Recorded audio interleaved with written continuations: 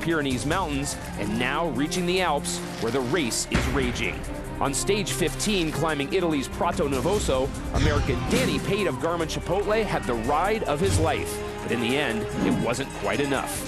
The race leaders attacked Cadel Evans from the start of the final climb, pressuring the yellow jersey with every pedal stroke. Frank Schleck seized his opportunity and now wears the maillot jaune, thanks to timely teamwork by his CSC Saxo Bank teammates. And USA's Christian Vande Velde continues to surprise, staying with the leaders on every climb.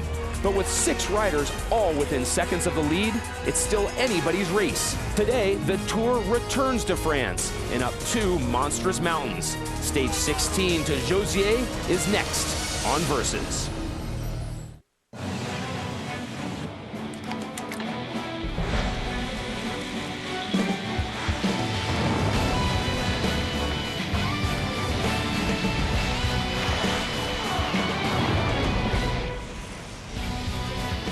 Today's agenda sends the peloton over the highest pass in Europe, the Col de la Bonette Restafon, over 9,000 feet in height, and the prize upon completion, a crazy 24-kilometer descent towards the finish line in Jausiers.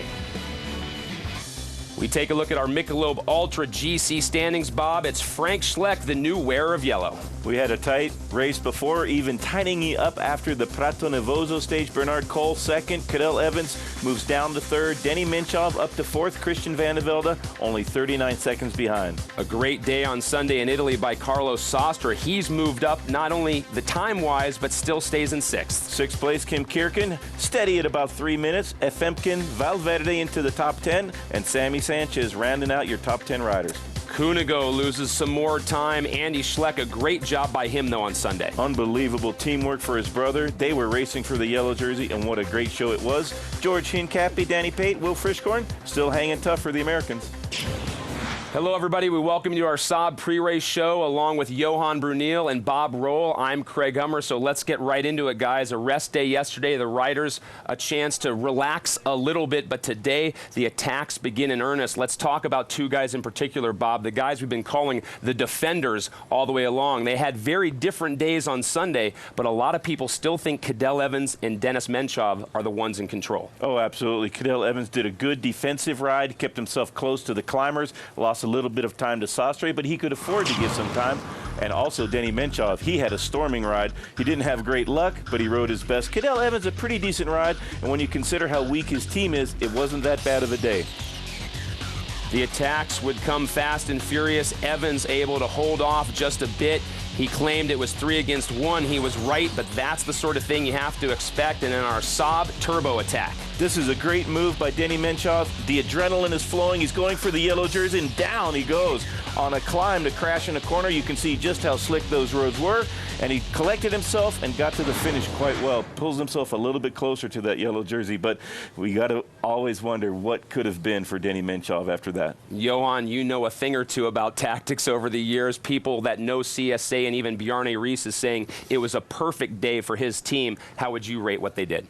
I think it was definitely a perfect day for them. They made the race hard. The first climb was not what we expected, but then after the climb in the valley, they definitely did what they had to do. They made the race very, very fast, and then we saw an amazing, amazing job of Andy Schleck, who was probably a little bit better than his brother. Then Sastre goes, who is, you know, he's a very solid rider, and in the last week he's always very strong. And ultimately, we saw Andy Schleck, Frank Schleck, sorry, go away from Cadel and take that yellow jersey. Very well deserved, I guess.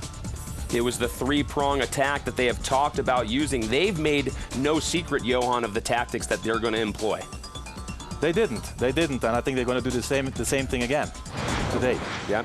Well, we've got 2 days, as we've talked about, coming up in the high air of the Alps. Now, let's talk about a guy I think that is surprising to some, Bob. Bernard Cole, the Austrian. Now he's in the King of the Mountain jerseys, but how much of a legitimate contender is he for yellow? Because he's close. He is very close, and that's a great question. I didn't expect Bernard Cole to be anywhere near this point in the race. So deep into the Tour and climbing so well, recognizing his moment, and he's making the maximum advantage of it. He could hide in the shadows of Stefan Schumacher early in the Tour, took a little bit of pressure off of him, and he's riding absolutely so well. It's great to see. Another guy that's riding incredibly well. Johan, we've talked about him before. Christian Vande Velde used to be on your team. You even mentioned that you're surprised to see him there, but with where he is, what does he have to do to get on the podium now? Well, Christian, I mean, I'm surprised. I think everybody's surprised. He's a great talent. As I said, in '99, he did a great job for Lance. But now he has, you know, he's in that position very, very close to the yellow jersey. And he's riding a perfect race. He's very, very consistent. And the way he's time trialing, I would definitely say, you know, he has to stay where he is. And just hope that one of those two, Menchov or Evans, has a bad day in the time trial. And then I think, you know, he has a reasonable shot on the podium. And, you know, who can be on the podium can also win it. Yeah, and as we've seen, it's the confidence, I think, from Christian Vande Velde that's really the noticeable difference in this year's Tour. Well, a couple days ago, we were in the car for Garmin Chipotle. Today, we're going to get to visit in with Team Columbia, so that's something you're certainly going to want to stay with us for. The riders, they are getting set to go. We await them here in Jausiers, only 1,000 inhabitants in this town, and all of them are going to turn up probably to see this race, but also to see Phil Liggett and Paul Sherwen, because they're with us next.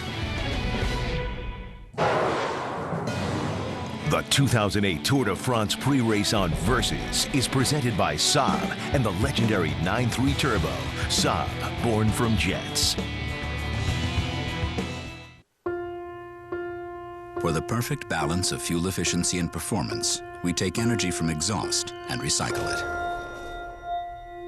For the perfect balance of fuel efficiency and performance, we take energy from exhaust and recycle it.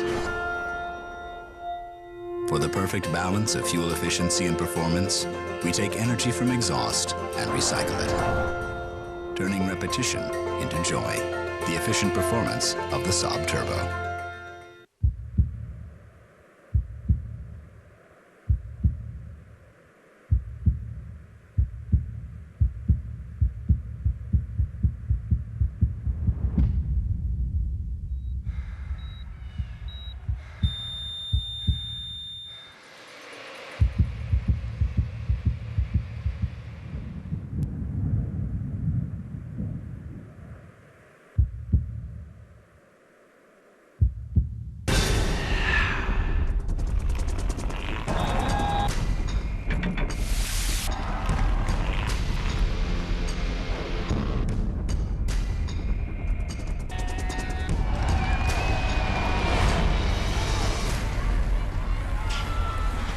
In Italy, two jerseys changed hands. Frank Schleck now in yellow and Bernard Kolb now in the King of the Mountains jersey. Oscar Freire still holding on to green and Nibali still on white.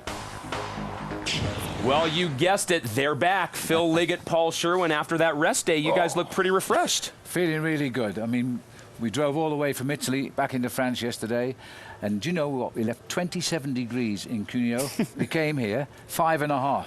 You need your jackets here, don't you, Paul? Unless you're tough like Bob. Well, No. Bob's a tough man. We know Bob's a man from the mountains. But I think what I'm ready for now, and I'm excited because today we're looking at the first part of Act 2, because the Tour de France is going to tell us who's going to win. You know, 6 guys at the top end of the overall classification in 49 seconds just separating them. And we don't really know who's going to win the bike race. Funny you should bring that up, because now it's time for the three of you. We're putting you on the spot, starting with Phil Liggett. Who is going to win the Tour de France? Any one of 6. What? Wait, hold on a second. You got to pick one. Well, he's we've going to never- pick one 6 times. We've never had a tour as close as this in the history of the Tour de France. I mean, 6 riders within a minute, unheard of at stage 15 of the Tour de France, as it was.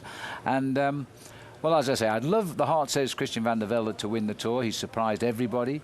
I've got other friends in Australia, so I'd like Cadel Evans to win when I'm spoken to by an Australian interviewer. And I don't know anybody in Spain, so Carlos Sastre doesn't really worry me.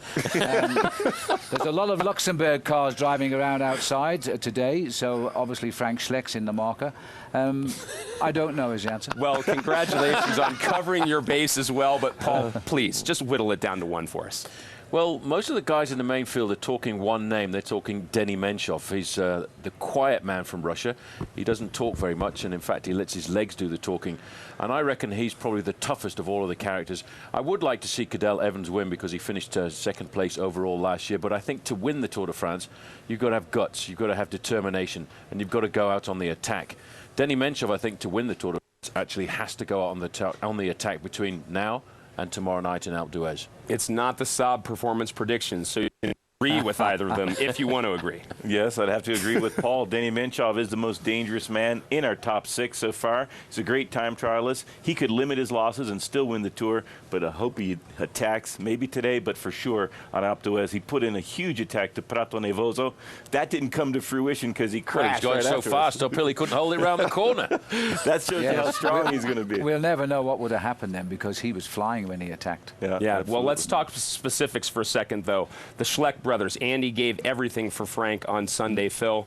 How potent does their brotherly love make CSC? Well, personally, I was very upset with Andy because I'd picked him to win the sort of selections, and all he did was waste all his energy trying to help his brother win the yellow jersey in the Tour de France. Well, I suppose somebody won. He got the yellow jersey in the Tour de France. I think the brotherly love couldn't be a tighter bond between those two. They just love each other's performances. There's no jealousy in the family, and that is the big danger to everybody else in the race. They've got just such a bond. Bob, you were out on the road today biking, getting your morning constitution in. Why don't you take us through the map what the riders are going to face? They're going to start in Cuneo. They're going to come all the way to Jausiers. It's going to be a great stage. Starting in Italy, un giorno ancora in Italia, il partenza Cuneo, Colle della Lombarda, è lungo, è stretta, anche molto difficile, però dopo il più alto cima nel tutto il Giro di Francia quest'anno, Bonnet reste fond. Io non lo so la parola in italiano, però in Francia, the Bonnet reste fond. Let me just tell everybody exactly what you were trying to say, Bob. In fact, there are 98 miles to stage today from Cuneo to Jausiers, and as you can see, it's roughly the difference between Lansing and Detroit, 95 miles there. It's the first time that the Tour de France has ever been to Jausiers, and we're going over 2 outside categorized climbs, 2 climbs in excess of 2,000 meters. This is threatening to be the hardest stage of the Tour de France since the Second World War. The 2 HC climbs, but Paul, you and I were talking before today started. How important is that descent going to be? The descent is going to be very scary, a very sketchy descent, and the problem is these guys are so close together. The man who's got the best descending ability really could put time between himself and everybody else on the downhill section of the course. If you know how to go downhill quickly, I reckon you can pull yourself for 1.5 minutes or 2 minutes on the downhill section of the course. And to win the Tour de France, not only do you have to go uphill fast, but you've also sometimes got to take the risks going downhill. Speaking of risks have been taken in our Saab performance predictions, and for some of us, they've paid off. Bob, how you feeling? Not great. A little bit better that I'm not dead last, but Thank you. Well, you know, Phil, a few days ago had that important win with Oscar Freire. Are you still feeling as confident? Mr. Liggett would like to make the point here that this has been an extremely unpredictable Tour de France. Yes, and the it's funny fact you should say is that the #1 expert in the world is dead last at the moment, is because this has been such an exciting tour, hasn't it, Phil? Well, you have acknowledged I am the #1 expert. I like that. If he's the #1 expert, which he is, then I'm certainly the luckiest man on the panel. So the yellow jersey stays over here for yet another day. Very excited about that. I'm also excited that I get first pick today, and I am going to go with the Spaniard, Alejandro Valverde. I think he was emboldened by his results on stage 15 on Sunday into Italy. I think he puts in that huge effort that Paul just mentioned on the descent, and I think that final kilometer, the twists and turns, suit him very well. So hoping to lock this thing up before we get anywhere near Paris. If I could get 4 points today, I think I'm sitting pretty. I think you'll have won the competition. Yeah, so I've got a funny feeling there's another man who's going to come up and take the victory today, because I'm going to go for Denny Menchov, because he's the man that I believe is the hard man of the Tour de France. He's won stages in the Tour de France before, and of course he's pretty much dominated in the Vuelta a España. So for Russia today, I think he will be going out. He'll be able to accompany all of the climbers on the uphill part of the course, and he'll take the risks on the descent because he knows he's got to get time between himself and Cadel Evans, and what a way to start to lay the foundations of victory by getting a stage victory. Phil, rumor has it you're going with the might of the CSC Army today. Well, it's Carlos Sastre I'm going for, because he showed us 2 days ago that he was able to bring himself back into this race by just sneaking those few seconds that moved him into the comfortable barrier of less than a minute behind the leader. He is the worst of the 6 riders, but I still think that Sastre's got the experience to be a podium finish in Paris. So he'll win today. It's easy, I mean. Anybody could have picked that. And finally, for the first time throughout... Juan Antonio Fletcher? No, a little different. But what I was going to say, for the first time this whole 3-week tour, someone stands up and waves the red, white, and blue. I think Christian Vande Velde has a great shot today. He's very close to the overall lead. He's a good descender. He's spent a lot of time at altitude in the Rocky Mountains. And so because of the altitude, close to 9,000 feet of the last climb, I think Christian Vande Velde is your man from America. Plus, he's on the form of his life. This is the best chance he has in the tour to ever do something and get a little bit closer to the yellow jersey. I didn't know about that altitude thing. I think that's a little bit of insider trading going on there. Hey, I don't care. You could have picked him. That's too bad. Bob's going to take it. Well, if you have your own Saab performance predictions, you can always log on to versus.com and make your own picks. The riders are getting ready. The stage is about to start, and we've made our way back into France. And over the next 2 days, the rarefied air of the Alps could hold the key to Paris.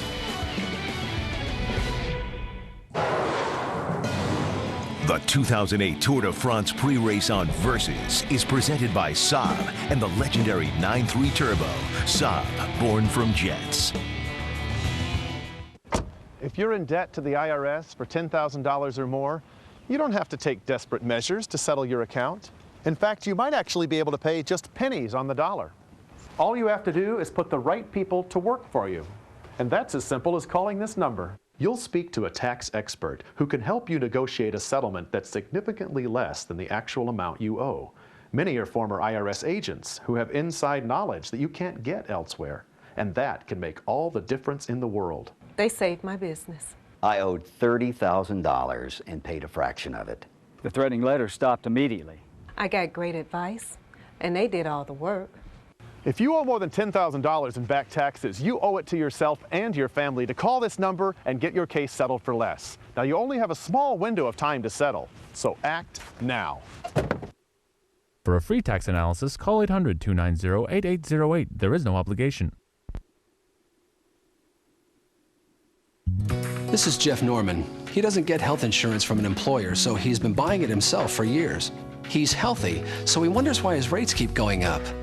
Liz Sloan wants health insurance but doesn't think she can afford it. We're Assurant Health, and we've been customizing plans to meet the needs of individuals for over 110 years. For instance, with our 2-year rate guarantee and healthy discount, Jeff will get 15% off his rate and lock in that rate for 2 years. For Liz, we offer plans that allow people like her to pay for only the benefits they need, saving them money. In fact, Liz could get up to $2 million of coverage for less than $100 per month. Unlike other health insurance companies that focus on corporations and treat everyone the same, Assurant Health is there for the individual. So if you need health insurance, call the number on your screen, visit our website, or contact your local agent. Call now to find out how you can save hundreds of dollars a year on your health insurance. Call 1-800-330-4795.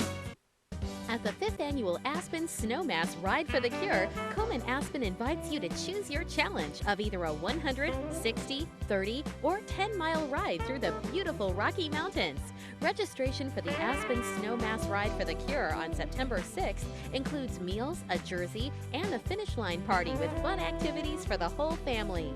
For more information, fundraising, and training tips, call the Ride Hotline or visit the website.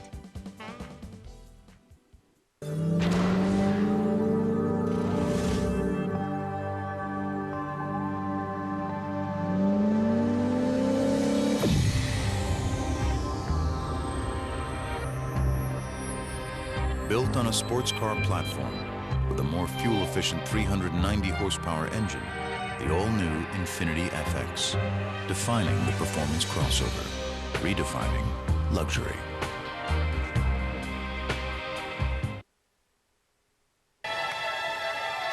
After the drama of the Alps was delivered on stage 15, the yellow jersey was ripped from the hands of Cadel Evans as endless attacks were launched, and only some were able to respond. Today, it's Frank Schleck who serves as the race's maillot jaune, proving that the triple threat of Team CSC is one to be taken very seriously. With Gerolstein as Bernard Cole and former leader Cadel Evans both less than 10 seconds off the lead again, the route ahead on day 2 of the Alps is sure to set off further confrontation. American Christian van der Velde sits only seconds behind as well. And with the peloton facing the tallest mountain ever climbed on the Tour, it will be every man for himself as they all grasp for yellow. 2 beyond category climbs and a dangerous descent to Jausiers are ahead, as stage 16 of the 2008 Tour de France is next on Versus.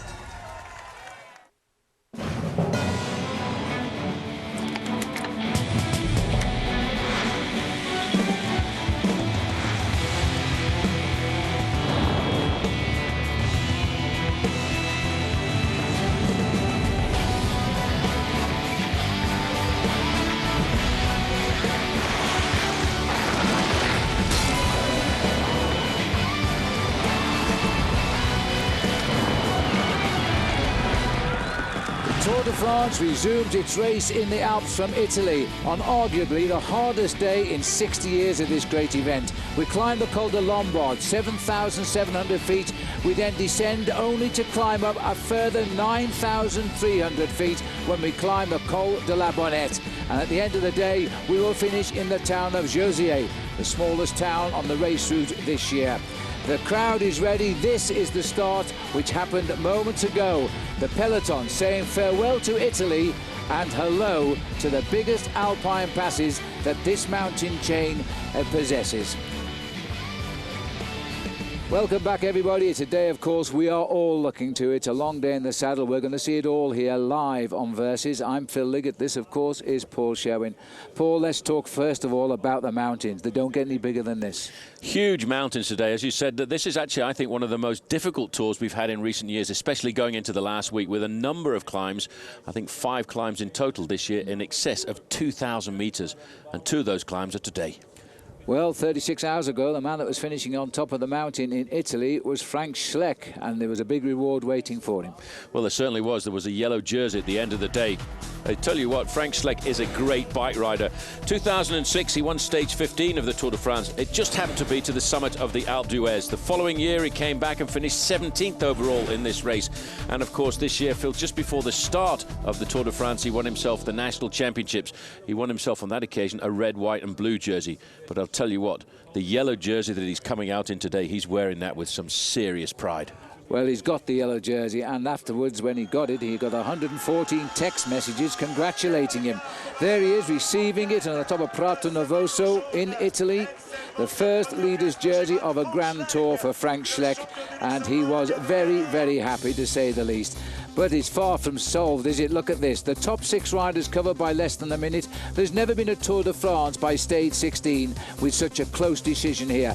All 6 likely to be the next leader of this Tour today.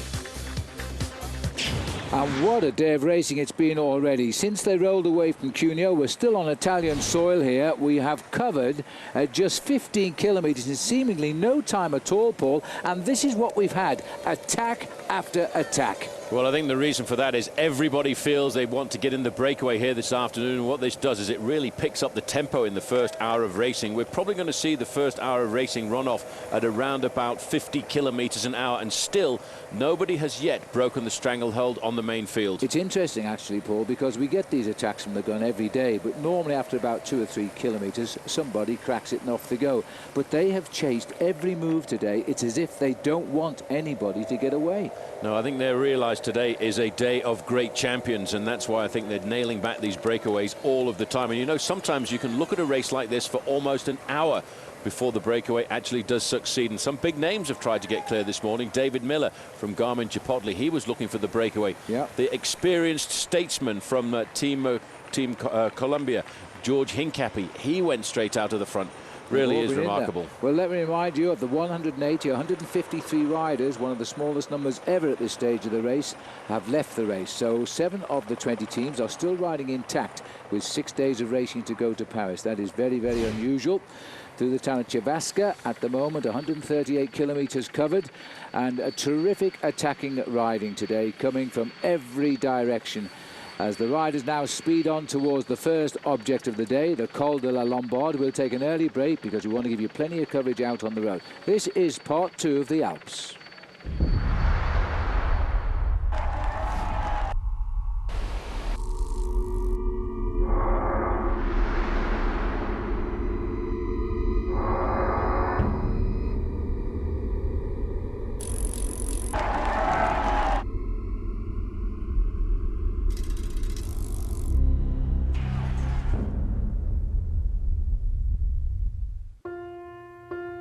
For the perfect balance of fuel efficiency and performance, we take energy from exhaust and recycle it.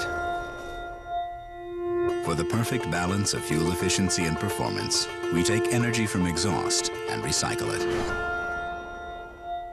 For the perfect balance of fuel efficiency and performance, we take energy from exhaust and recycle it. Turning repetition into joy.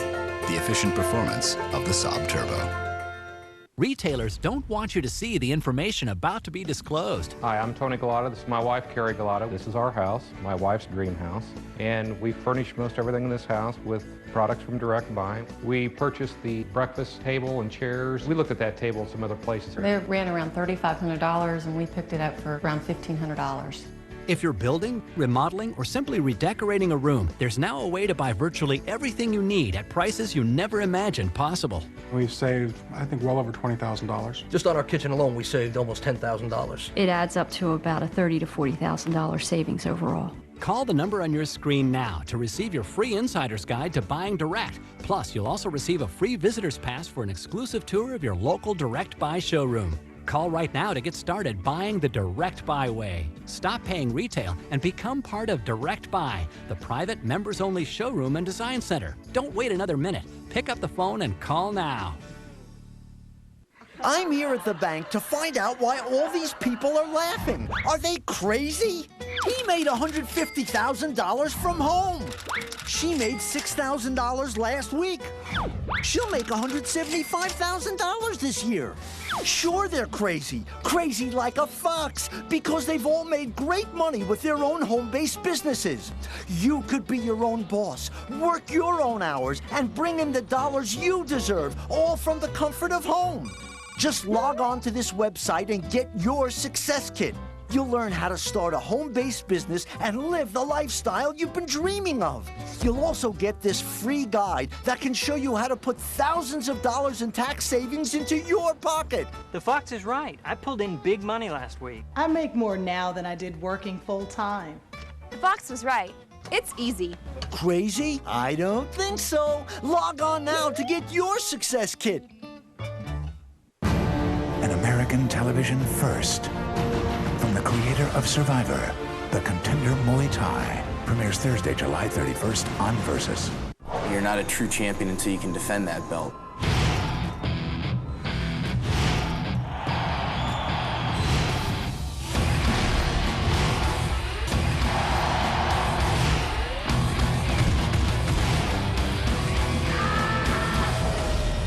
I'm the guy that everybody wants to beat. The 2008 Tour de France on Versus is brought to you by Saab and the legendary 9.3 Turbo. Saab, born from jets. And by Michelob Ultra. Live life to the ultra. Welcome back. We're looking here at Chavanel. He's been attacking since the start, but they're still coming out to pick him up again. And this time we've got an Agri-Tubel rider trying to get across. They will not allow anybody to move. We've just seen the sprint go through, and Chavanel is still at the head of affairs here. Well, just at the moment, Phil, when they were starting to pull back a group of 5 or 6 riders, Chavanel decided he was going to go straight over the top of it. He really is looking for the move here this afternoon, but look at the main field. They're not letting anybody go right now. We've done at least 25 kilometers. As you can see, Case d'Epargne on the front end of the main field. They have come out today, Phil, absolutely hammering. Well, Chavanel got the sprint a few moments ago ahead of George Hincapie and Bram Tankink, but immediately they caught everybody. David Miller for Garmin-Chipotle was also in that move.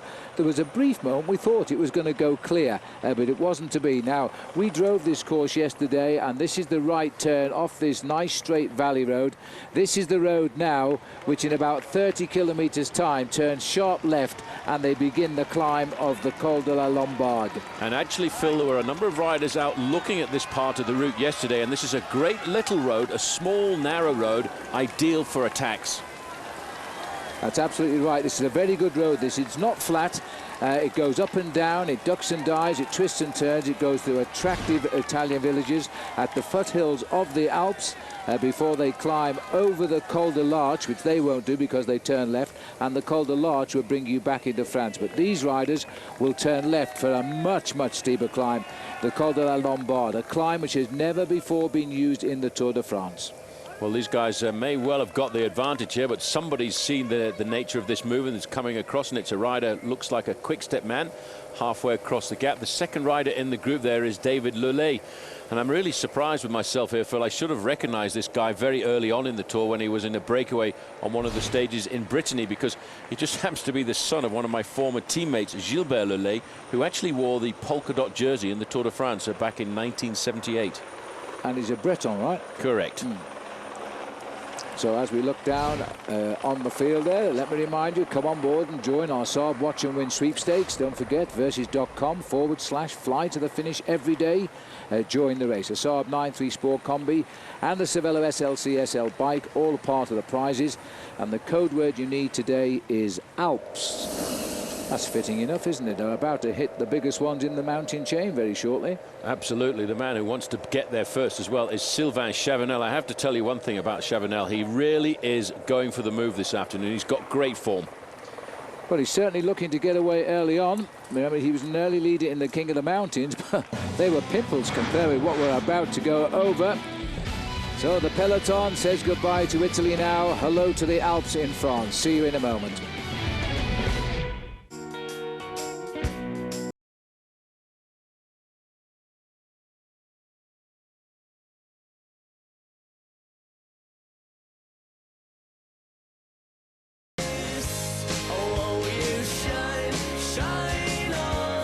So should your beer. Michelob Ultra, with just 2.6 grams of carbs and 95 calories. It's not just a great tasting choice, it's a smart one. Live life to the ultra. I first saw this one when I was traveling through Prague.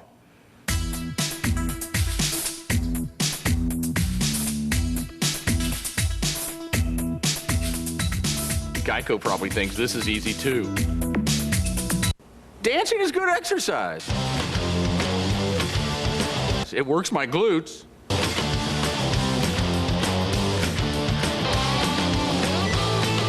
Okay, America, I'll show you easy. Nivea for men body wash, huh? Dude, who uses a body wash to get clean? If the babes can't smell from here, I'm not interested. And the name is gonna dominate. I dominate. This won't increase my ability to mate. They need to feel me, they need to hear me, they need to see me. Above all, they gotta smell me, you know? They need to be attracted somehow. Doesn't dry your skin, doesn't reek. Isn't that the point? Finally, a body wash for grown-ups. New Nivea for Men body wash has a fresh, subtle scent and is good for your skin. Works for me. Nivea for Men, what men want. It's like you're drowning, and you're just fighting just to get to the finish. And the worst thing is you get to the finish and you know that it's got to do it all over again the next day. If you looked at my Subaru Outback, you might think I didn't love it. But the truth is, I consider the dirt and trail dust and mud that gets splattered on it kind of a badge of honor. Who am I to wash all that away? I just let the universe take care of it. Live big. Love an Outback. Love. It's what makes a Subaru a Subaru. Lease a new 2008 Outback from Flatiron Subaru for only $199 a month. Got a car to sell? Go to VHIX.com. Millions of people go to VHIX.com looking for a car. I would never do a newspaper classified again. The best part is it's free. Absolutely free. All you do is you upload a picture. You put in a few facts about your car. Then someone searches for a used car like yours. Bingo, there's your car. Pops up in their search results. And it's free. How can you beat that? This is the best way to sell a car. List your used car for free and reach millions of car buyers at VHIX.com, your online resource to find your ride. Dealer inventories are now searchable at VHIX.com on your mobile phone.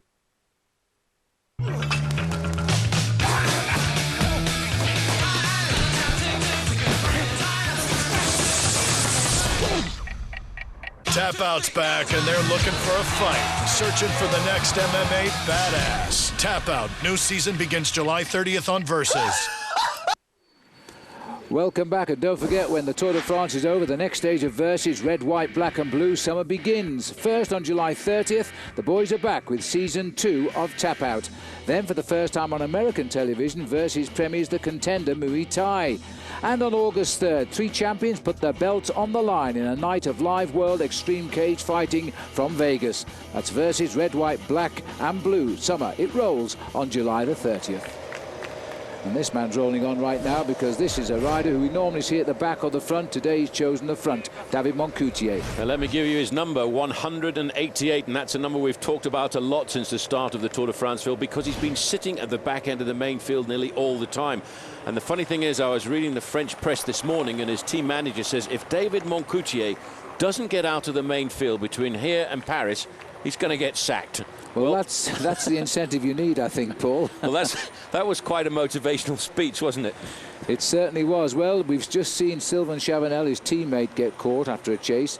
They seem to have given David Moncoutier the biggest lead of the day so far, but already 25 kilometres down the road here. Juan Antonio Fletcher. Now, this is the arrière de la course. Now, that's a bit of a surprise for me because Juan Antonio Fletcher is a big, strong man, and he said that he wanted to dedicate himself, Phil, in the last part of the Tour de France to Denis Menchov. But it's always strange, and I say this all of the time, when you come into the race after a rest day, you're never quite sure how your body's going to react. Well, the fast start has hurt David because I don't think he's had a mechanical problem. He was visibly trying to get up there, and the referees have opened up the gaps behind, which indicates that he's not gone off with a crash or a flat tyre. So if he's in trouble now, he is going to be in serious trouble in about 25 kilometres time. This is how David Moncoutier got away. They just picked up Sylvain Chavanel, his teammate, and he decided it was his turn to have a go. So he sprinted clear of the field, and you see no reaction from the field at all. Well, I think, Phil, maybe no reaction because everybody had been on the absolute rivet, sitting right on the front of their saddle for a long time until that moment hit. And the thing is, when you're looking for the breakaway on a day like this, you've got to sense when all of a sudden the main field is on the edge of giving up, and I think that's how Moncoutier hit them. But you can see one or two riders are thinking that it's a chance to get clear off the front end of the main field, and it's not surprising to see this reaction coming from Bouygues Telecom. Well, they're all trying to get away. They're all afraid that if they go to the climb in the big group, it's going to split straight away. There's no question about it. This is a very, very hard climb, the Col de la Lombard. A lot of the teams went and had a look at it yesterday. It is very steep and it's very narrow. It will provide us with some decisive moments. A little bit of trouble here at the back, and this is Christophe Brandt. And Cadel Evans needs every teammate he's got around him today, I can tell you. Well, he certainly does. The team doctor is there. The race doctor, Gerard Porte, is along there to look after him. But it gives you an idea, Phil, of how difficult it is after a rest day, because we've already seen one or two riders struggling at the back end of the main field. But 188, Moncoutier is not. So the peloton arrives at Castelletto. We're still in Italy for the moment. We're going to take another break. We're going to pack them in up front so you can enjoy the mountains with us. We'll see you in a moment.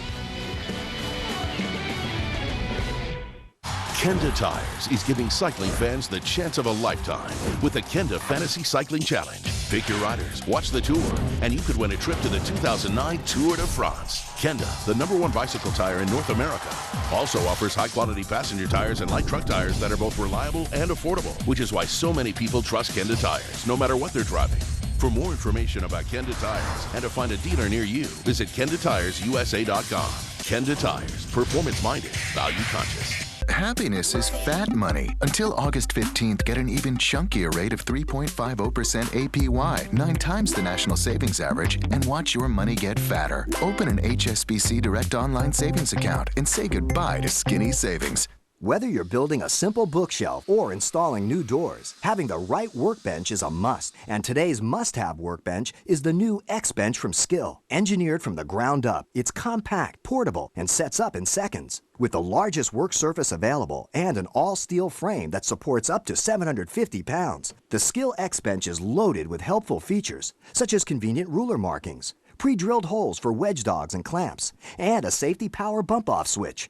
In seconds, you can adjust the height to put your work right where you want it. But what really sets the X-Bench apart is Skill's unique cut channel. Simply slide it open to safely support and accurately cut materials with ease. Innovative? You bet. Available only on the Skill X-Bench. But it gets even better. The Skill X-Bench is also available as a deluxe kit with a universal system that with a simple flip of a lever turns your X-Bench into a drill press, router table, benchtop sander, and scroll saw.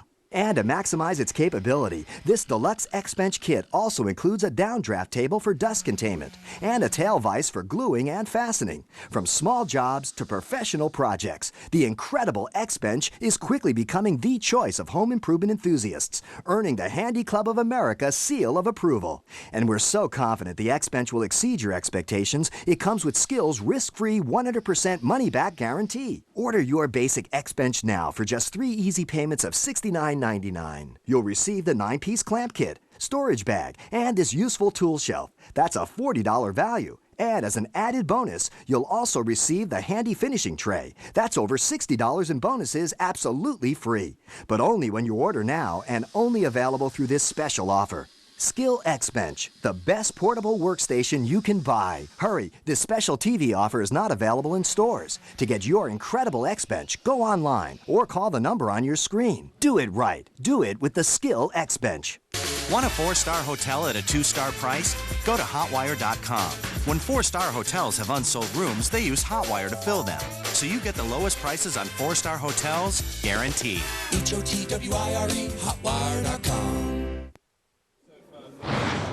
Welcome back to the Tour de France. This is where Team Columbia stand at the moment. The early leader in the race, Kim Kirken, sits in 7th place. Sutsu is 25th, and the former white jersey Lockfitz, he's 40th. George Hincapie, a lot of him today, he's 46th. The rest of the team are there. We have lost now Mark Cavendish, winner of 4 stages. Let's go to the start and talk with Frankie Andreu and Kim Kirken. Kim, in the first stage of the Alps going up Prato Nervoso, you lost a little bit of time, but that doesn't really tell the whole story because you had some problems at the bottom. Can you tell us a little bit how that went? Yeah, okay, I've actually been in the first group and then spoke broke from the back wheel, so I have to wait for the car, slip back to the second group, and then I had to change the wheel and I lost pretty much time. So I had to go by my own the whole climb, and I'm happy not to lose, I haven't lost not even a minute, so that says I could stay with the strong guys, and yeah, okay, that gives me confidence for today and the next days. Yeah, big confidence, because obviously your result doesn't indicate how strong you're actually riding. Today, a little bit of the strategy with trying to stay with which group going, and especially we have some really big climbs today. Yeah, right. Now I think the tour gonna start right now. We have a tough day today and tomorrow. I think there you don't have. If you lose time on this stage, it's over, and you have to be there. You're 2 minutes and 48 seconds down, but in a way that maybe could play to your advantage. Yeah, maybe. When I feel good, for sure I'm gonna try something. And I said the first day in the tour, I said the Alps for me maybe better than Pyrenees. So I hope I can ride in front of the peloton. Well, we're here in the Alps now, so good luck. Okay, thank you. Thank you, Kim. Yes, thanks, Frankie, and thanks, Kim. Well, what rotten luck he had going up to Prato Nervoso. Let's hope he can do something today. He's still got a very good position. Well, the action here still hasn't slowed down at all. We're looking at Carlos Peredo trying to get up here to the leaders now. They haven't allowed David Moncoutier his head yet, Paul. Well, they're not giving too many free tickets off the front end of the main field, but Moncoutier has obviously got the bit between the teeth this afternoon, Phil, because he's ridden along off the front end of the main field, and we're just looking here at the moment when the junction is about to be made. And in fact, I don't think Moncoutier is going to get his chance on this big mountain stage. I think the big leaders, they want to go to the foothills, Phil, of the Alps together in one compact group. Well, we're racing into a most beautiful part of France and Italy combined here. This is the Alpes Maritimes National Park that we're going into today. And it is a stunning area of France and indeed of Italy. And it looks as though we cross over the border right on the top of the Col de Lombard. All the Alpine peaks here usually divide Italy and France. And Moncoutier looks to me as though he's about to be swept up there. It's interesting that nobody has been allowed to get away today. So clearly the field a little bit nervous, I would think. More than a little bit nervous, because these guys always get a little bit wary about the fact that you've got climbs over 2,000 meters in altitude. Well, in fact, we've got 2 of those climbs at over 2,000 meters today, and that's going to be tough. Well, if our camera tipped up any higher, you might see the peak of the first climb of the day. We're racing down the valley shortly to turn left. We'll take another break. See you shortly.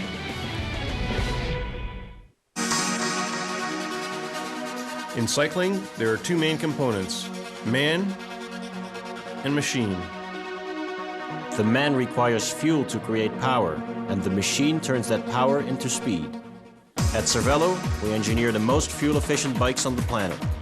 That means aerodynamics, stiffness, and lightweight. All in one package. Thanks, guys. Joey came up with some new bottle designs.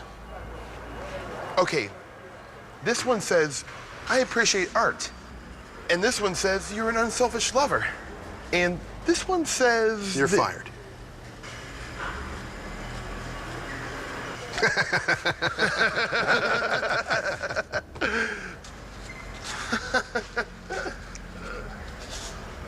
In a world gone soft, someone's got to be hard. Mike's Hard Lemonade. So, we got to sit her for 3 hours. And we went to buy carpet at Lowe's. Turns out they got this great new way to buy carpet. So easy. We went for the Berber. And cranberry? With a 20-year warranty. Isn't that great? So, do you want to see a movie or what? You bet! New Lowe's Carpet 123. Just pick your style, your color, and your warranty. So you're all set. We're done? We got a sitter. Lowe's, let's build something together. An American television first. From the creator of Survivor, The Contender Muay Thai. Premieres Thursday, July 31st on Versus. Buying a car is a big decision. You need some advice. That is why VHIX.com is so great. Check out the Power Circle ratings for any kind of vehicle. JDPower.com, Power Circle ratings. Anything that you want to know about a vehicle. Mechanical quality. The performance. Design quality. Powertrain quality. You're going to get the right car. All this great information right on VHIX.com. Use JDPower.com Power Circle ratings to rank vehicles you're interested in at VHIX.com, your online resource to find your ride. Watch our buying guides and test drives powered by Wheels TV on Comcast On Demand. Buying a car is a big decision. You need some advice. That is why VHIX.com is so great. Check out the Power Circle ratings for any kind of vehicle. JDPower.com, Power Circle ratings. Anything that you want to know about a vehicle. Mechanical quality. The performance. Design quality. Powertrain quality. You're going to get the right car. All this great information right on VHIX.com. Use JDPower.com Power Circle ratings to rank vehicles you're interested in at VHIX.com, your online resource to find your ride. Search our online inventory. Thousands of vehicles are added weekly.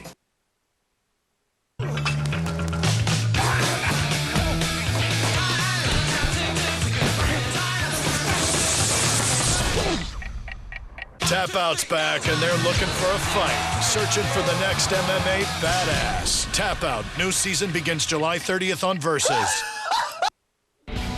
Welcome back. The scene of the Alps here. That is the Col de Lombard, 7,700 feet. I needn't tell you it's an outside category climb.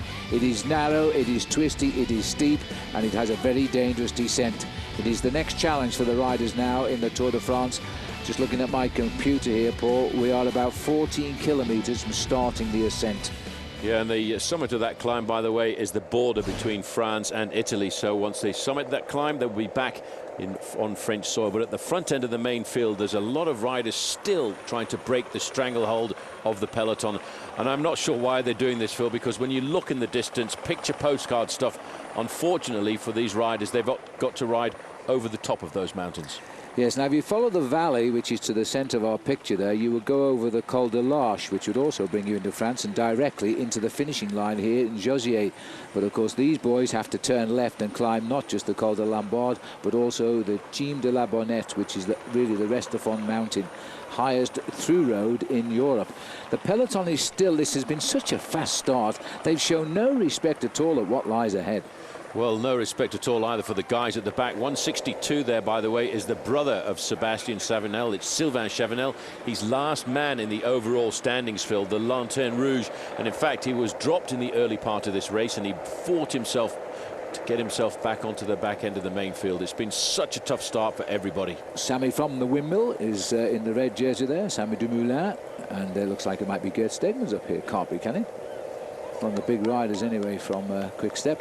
Just everybody wanting to at least have a little advantage on the climb, because you can lose minutes. There might well be riders eliminated today, even though the stage is comparatively short at 98 miles, but the terrain isn't. We climb somewhere in the region of 27 miles in a distance of about 50 miles of racing, so it's all uphill. Somebody is shot off the front of the race. By the way, if you were watching our coverage 2 days ago, you remember that horrific crash to Oscar Pereiro, who came off the mountain on the Col d'Angel. Well, the good news is he's back at home. He has a broken arm, and that's it. Absolutely unbelievable. Nobody can understand why he got such slight injuries, not even Oscar himself. Well, he was very scared at the time when he saw exactly what was happening. He just said that somebody in front just touched their brakes a fraction. He had to make a slight change in his direction. The bike went down, and he went straight over one of those crash barriers on the side of the road. But I think more scared than anything else. In fact, the whole of the main field were quite scared about that incident because they thought he was a lot more seriously injured. At the Arrière du Peloton, that's a bit of a surprise at Denis Menchov, but I don't think there's anything wrong with him for the moment. I think he's probably just been back to the team car. In fact, he's the first big rider in the race our cameras have picked up today. He's obviously had trouble because the whole team are looking after him down there.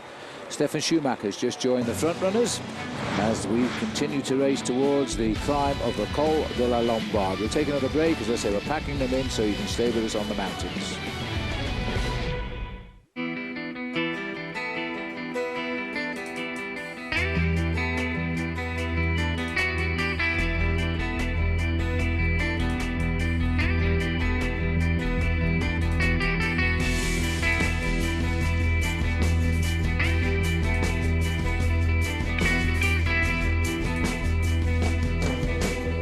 We believe we make the world's best bikes. When it comes to going bald, you now have a choice. Advances in medical science have resulted in the world's first and only permanent solution to hair loss. It is your real hair. It's your natural hair. You wash it, you cut it, you swim with it. Bosley is the world's most experienced hair restoration experts, having pioneered virtually every major advancement in the art and science of hair restoration. I'm very satisfied, very happy with what I've done.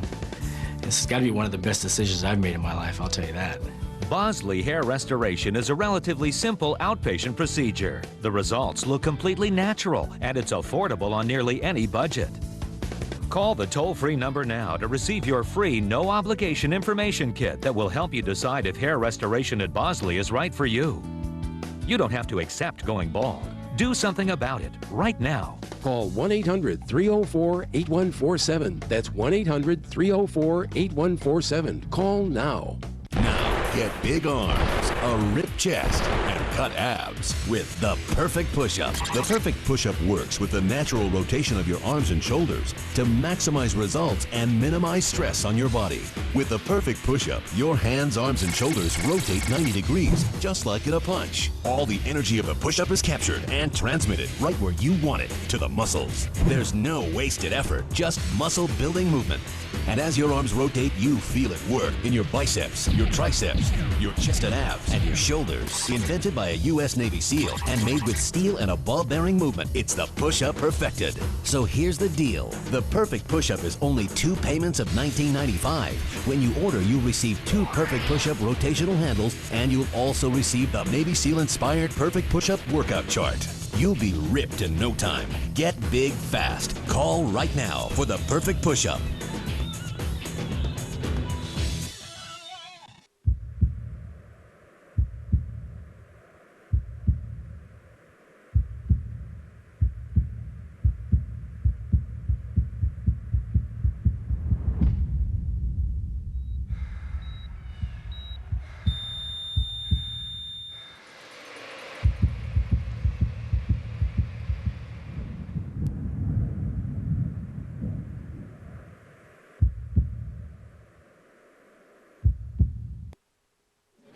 Welcome back. Be sure to log on to Versus.com through the Tour de France, where you'll find all the video highlights, exclusive interviews not included in our live or primetime shows.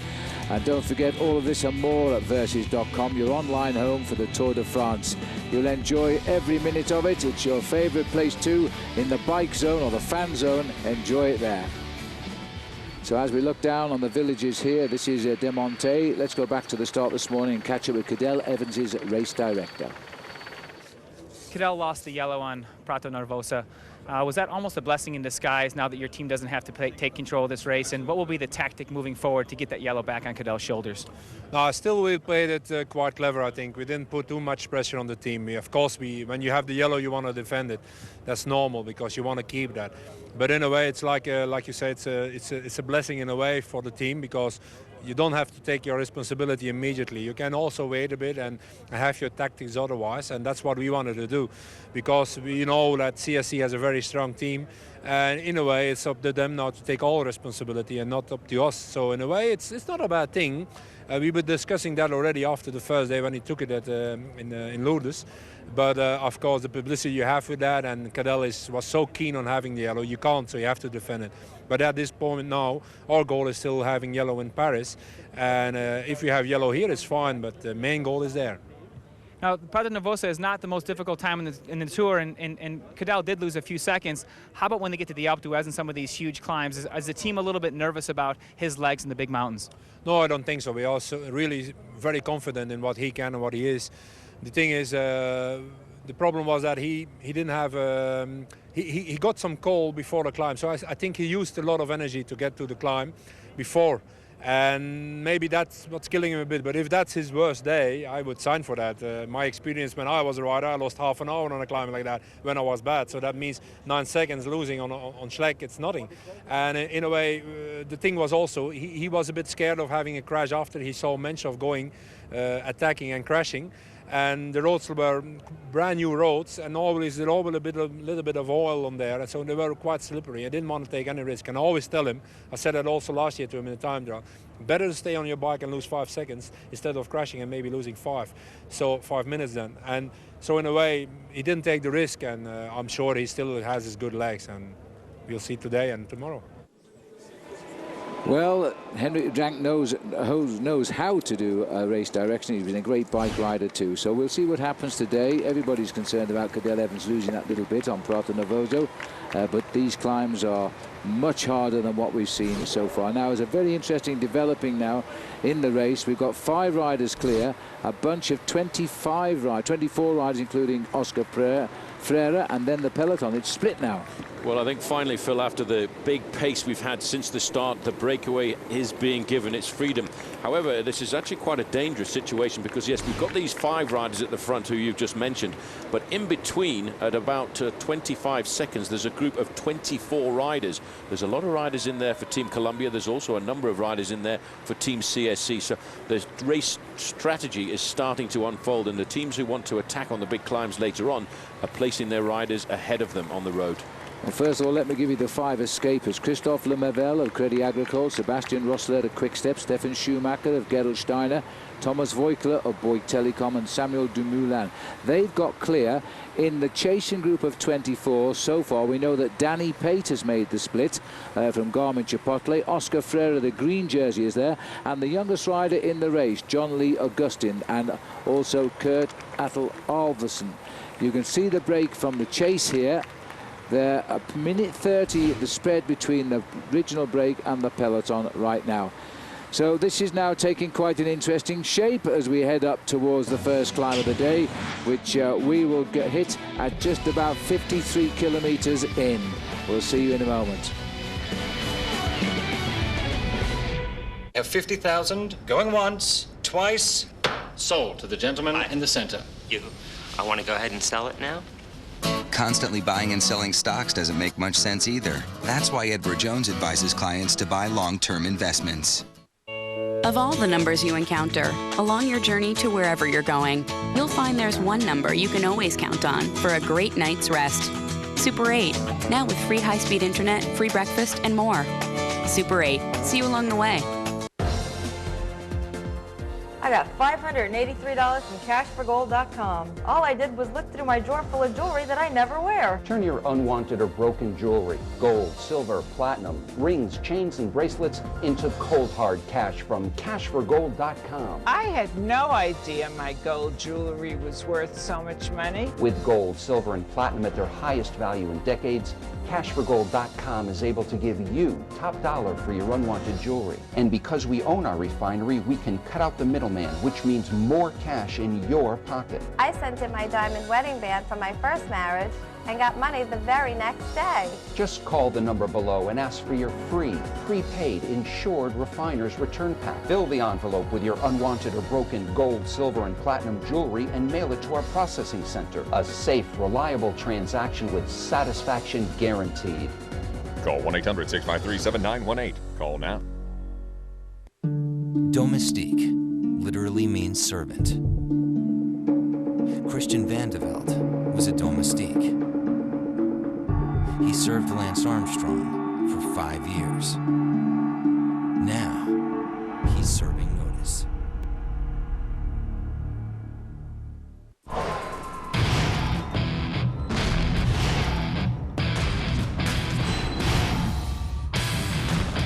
I'm the guy that everybody wants to be.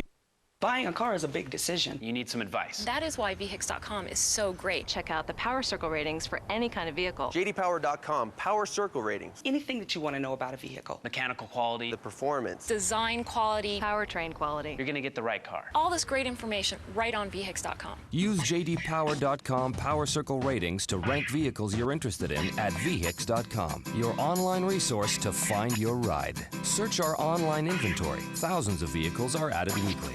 If you looked at my Subaru Outback, you might think I didn't love it. But the truth is, I consider the dirt and trail dust and mud that gets splattered on it kind of a badge of honor. Who am I to wash all that away? I just let the universe take care of it. Live big. Love an Outback. Love. It's what makes a Subaru a Subaru. Lease a new 2008 Outback from Flatiron Subaru for only $199 a month. Welcome back. No change in the peloton at the moment, except George Hincapie has got himself into that chasing group of 24 riders as we continue now on stage 16.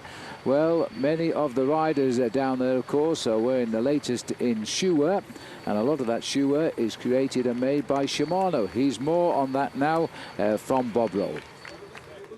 The most important part of any rider's wardrobe is his shoes, and Shimano has developed the world's most advanced custom fit system with their heat moldable and vacuum formed R300 shoe. Step number 1, the shoes are heated in a special oven for 2 to 3 minutes. No pizzas, please. Step number 2, you immediately put the shoes on, then stand to initiate your foot placement within the shoe. A specific bag is put over the shoe. A vacuum is inserted and draws the air out of the bag, which conforms the shoe to your foot.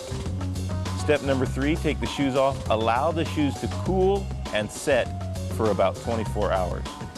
The best step of all, number 4, ride and enjoy the most custom and comfortable shoes you can buy. And any rider can benefit from the technology used by the Tour de France rider in the Shimano custom fit shoe system, the R300, the R220 for the men, and the WR80, the women's specific design. Yes, and those shoes are going to be required today to grip those pedals and pull these boys up the highest roads in this part of the world. Well, there's 5 riders clear, and there's a chasing group of 24, and Team Columbia have got 3 riders in there, Paul. Well, it's turning out to be a strategic move, I think, by some of the teams who are trying to win this bike race overall. And I also note, Phil, that in that chasing group is Jaroslav Popovic. Now, that is good for Cadel Evans a little bit later on. Team CSC have got 2 riders in there, Arvidsson and Jens Voigt. And, of course, let's not forget Case Depagna have got 3 riders in there too, Arroyo, Gutierrez and Portal. This is a really serious move, Phil, when you think about what's just up the road, because any of the teams who want to win this bike race overall, the men, the top 6 men we're talking about in the overall classification, having a breakaway like this go clear before the climb means they're going to have allies on the climb. And we're not far from turning left off the road now. The 3 Columbia riders in there, George Hincapie, Konstantin Sivtsov and Marcus Berghardt.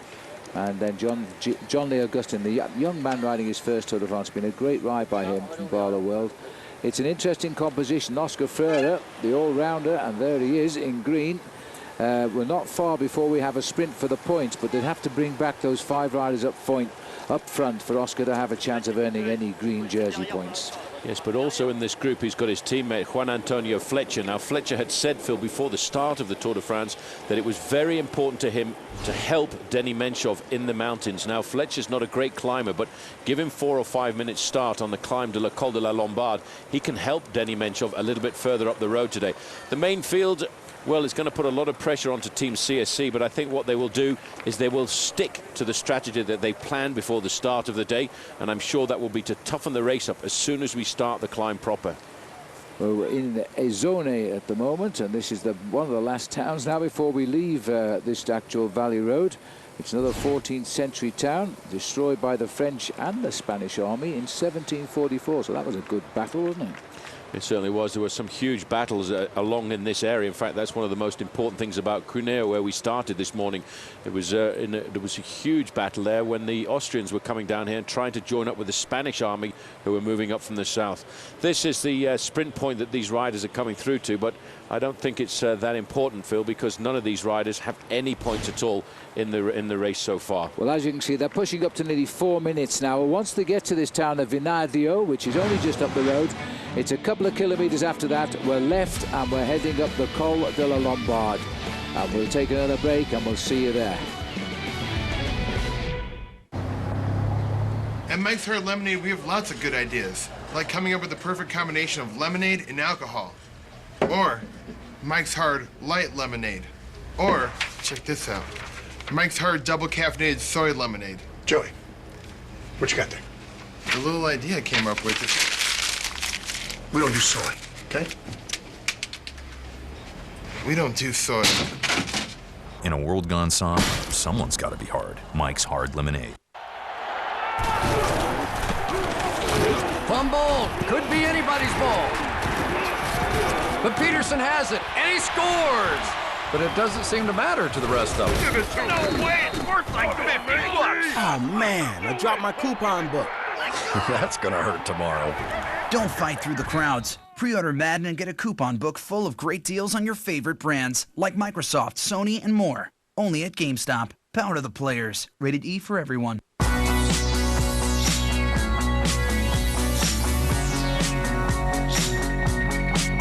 Baltimore's a great place to pick up dance moves, I find. A lot of heel work.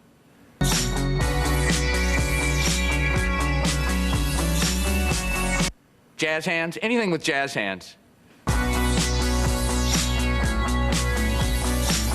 I do the hustle just like you. Geico probably thinks this is easy too. Did you know that 1 in 5 American adults has genital herpes? That's because so few people know they're spreading it. My patients really try to be careful, but many are surprised to learn they can still spread herpes between outbreaks. So you can give herpes to your partner at any time, even without signs or symptoms. The CDC recommends daily medication as part of a plan to reduce the risk of spreading genital herpes. Once daily Valtrex is the only medicine proven to reduce that risk. Always use safer sex practices with daily therapy, which also includes avoiding sexual contact when you get or think you're getting an outbreak. There's no cure for herpes. Even with treatment, it's possible to spread herpes. Valtrex is for adults with healthy immune systems. To avoid a potentially serious complication, tell your doctor if your immune system isn't normal because of bone marrow or kidney transplant or advanced HIV disease. I have genital herpes. And I still don't. And now we're doing more to help keep it that way. Ask your doctor about once daily Valtrex and save up to $10 on every 30 caplets at Valtrex.com. For the first time on American television, centuries in the making, they fight for honor, for country, for survival. 16 warriors, one goal, to become the greatest Muay Thai fighter of all time. From the creator of Survivor, The Contender Muay Thai premieres Thursday, July 31st on Versus. Welcome back. We're looking across the valley here. Shortly we're going to turn left now as we swing up the Col de la Lombard, and then we'll be racing up. 53 kilometres will be covered. This is a real tough route today. As I said earlier, arguably one of the toughest stages in the history of the Tour de France. We head up to the top at 7,700. That's the climb we are just about to begin right now. And you just descend, grab your food bag, and you're on the next big one. Up to 7,700 feet. The next one will take us over 9,000. The Tour de France could be won and lost in the next 3 hours. It is going to be a super time here. We'll take another quick break because we want you to join us on the climb up to the summit of the Col de la Lombard. Up in the clouds, dizzy heights of the Tour de France. We'll see you in a moment.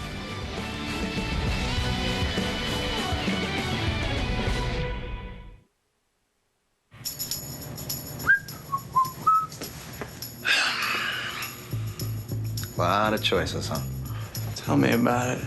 Because you want a beer that's not too heavy. Yeah? But you don't want to compromise on taste, so. No, I don't. Just want that perfect balance. Budweiser. Oh, thanks, man. You know, they ought to pay you. Just here to help. So fine that I really want to make you mine. Pushing yourself to the edge has never tasted so good. Try new Power Bar Energized Fruit Smoothie in 3 great flavors: creamy citrus, berry blast, and tangy tropical. Rich smoothie taste. Power Bar. Power to push. Nivea for men body wash, huh? Dude, who uses a body wash to get clean? If the babes can't smell from here, I'm not interested. And the name is gonna dominate. I dominate. This won't increase my ability to mate. They need to feel me, they need to hear me, they need to see me. Above all, they gotta smell me, you know? They need to be attracted somehow. Doesn't dry your skin, doesn't reek. Isn't that the point? Finally, a body wash for grown-ups. New Nivea for Men body wash has a fresh, subtle scent and is good for your skin. Works for me. Nivea for Men, what men want. If you gonna eat $5, shouldn't you get more meat? Quizno's large deli favorite sandwiches are now $5 with more meat than similar Subway footlongs. Quizno's. It's like you're drowning and you're just fighting just to get to the finish. And the worst thing is you get to the finish and you know that it's got to do it all over again the next day. The price of gold has changed. Now you can get extra cash. Recycle old gold scraps, gathering dust. Call the number on your screen for quick cash. The Gold Kit is absolutely free. Send old rings, charms, dental scrap, and more. I got $600 for my scrap gold. It's easy. Call the toll-free number now. We'll mail you the kit and payment information with a check to follow promptly. Gold Kit and postage are free. Your satisfaction guaranteed. Call the number on your screen now or visit goldkit.com.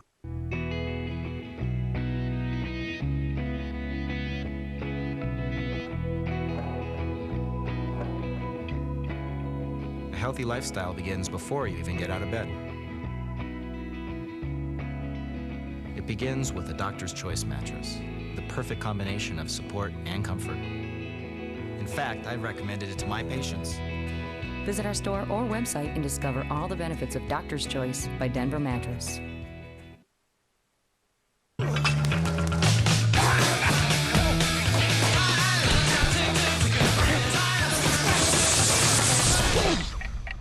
Tap Out's back, and they're looking for a fight, searching for the next MMA badass. Tap Out, new season begins July 30th on Versus.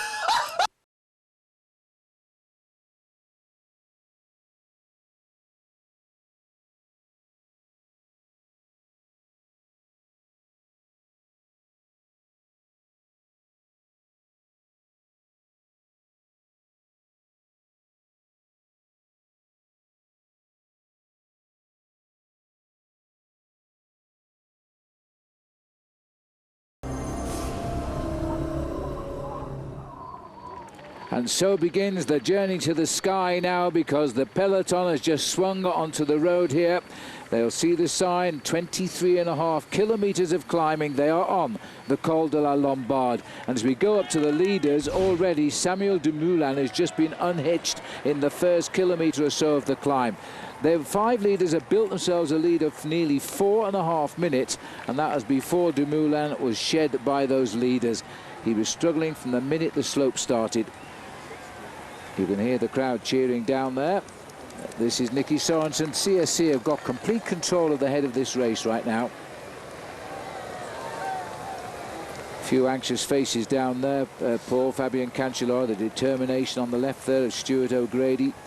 It's going to be some interesting combinations. One thing that we won't spoil today is the scenery. This is going to surpass anything we've seen so far. Well, in fact, Phil, one of the reasons why the Tour de France hasn't been through here on many, many occasions is because this is a national park at the top here. And it's a national park on both sides of the border. On this side is the national park of the Alpes-Maritimes, and on the other side is a national park of the French part of the world, and it's called the Mercantour Park. And in the area, there are ibex, wild boar, stags, and believe it or not, and I'm surprised to find out, there are actually wolves in this part of the world as well. So I'd have to say I don't think we want to see any riders getting dropped off the back because they might get snapped up. Might give them an inspiration to get back on. There's Stefan Schumacher up there. There is the twist. See, we get into it straight away, Paul. This is no slouch, this climb, once you're onto it. And as I say, we've never used this hill before. It's always been considered a little bit too narrow. I think they've done a lot of work on the road surface as well. But we also believe that the descent is quite dangerous. And for what we're hearing over the last day or so, these two mountains are covered with hundreds of thousands of people. They closed the Restafon, which is the Col de la Bonnette, because they couldn't get any more people on. Well, that was the order of the day for the police was we're going to allow. They were actually going to close the Restaurant at 7 o'clock in the evening yesterday, but they said we will close it earlier if there's no more parking spaces available. Well, there are no more parking spaces available at the back here. This is one of the teammates of Cadel Evans dropping back. Popovic. Yeah, and I don't think he's in trouble yet. No, he's just wanting to take on board drinks, I think, here, Phil, at this point. And he realizes this is a good move for Cadel Evans to have a teammate up in front. This rider, Jaroslav Popovic, rode alongside Lance Armstrong. He was purchased during the winter transfer season to come into Team Lotto for one reason only, and that was for these 3 weeks in the month of July to help Cadel Evans win the Tour de France. And I'm sure this is a plan to get Popovic into the early move so that when Cadel needs a little bit of help, perhaps he will be able to come back to help him go up the mountain. And that's a good move to put a man up front, especially of the strength of Popovic. You can see the gaps are building as well, 1:40 and 4:13, the spread across the field. This is the field. Fast tempo riding by the champion of Denmark. I can look out the commentary box window and the Danish flags are all over the place today. Well, I tell you what, there was another number of flags that we haven't seen quite a lot on the tour in recent years, and the Luxembourg flag was out as well, and they're out to support 3 riders, amazingly enough, and 3 riders who are well placed in the overall classification. Frank Schleck in first place overall, but let's not forget Kim Kirkham for Team Columbia, Phil. He's still well up there in 7th place, and he believes that the Alps are going to suit him an awful lot more than the Pyrenees did. Just look at this now, the lacets of a climb of the Tour de France. We just entwine ourselves back and forth as we steadily get higher and higher, and by the end of this climb we'll be sitting at 7,700 feet. A magical climb that. It's very rare that you get to see a real pure climb like that with the zigzags of the switchbacks, and especially from the helicopter. You can see Team CSC, they have got a job in hand today. They know that over the next 2 days they have got to deliver the vital blow that can put them in a position to try and win the Tour de France. They know now, even at the start of today, that they don't have enough time in hand to win the Tour de France. They've got to get it. If Frank Schleck wants to win the Tour, he needs more time today or tomorrow. The same can be said as well for Carlos Sastre. Absolutely, and Cadel Evans won't tell anybody what he thinks he can leave the Alps behind and take back in the time trial, but he's watching every move. He is prepared to lose a little bit of time. I reckon he can afford to lose 90 seconds and not much more than that. Yes, but only 90 seconds on Schleck and Carlos Sastre. He dare not come out of the Alps 90 seconds behind Dennis Menchoff, for example, because Menchoff... Or Christian van der Velde, sorry. No, because those two guys are very good individual time trialists, and he would want to be at least ahead of them at the start of the final time trial of the day.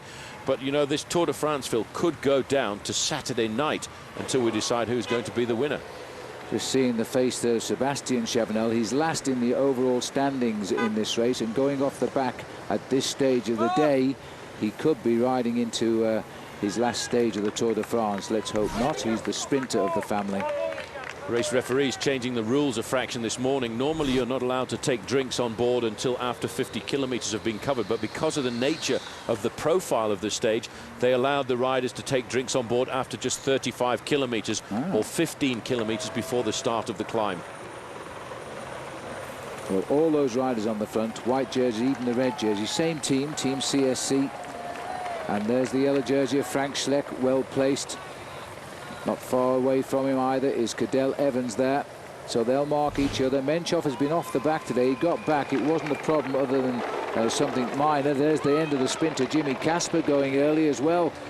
is on the lower slopes of this climb, believe me, as the peloton, the break's still gaining over this bunch. 5:11 now. Now, this is not a great sign, Phil, if you're a sprinter and you look and say, I've got 101 kilometers to get to the finish, quite possibly on my own. How am I going to do that inside of the time limit? It's a long way from the finish for that young man to get dropped. Well, we're down to 4 leaders now, and in fact, that group of chasers, around about 24 men with George Hincapie in it, they've lost a bit of time on this group. They're down to 1 minute and 15 seconds behind.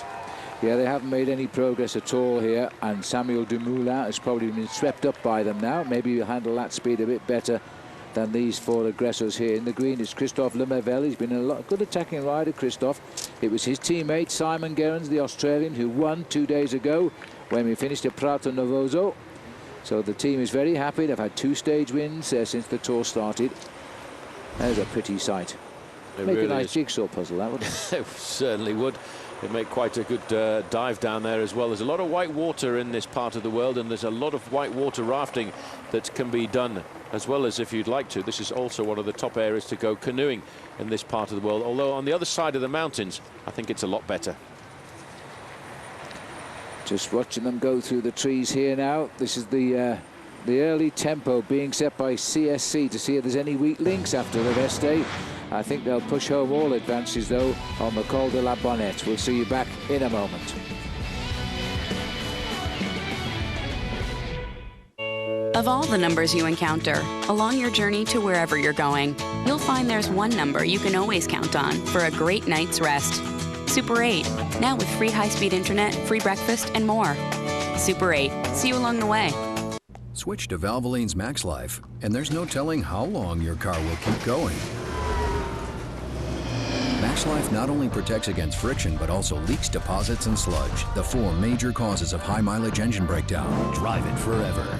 If you plan on building, furnishing, or remodeling your home, or you're just tired of paying retail, don't spend another dollar. Now, you can enjoy an incredible selection of top-quality, name-brand products priced up to 50% less than retail. Take the first step towards saving hundreds or even thousands of dollars on nearly anything for your home. Call for your free Direct Buy Insider's Guide to Buying Direct and learn what retailers don't want you to know. Each full-color page of the Insider's Guide is packed with powerful information. Discover some of the hundreds of thousands of products available from over 700 name brand manufacturers. Everything, including furniture, cabinets, appliances, flooring, lighting fixtures, and so much more, all without retail markups. At Direct Buy, you can't afford to miss this valuable opportunity. Call the number on your screen now to get your own Direct Buy Insider's Guide. You'll also receive a visitor's pass and map to the Direct Buy showroom nearest you. The sooner you call, the sooner you'll be buying direct. So call now. Crimes are an unfortunate part of our society. The field of criminal justice is full of men and women, both in the public eye and behind the scenes, working to secure our future. The ITT Technical Institute School of Criminal Justice teaches the fundamentals of the criminal justice system and criminal justice skills. Graduates may be ready to pursue a broad spectrum of careers in the private sector, as well as entry-level positions involving criminal justice, including parole and probation, community corrections, and court systems. Be one of the many dedicated Americans who participate in making our nation a better and safer place for us all. ITT Technical Institute School of Criminal Justice, education for the future. To find out more, call 1-800-488-3116 or visit us on the web.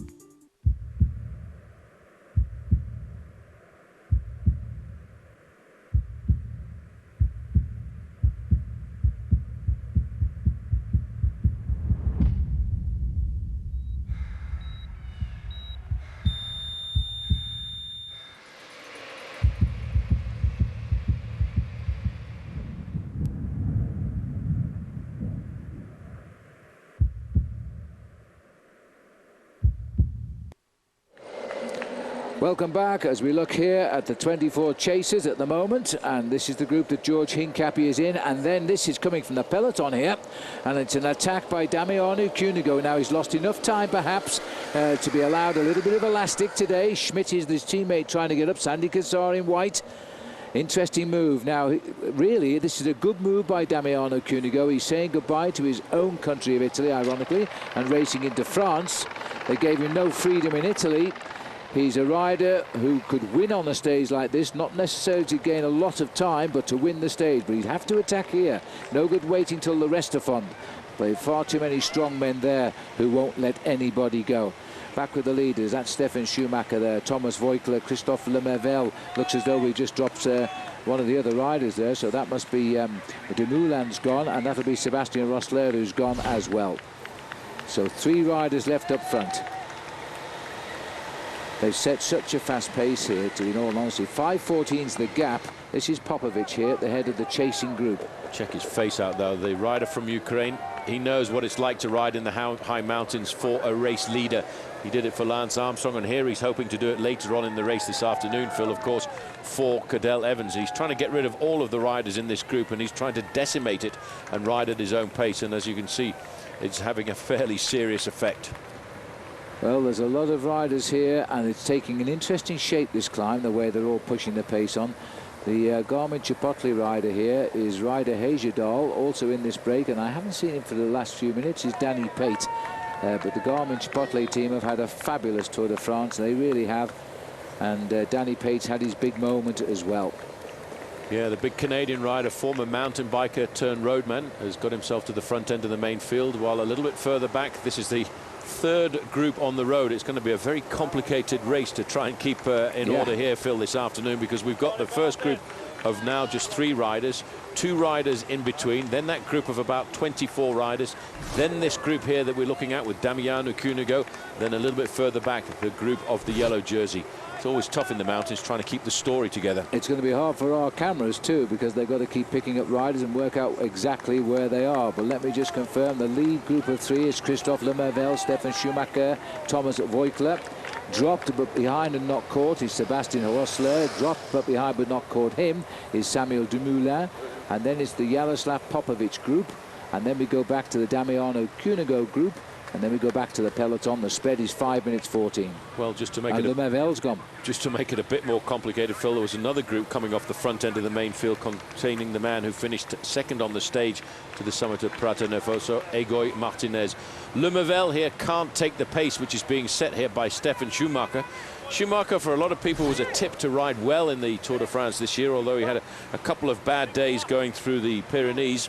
And now what he's hoping for is to ride himself back into this race. But he's looking for a good 22.5 minutes to ride himself back into the yellow jersey. Yes, and I don't think he'll be getting that anymore. That's why there's no big reaction from him, but he is climbing very strongly. David Moncoutier's having another go. Which way is he going? It seems as if everybody in the main field here, Phil, is trying to leap out of the front of the pack, because they know the 6 men at the top end of the overall classification are watching each other. Schleck is watching Cole, Evans, Menchoff, Van der Velde and Sastre.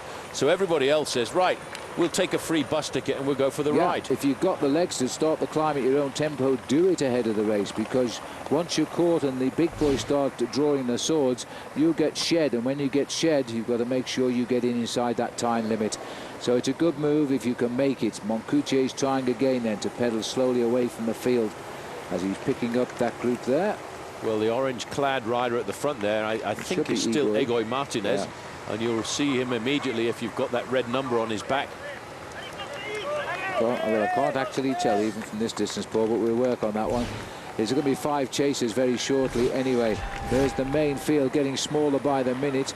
The sprinters have already started to be dropped. The yellow jersey there of Frank Schleck.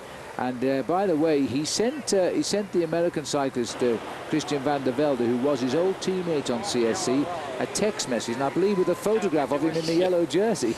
Yeah, he did. I think that was in response, Phil, to the text message that Christian Van der Velde sent to him saying, congratulations, good job, well ridden, and hopefully there's been no holds barred when I try and take it off your shoulders, because I wouldn't mind it for a couple of days either. No, they're all professional riders. They all want that maillot jaune. 108 there, Christophe Riblon. And number 46 here now as Adam Hansen, the time trial champion of Australia. All of these riders are getting themselves into a tempo now Thomas Voeckler here seems to, has he gone forward or gone backwards? He's gone There is backwards. Schumacher up the road there, so Thomas Voeckler has decided that Schumacher is having a fabulous day here this afternoon in the Tour de France, and he's going to ride completely and utterly on his own, if he can, over these mountains. He wore the yellow jersey for 2 days after his outstanding time trial at Cholet, which he won. And not everybody was surprised by that. We know he's a good time trialist, but we didn't expect him to win in Cholet, but he did. And now he seems to be climbing equally as well. And just coming up here from behind too is Johann Stopp. He was on the attack earlier this morning as well. All trying to find their own. This is Igor Martinez, who was very upset with Simon Gerrans, according to the press, because Simon Gerrans apparently had promised he wouldn't contest the finish if they didn't get rid of him. And of course Simon won the stage, and Igor stepped down off the podium in tears at the end of that. But there you are, it's a stage of the Tour de France that Simon's won and Igor didn't. Well, there's a lot of complication arising in the race at the moment. One thing that we're absolutely certain of is there is currently a lone leader, and that's Stefan Schumacher. Then the group that he was with has been splintered into 5 different units. After that, you've still got that group with Popovic and around about 24 riders. But these men we're looking at here, Phil, are riding off the front end of the main field.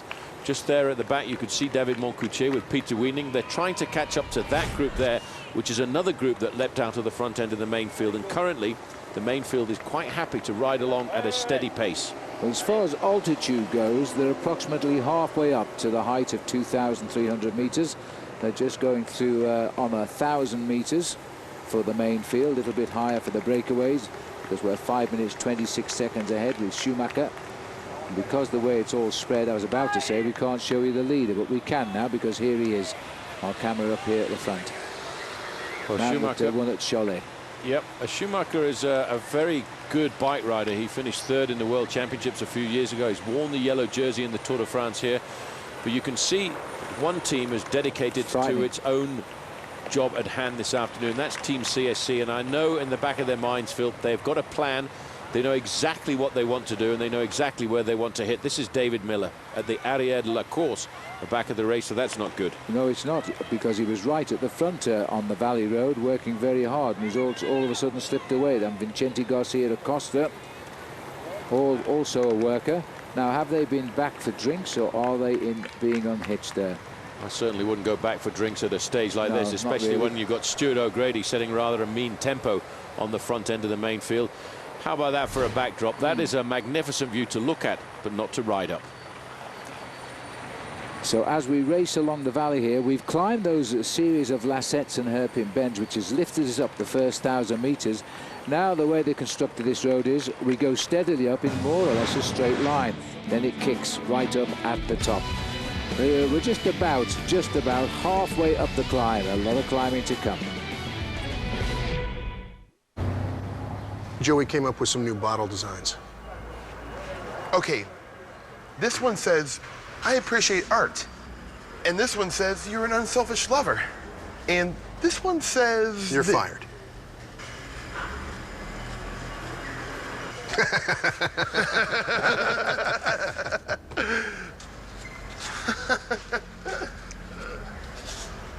In a world gone soft, someone's got to be hard. Mike's Hard Lemonade. It's gonna work. Why don't they go? Let's go. Dad? It's time. You'd be a really nice catch for somebody. Please? Just for Men takes 5 easy minutes, targets only the gray hair, and can start something great. For my girls. Yes! I'm glad we did it. Just for Men. Fumble! Could be anybody's ball. But Peterson has it, and he scores! But it doesn't seem to matter to the rest of them. No way! It's worth like 50 bucks! Oh, man, I dropped my coupon book. That's gonna hurt tomorrow. Don't fight through the crowds. Pre-order Madden and get a coupon book full of great deals on your favorite brands, like Microsoft, Sony, and more. Only at GameStop. Power to the players. Rated E for everyone.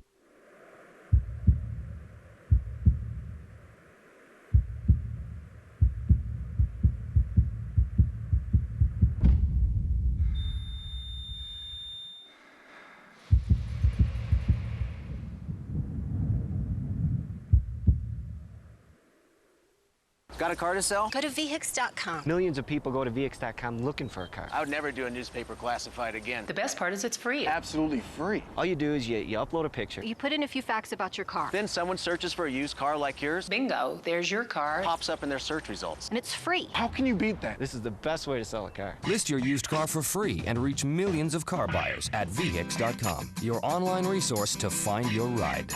Dealer inventories are now searchable at vhix.com on your mobile phone.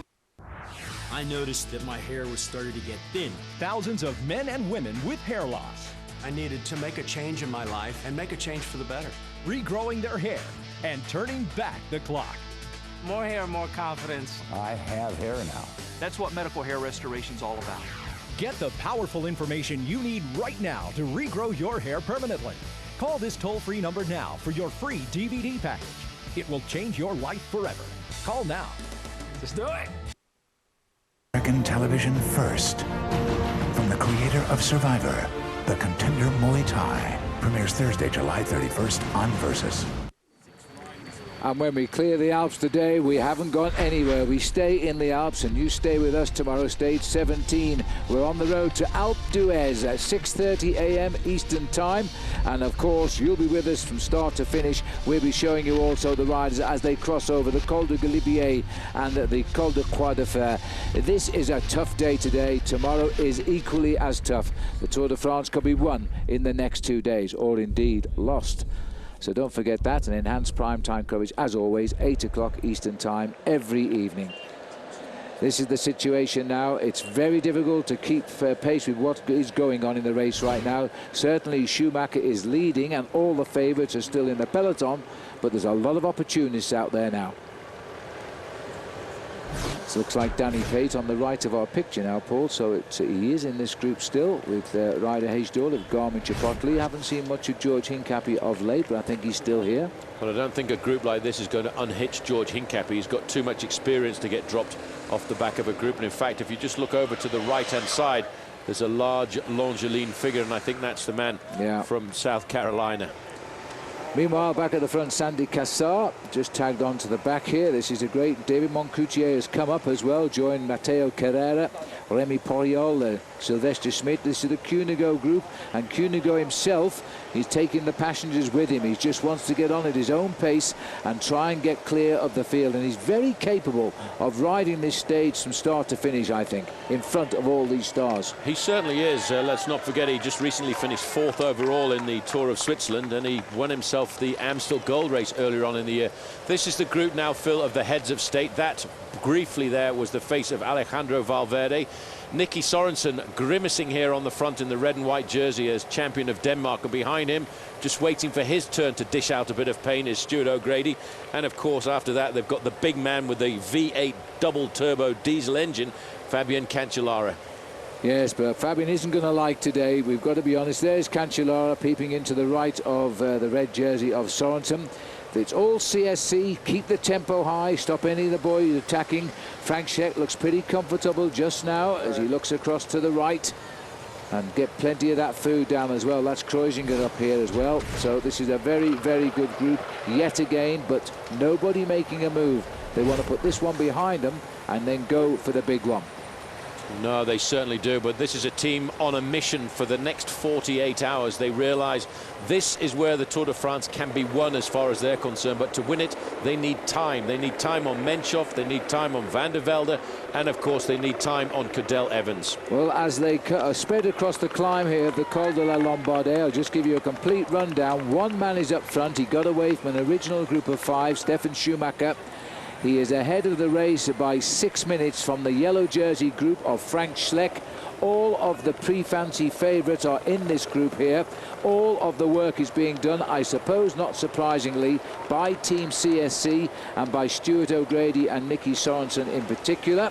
And there is a group in between which contains the likes of George Hincapie, Danny Pate, and a number of other riders, and especially Damiano Cuneo trying to put matters to rights up ahead.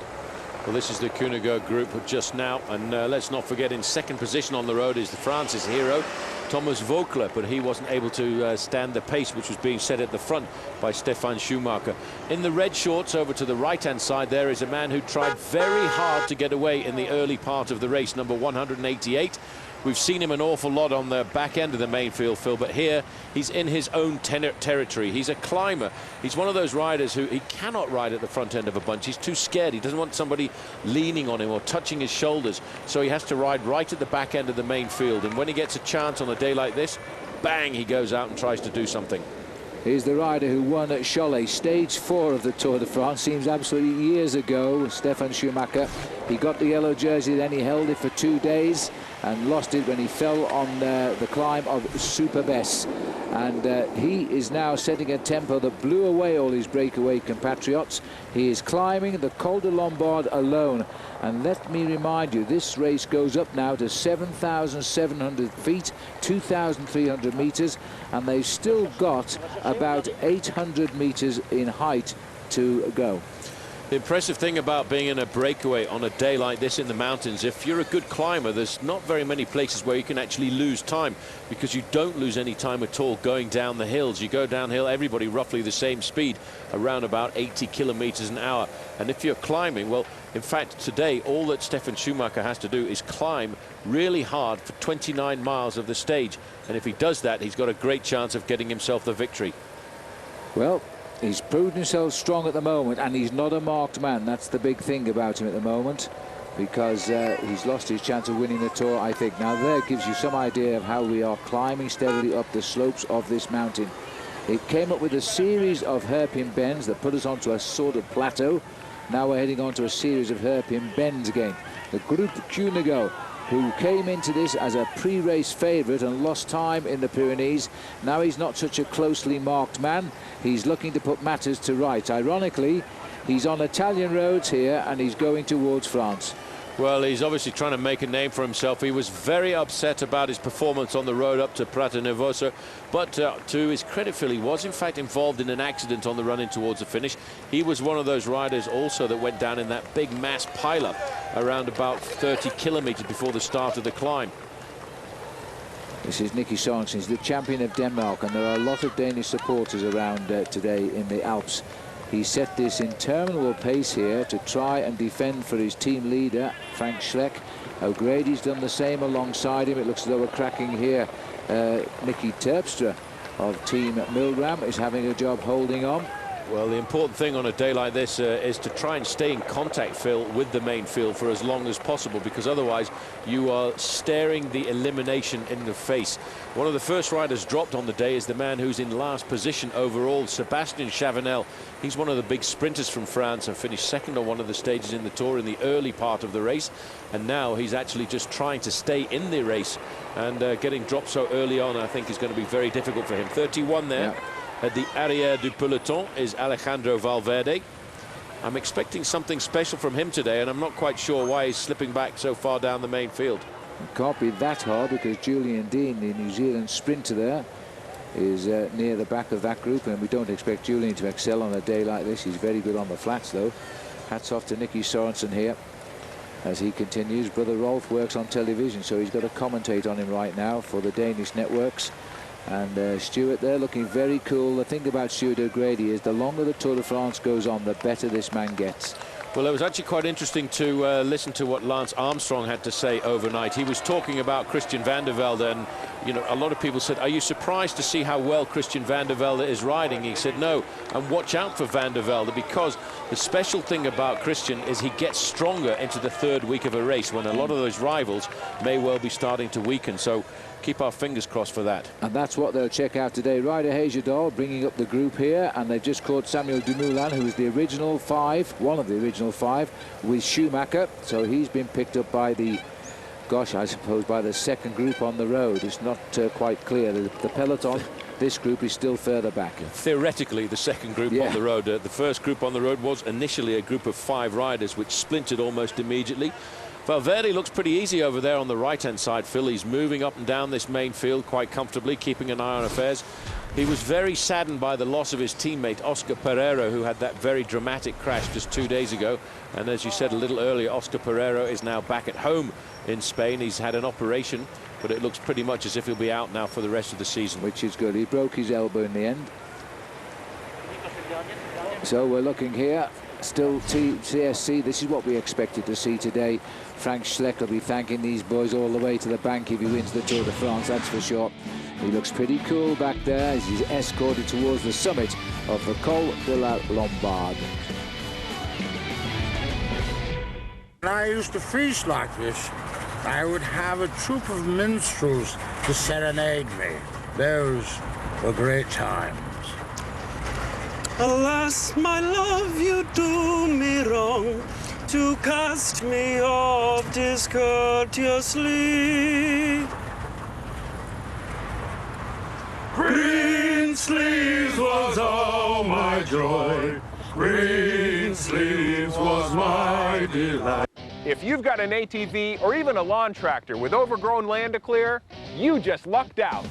The new tow-behind DR Field and Brush Mower can get that heavy-duty mowing done while you ride. The DR can be offset to either side, so you drive in the clear while the DR chops thick, waist-high grass. Mow along driveways, under trees, even cut hardwood saplings up to 1.5 inches thick. Conquer that thick brush and tall grass with the amazing tow-behind DR Field and Brush Mower.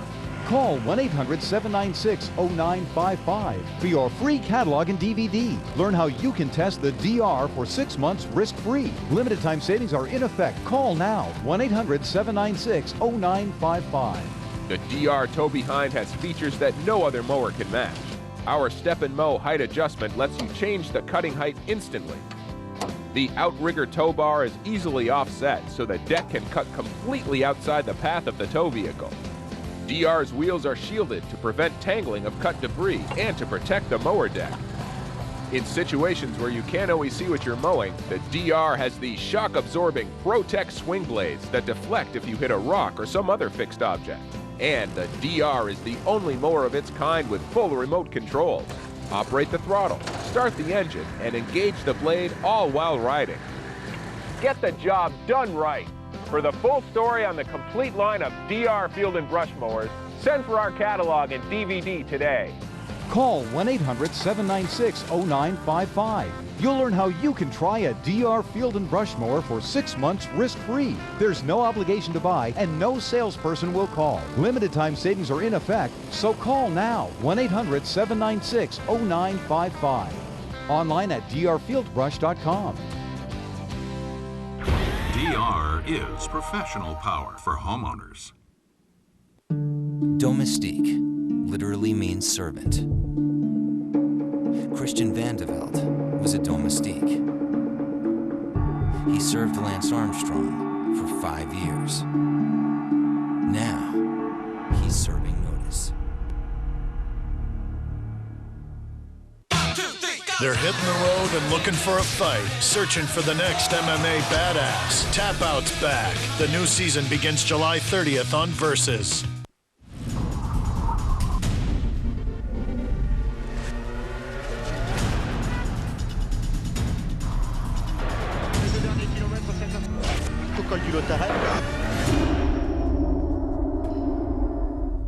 Well, we still have about 7 kilometres to climb on the Col de la Lombard. This is the situation this morning in the King of the Mountains. Bernard Cole got the lead 2 days ago ahead of his teammate Sebastian Lang. Simon Gerrans up to third, Martinez up to fourth. They were in the breakaway that decided the day. So there's plenty of points at stake today. We've just heard that Sebastian Chavanel, who dropped on the bottom of this climb, has abandoned, so we're down to 152 riders. There's no change up front. Stefan Schumacher still leading the charge, as we've got a split-up group behind now. George Hincapie, Danny Pate still in that Radiant party, not too far back. The whole spread to the Maillot Jaunes group, though, is 7 minutes and 14 seconds. So, in fact, Schumacher, despite the apparent great riding from this group here, Paul, is moving ahead. Yeah, these guys are just setting the tempo. Bear in mind at the moment that the men doing the work on the front end of this group are not really the serious climbers of Team CSC. They're the workers. O'Grady, Nicky Sorensen and Fabian Cancellara. They're not the men who can really turn up the speed. And in fact, if you look at the main field hasn't yet really started to split to pieces. It's still a very large group, and I'm not sure that it will start to split until we begin the Col de la Bonnette Restafon in earnest. Well, there's been a lot of work done on the road surface here, and that's another good reason to get the Tour de France in your department. They find the money in the budget to put the roads nice for the riders to come through. And at the moment, I've worked out about 6.5 kilometres still to climb for the leader. So it's a couple of kilometres more for the peloton. There's Cancellara having a chat with Sorensen, and this is an attack. Is this Sammy Sanchez breaking away? Haimar Zubeldia. Haimar Zubeldia. Sorry, no, this is Astrolosa. Zubeldia is actually in the group in front. Zubeldia we haven't seen much of. He's had 2 fifth places in the Tour de France, and I was only commenting yesterday how bad he was riding. He lost 12 minutes on the climb up Prato Novoso the other day. Actually, Zubeldia is in that group of 24 riders, which is the second group of riders on the road, but this is Mikel Astrolosa. That's roughly what the race looks like at the moment. 3 minutes and 50 to the group of chasers, 5:10 to the group with the green jersey, who basically this afternoon, Oscar Freire, Phil, is just going to ride these mountains as comfortably as he can, because he's got to, as the leader of the points jersey, get through the mountains before he thinks about winning this for the first time ever for a Spanish rider, this competition. This is a clever rider in action here. He's just doing his own tempo. He knows the peloton. That's why he went in the early breakaway. He knows the peloton is far yet, and he's just riding this at his own pace. And so he doesn't get in any bother and just continues through the Tour de France till he gets back to his terrain. And that's the way to ride the Tour de France. Know yourself, know your ability. That was Margus Burkhardt, number 42 there from Team Columbia. As we now move up towards the leaders, Maxime Montfort, one of the few Belgian riders who's got a great climbing ability, number 189. Damiano Cuneo pushing on here as he wants to catch up with the leaders if he can. Sandy Cassar. All of these riders here in a raiding party ahead of the yellow jersey group, but none, I hasten to add, affecting at the moment the destiny of the yellow jersey. Not even this man, who's setting a terrific speed up here. Well, he's doing a great job, but he's a long way down in the overall face of the race, Phil, because he starts the day 22.5 minutes behind the overall leader. However, Cuneo and Montfort are only looking for 7 minutes 40 and 8 minutes 30, so they will be reasonably attentive to the position of those two riders on the road. But for this man, he's just got to keep stamping out his own pace and make sure he keeps himself upright once we start the descent, because over the summit of the Col de Lombard, once we move into France, it is a very tricky descent to begin with until we get to the ski resort of Isola 2000. But there's no rain in the area today at all. It is beautiful blue skies. There is quite a wind blowing, and I should imagine it's rather cold at 2,000 meters today. The Italian flag still flying. Watch the cyclist, young man. It's unfortunate the crowd always want to be seen on television and forget the race is right up behind the camera. There's trouble here, or is there? No, I'm not sure. This is just one of the team cars dropping back to keep an eye on the riders in the different groups. This is actually the third probable group on the road there, being led by the man on the front, Damiano Cuneo and David Moncoutier. Moncoutier pretty much warned this morning by the team management that he needed to do something in the mountains. That's what he was paid for, and that's what he was hired for. So now he's actually trying to assist his teammate a fraction here, Phil, the rider from Belgium we were talking about before, Maxime Montfort, because he's second in the best young rider classification behind Vincenzo Nibali. And this is life at the back. Yes, these are the riders who will form around each other, and it looks as though Samuel... No, it's not Samuel Dumoulin, that is it? It's Ogier. It's Stéphane Ogier, yeah. Another wily rider who knows how to ride the Tour de France. He's ridden about 9 of them, I think. Yeah, but these days there really is a question of survival on days like this, especially when you bear in mind that there's around about 55 kilometers of climbing in the last 100 kilometers of the stage this afternoon. Well, this is a mountaintop we've never seen before in the Tour. As the riders continue to ascend here, should imagine that sanctuary was in big demand when the Tour used to come up here. Well, not this particular road, in 1910 onwards. Well, it's a scene of a big pilgrimage in this part of the world, and it's built exactly where it is right now, because it used to be on the border line between Italy and France, and it overlooks the ski resort of Isola 2000, and it was built around about 1830. Well, Isola 2000, we have finished there before. We didn't approach it over the Col de la Lombard, though, and if memory serves me right, Tony Rominger won the stage there. Correct, ahead of Miguel Indurain. I hate it when you know more than me. And well, you knew that because Robert Miller had actually led most of the day, and he led over the Col de Restafont, and he was caught on the descent by the group containing Rominger and Indurain. It was a very important critical stage, and Rominger talked about it actually this morning, said he was very happy to win the stage that day because he got himself the victory ahead of Big Mig. Oh, I didn't even... Have you seen him on the race then? 5 kilometres to go to the top. Stefan Schumacher could be winning at least this climb, or all category climb, as he heads up towards the summit. Just looking there, the long straight road to the plateau just now. This is a great relief, I would think, for a man that can ride a time trial. He's got himself a good tempo going. He knows he's pulling away from just about everyone. They're certainly not improving on him. 7:41 is the latest gap. Jaroslav Popovic up in the advanced raiding party, awaiting the arrival perhaps of Cadel Evans when we start the climb of the Cime à la Bonnette, de la Bonnette. The riders are on the way to topping the first big mountain of the day, and it's all going well. See you in a moment.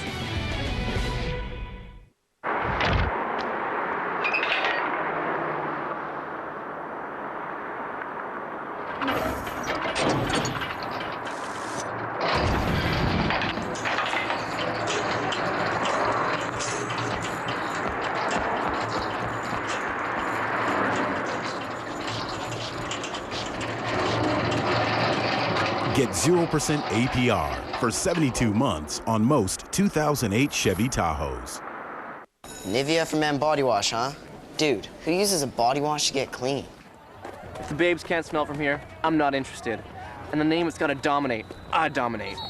This won't increase my ability to mate. They need to feel me, they need to hear me, they need to see me. Above all, they gotta smell me, you know? They need to be attracted somehow. Doesn't dry your skin, doesn't reek. Isn't that the point? Finally, a body wash for grown-ups. New Nivea for Men body wash has a fresh, subtle scent and is good for your skin. Works for me. Nivea for Men, what men want. Never before has the gecko been captured on film talking about RV insurance. So, you guys travel a lot. You should check out Geico and get a free rate quote on RV insurance. This is truly history in the making. You can also get a rate quote on motorcycle insurance, ATV insurance, personal watercraft insurance. Sounds good. Excuse me, I'm up here. Geico, saving you money on insurance for your car and the other stuff that moves you. You're not a true champion until you can defend that belt.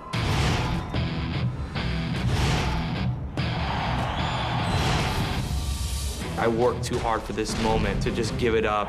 For someone to beat me, they are going to have to absolutely pummel me. This is where I shine. I'm as good as I've ever been, and I'm only getting better.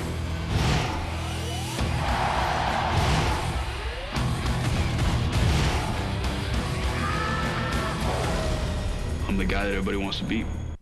Got a car to sell? Go to vhix.com. Millions of people go to vhix.com looking for a car. I would never do a newspaper classified again. The best part is it's free. Absolutely free. All you do is you upload a picture. You put in a few facts about your car. Then someone searches for a used car like yours. Bingo, there's your car. Pops up in their search results. And it's free. How can you beat that? This is the best way to sell a car. List your used car for free and reach millions of car buyers at vhix.com, your online resource to find your ride. Watch our buying guides and test drives powered by Wheels TV on Comcast On Demand. Back by popular demand, it's Carino's 2 Can Dine for $19.99. Choose 2 entrees like our Bowtie Festival, chicken fettuccine, and Carino's own skilletini, a sizzling skillet filled with chicken or sausage, marinated onions, bell peppers, and spaghetti in our own spicy marinara sauce. It comes with unlimited soup or salad and fresh bread. To top it off, you each get a new mini dessert like our tiramisu or Italian chocolate cake. It's the 2 Can Dine for $19.99, only at Carino's. Food, fire, fun. Welcome back. We're now heading to the summit, and you'll be with us all of the way now as we continue our climb up to the top of the Col de la Lombard. 98 miles is the overall race distance today, but the first blows are being struck on the climb. This all-category climb we've never seen before. Already out of the race is Sebastian Chavanel. He abandoned the race. He was dropped right at the start of the climb, and that was far too early to hope he would beat the time limit at the other end. The groups are split up asunder, but all of the main contenders, spread by that less than 1 minute, are together in the main field, which is currently creeping up to 8 minutes behind Stefan Schumacher. This is a move here from Damiano Cunego's book by Sandy Cassar. No, in fact, it's Philippe Gilbert here who's making a bit of a move. Yeah, he was actually in that group of 24, Phil, and I think he was coming tailed off. backwards, is he? Yes, he's got the reverse gear in for him at the moment. He's one of the riders who's better renowned for his performances on the plains of the Tour de France. But really is an incredible backdrop that we've got here for a bike race this afternoon. It's some pretty rugged countryside that we're going through. Well, the polka dot and the green jersey is there for you to see at 7 minutes and 59. Oscar Freire, the green jersey, got into the original group of 24. He's left them now. He's been caught and passed by this group here, which is second rider there is Damiano Cunego. This is probably 5 kilometers to go. It is to the summit for this group. And so, in fact, we're going to probably... He's probably only about 3 kilometers to climb now at the most, Stefan Schumacher, before he starts the long plunge right down into the valley and then the long climb out. Forget about that. That climb, Phil, is 25 kilometers of climbing the Col de la Bonnette. There you get a chance to see a couple of riders up the road. And I think, in fact, that group of Damiano Cunego is almost on the point of making the junction with that large group, which was originally 24 riders. You might just have noticed Stefan Schumacher looking over his shoulder there. Well, in the mountains like this, because we're zigzagging up the slopes of this mountain, you get a chance to have a look over, especially in the barren area where we are here, to see where the main field is behind you. There's an Australian flag on the right looking for Cadell Evans, but at the moment he's 8 minutes back, but nothing to be concerned about. As Schumacher here keeps looking across to his right, he looks down the mountain there to see if he can see anybody coming up on him. But he's got a good lead here. It's a very confident gap. He's going to be first over the top of his climb for sure. Fly the flag and, importantly, takes the points in the King of the Mountains, which will help his teammate, Bernard Cole, because he's stealing the heavy points away from anybody else. Well, he certainly is, and it's a brave move to go out on a day like this, but you have to have confidence in yourself to succeed, because if you crack on a day like this, you lose yourself for half an hour on the next climb of the day. I don't think, though, Phil, with a pedigree like Stefan Schumacher has, he's the kind of rider who's likely to over-assume on his abilities on a day like this. So I could see him surviving and actually getting himself the stage victory. Well, that's an interesting prediction, especially with that big wall sitting in front of Schumacher. At the moment, Christophe Lemavelle seems to be in second place on the climb. And then we'll have to see who comes at us, because our cameras can't go everywhere. This is Damiano Cunego. He's making good progress at picking off all the riders who were in front of him. He's not making great progress towards Schumacher. No, Schumacher's doing a pretty solid ride himself, but for Damiano Cunego, what he's thinking about is the possibility of dragging himself into the top 10. If he can pull back 3 minutes on a day like today, Phil, he will be looking at a top 10 finish. And for a man who has started the Tour de France as a pre-race favourite, I think he'll be looking to improve on his 15th place at the start of the day. I think he's made a great move. It's very brave of him to attack so early, but if he was going to get time in this year's Tour de France, he had to attack early. There'll be no room left to attack on the big one, the Col de la Bonnette, because there, every man for himself. Tactics won't mean a great deal. There's a big chase group being led up by Jaroslav Popovic, timed at around 4¼ minutes. Computer saying that only Thomas Voigtler is in between, so I don't know. Well, one point of interest on a day like this, the altitude is going to play a massive effect on the riders as the main field there goes through the 5 kilometer to go point. You don't normally race a lot over 2,000 meters in altitude at races like the Tour de France. So going up to 2.5 and 2.7, a lot of riders will be trying to produce efforts in real rarefied earth. And I was taking a poll this morning to see which riders they felt would support that altitude a lot better. And one of the names that came to the top of the list was Christian van der Velde, because he lives in Colorado for the majority of the year. So the rarefied air would not be a major problem for him.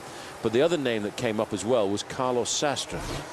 Yes, so this is Mateo Carrera. He's just been dropped from the group in front, by the way.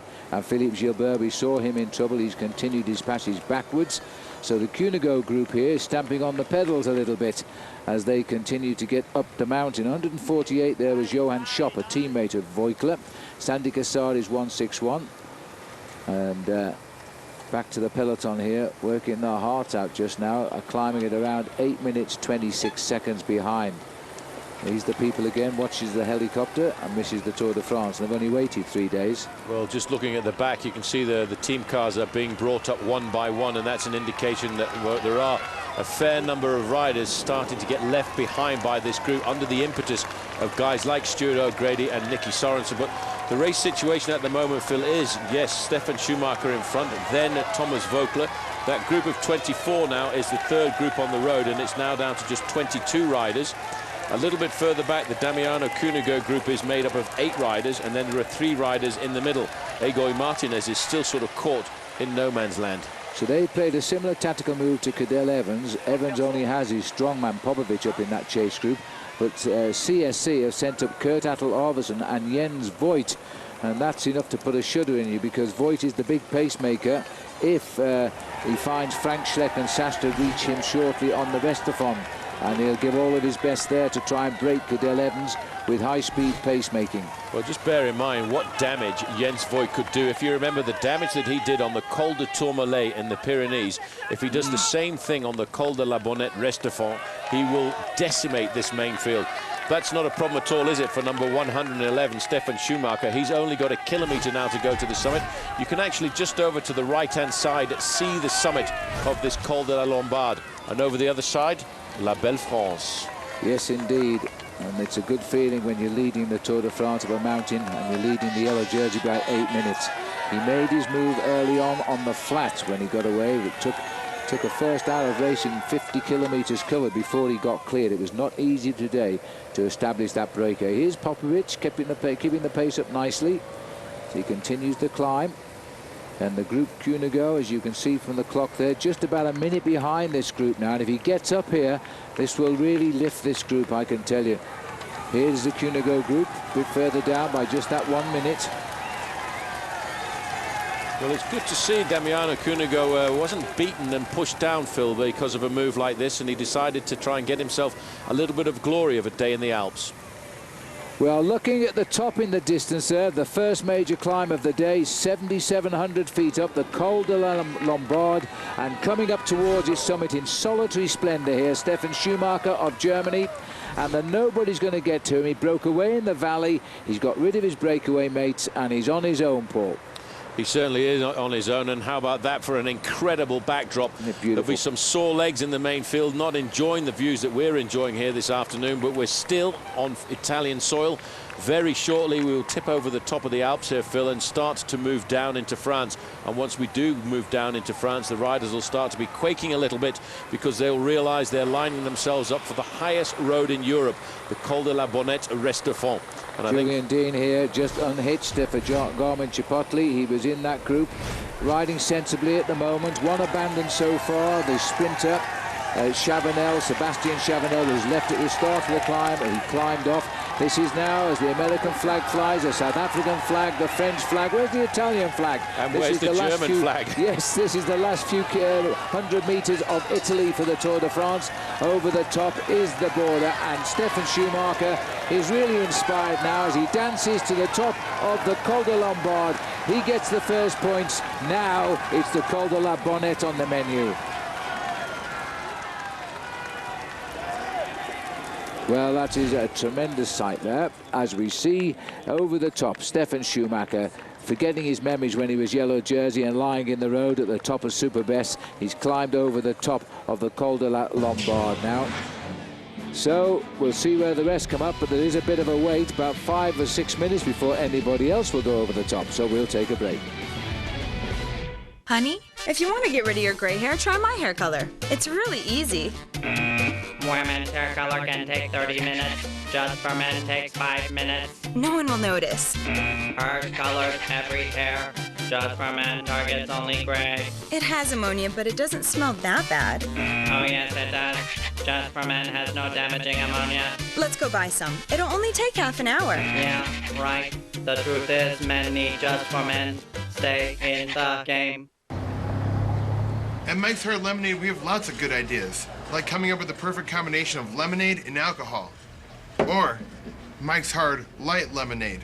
Or, check this out, Mike's Hard Double Caffeinated Soy Lemonade. Joey, what you got there? The little idea I came up with is... We don't do soy, okay? We don't do soy. In a world gone soft, someone's got to be hard. Mike's Hard Lemonade. I think what it is that you don't know it until you have it. Because I heard that in the past. You always hear these people being like, oh, well, she's not right for you. You'll know. And I'm like, okay, yeah, well, you'll know. Well, this is what they were talking about. When I first heard him on the phone, I thought he was really sexy. I love this girl to death, you know, and Anne-Marie changed my life because I was going in 100 different directions. It is easy to be with Lee. It's easy to love him. She is extremely happy, lighthearted, doesn't let things get to her, you know, and I learned from that, and I'm jealous of that, but she's bringing that into my life. I'm much more laid back and kind of go with the flow. Me, not so much. Yeah. Anne-Marie allows me to be who I am. I mean, as long as I have her, that's it. See how it feels to be matched based on compatibility. Log on and review your matches for free. eHarmony.com. You style chest hair here? No. Too bad. Ow! I'm sorry. Excuse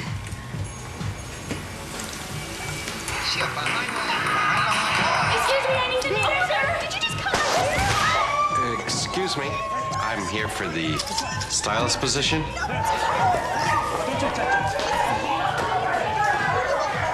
Crazy times call for crazy fun.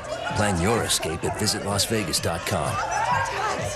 It's like you're drowning and you're just fighting just to get to the finish. And the worst thing is you get to the finish and you know that it's got to do it all over again the next day.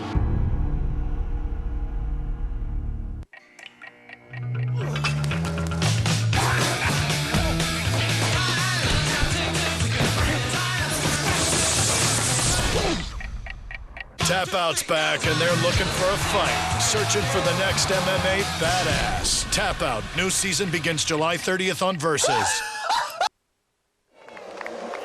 Welcome back. This is Stuart O'Grady. Behind him is team captain in yellow, Frank Schleck. And this is the situation coming up to the summit here. Jaroslav Popovic driving the chase group. We are hearing on race radio, we didn't see him, but we think Thomas Voigtler has just gone over the top in second place behind Schumacher. 8:47 the gap, Paul. I thought I heard the radio say Schumacher was, Voigtler was second over the summit, but we didn't see him go because our cameras really are totally committed right down the mountain here.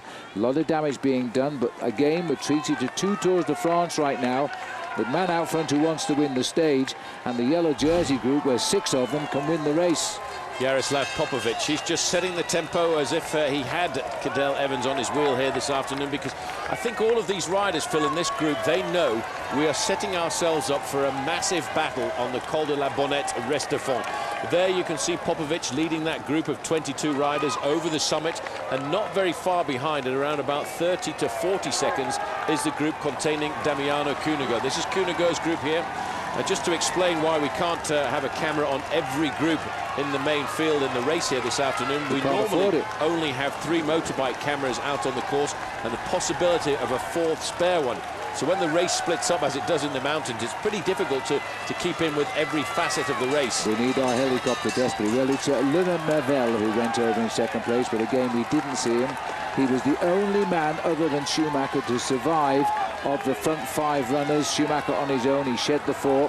Lemmervel survived. Jaroslav Popovic will have crossed the mountain in 3rd place. That wasn't the worry of him, though, is to be up front ready for Cadel Evans on the next climb.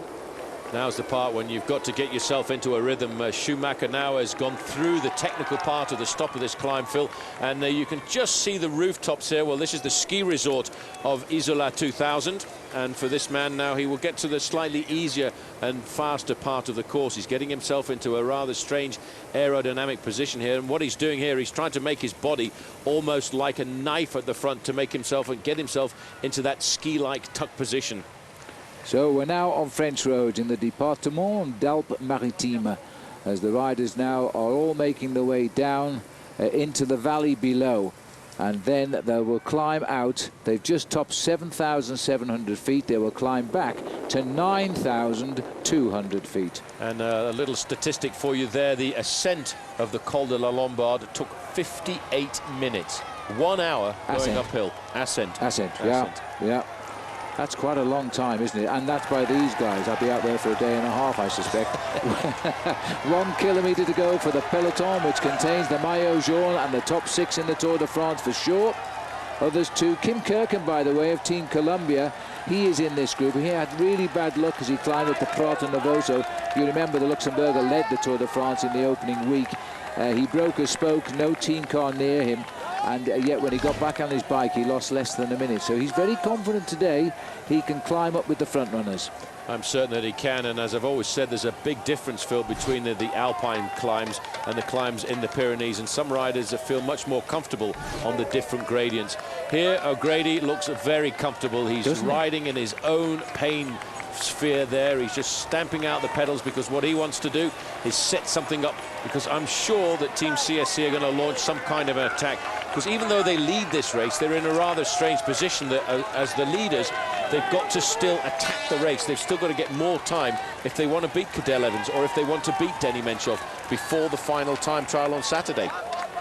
They're going to be pretty happy with the way they've kept this race together on this climb. Nobody's committed any suicidal raids. 78 kilometres to go. The next climb will be decisive. Once over the top of the next climb, by the way, you are on a fast ride to the finish. Yes, you've got 23 kilometres to go, but you're going to do it in less than 23 minutes because it's straight downhill at 60 miles an hour, 100 kilometres an hour. You'll be knocking out a good kilometre in around about the 55 to 58 seconds on the run down towards the finish. Yeah. And that's roughly what this man is doing here. He's gone through Isola 2000, and the little aerodynamic position he gets himself into, I hope you don't try that at home, because first of all, it's very dangerous, and secondly, it's not very easy to actually manoeuvre the bicycle when you go around corners. So you'll probably find yourself coming unstuck. Yes, you can't get around the bends. Well, that's Schumacher on his way down. These boys have just gone over the summit, so they've started the descent as well now. There's a lot of contenders in this King of the Mountains competition up here. As they all cheer on, there's the Danish flag, been the most Norwegian flag rather, most successful tour for Norway. 2 different riders winning 2 stages, and that's never happened before. We're just looking up here, Phil. This is a magnificent ski area during the winter. In fact, you can ski from 800 meters up to 2,600 meters. And the big advantage of skiing in this area, by the way, is the fact that it gets the best weather of all of the ski areas in France. Well, that fine riding by Schumacher, he's continued to gain all the way up on the main group here, because they've just passed through 9 minutes now, and they are still climbing towards the top. Also, a quick note there, it was nice to see that Julian Dean, the sprinter on Team Garmin-Chipotle, has got himself back into this group, so fingers crossed he'll survive a little bit longer, because for the sprinters, they hate days like this. All they think about is when they're going to get dropped and are they going to stay inside of the time limit, and it can be quite nerve-wracking sometimes. Peloton has breasted the top at 9 minutes 22 seconds at the moment. There's Julian Dean in the black and white. He'll be feeling pretty proud of his achievement right now. He's looking for a racing caper, because the riders know the descent is chilly. Believe it or not, up here it's only 5 degrees Celsius. Down in the valley it's 22. Well, you're looking at just above freezing, maybe 40 degrees Fahrenheit, but it's even colder than that, Phil, with the chill factor of going downhill at around about 60 miles an hour. So they'll be up with the newspapers and the racing capes and down on the bike. So this is Stefan Schumacher, the master of the descending, which is another great skill required in the Tour de France now, because time can be gained or indeed lost on the way down. But I hope the brakes work when you get to a bend like that. The Tour de France is now going to meet its next and final destiny of the day. Ouch, the Col de la Bonnette. If you said that just 10% of the cars that are used today, if they converted to hybrid vehicles, you're talking about saving 28 million tons of carbon dioxide emissions, which translates to more than 5 million cars taken off the road. Of all the numbers you encounter along your journey to wherever you're going, you'll find there's one number you can always count on for a great night's rest. Super 8, now with free high-speed internet, free breakfast, and more. Super 8, see you along the way. If you plan on building, furnishing, or remodeling your home, or you're just tired of paying retail, don't spend another dollar. Now you can enjoy an incredible selection of top quality name brand products priced up to 50% less than retail. Take the first step towards saving hundreds or even thousands of dollars on nearly anything for your home. Call for your free Direct Buy Insider's Guide to Buying Direct and learn what retailers don't want you to know. Each full color page of the Insider's Guide is packed with powerful information. Discover some of the hundreds of thousands of products available from over 700 name brand manufacturers. Everything, including furniture, cabinets, appliances, flooring, lighting fixtures, and so much more, all without retail markups. At Direct Buy, you can't afford to miss this valuable opportunity. Call the number on your screen now to get your own Direct Buy Insider's Guide. You'll also receive a visitor's pass and map to the Direct Buy showroom nearest you. The sooner you call, the sooner you'll be buying direct. So call now. An American television first. From the creator of Survivor, The Contender Muay Thai. Premieres Thursday, July 31st on Versus. Buying a car is a big decision. You need some advice. That is why VHIX.com is so great. Check out the Power Circle ratings for any kind of vehicle. JDPower.com Power Circle ratings. Anything that you want to know about a vehicle. Mechanical quality. The performance. Design quality. Powertrain quality. You're going to get the right car. All this great information right on VHIX.com. Use JDPower.com Power Circle ratings to rank vehicles you're interested in at VHIX.com, your online resource to find your ride. Watch our buying guides and test drives powered by Wheels TV on Comcast On Demand. Buying a car is a big decision. You need some advice. That is why VHIX.com is so great. Check out the Power Circle ratings for any kind of vehicle. JDPower.com Power Circle ratings. Anything that you want to know about a vehicle. Mechanical quality. The performance. Design quality. Powertrain quality. You're going to get the right car. All this great information right on VHIX.com. Use JDPower.com Power Circle ratings to rank vehicles you're interested in at VHIX.com, your online resource to find your ride. Search our online inventory. Thousands of vehicles are added weekly.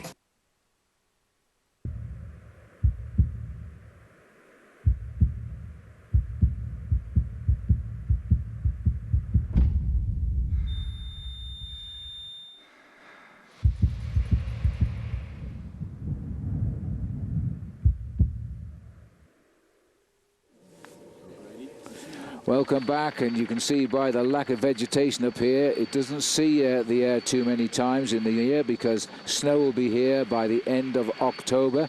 We are descending now, the Col de la Lombard. It is a technical descent, this, and they are flying down. As I said before, going up is important, of course it is, but if you do lose time, then going down is absolutely imperative.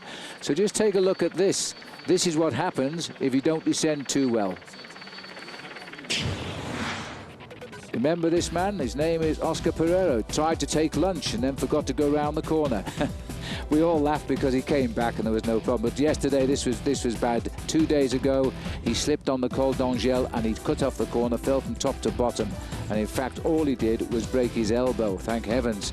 This was this year's Tour de Suisse, and that is Frank Schleck. And believe it or not, he fell 12 meters, but they brought him back up and put him back in the race, and all he got was a bruised rib. In fact, he showed us his ribs a few days later when we were in Switzerland there, and now he's leading the Tour de France. And this one is Johan Brunel, and my heart stopped when that happened because I saw that rider disappear completely, and I thought he'd gone right down the valley below. He came back.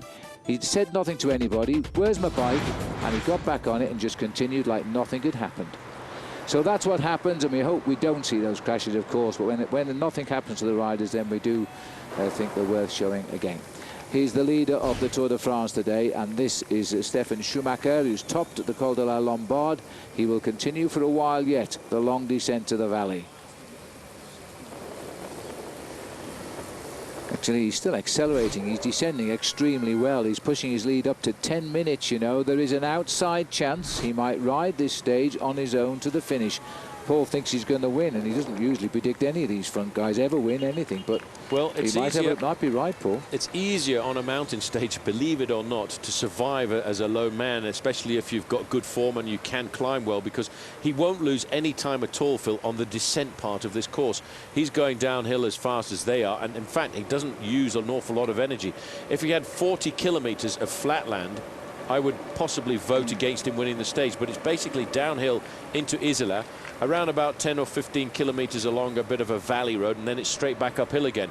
Once he summits the Col de la Bonnette Restefond, it's 20 kilometers straight down to the finish line.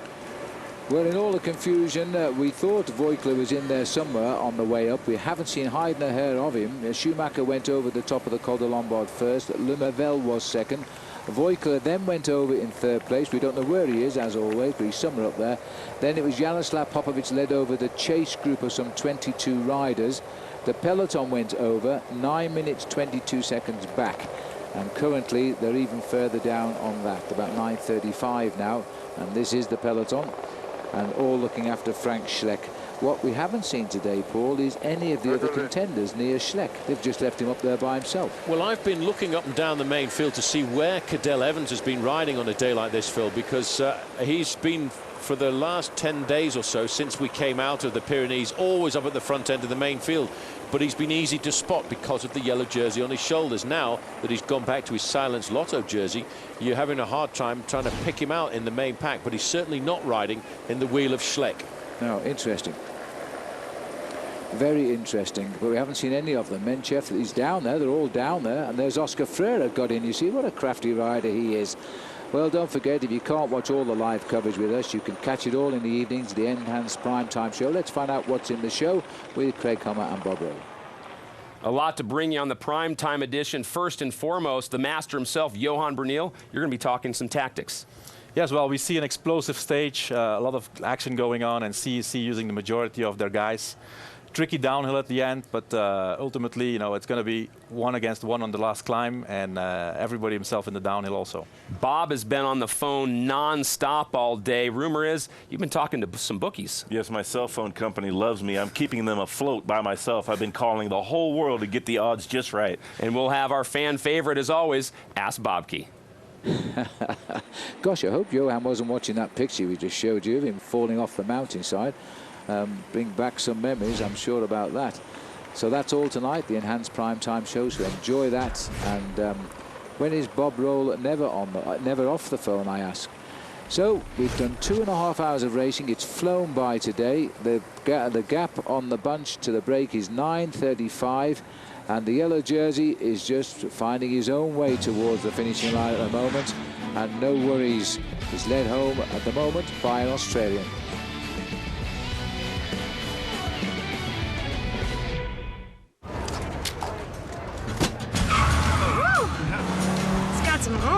Andy, it's great gas mileage. Wow. Whoa. Yeah, I could get used to it. Phil? When is this event going to be over? Soon. Real soon. Thanks, Phil.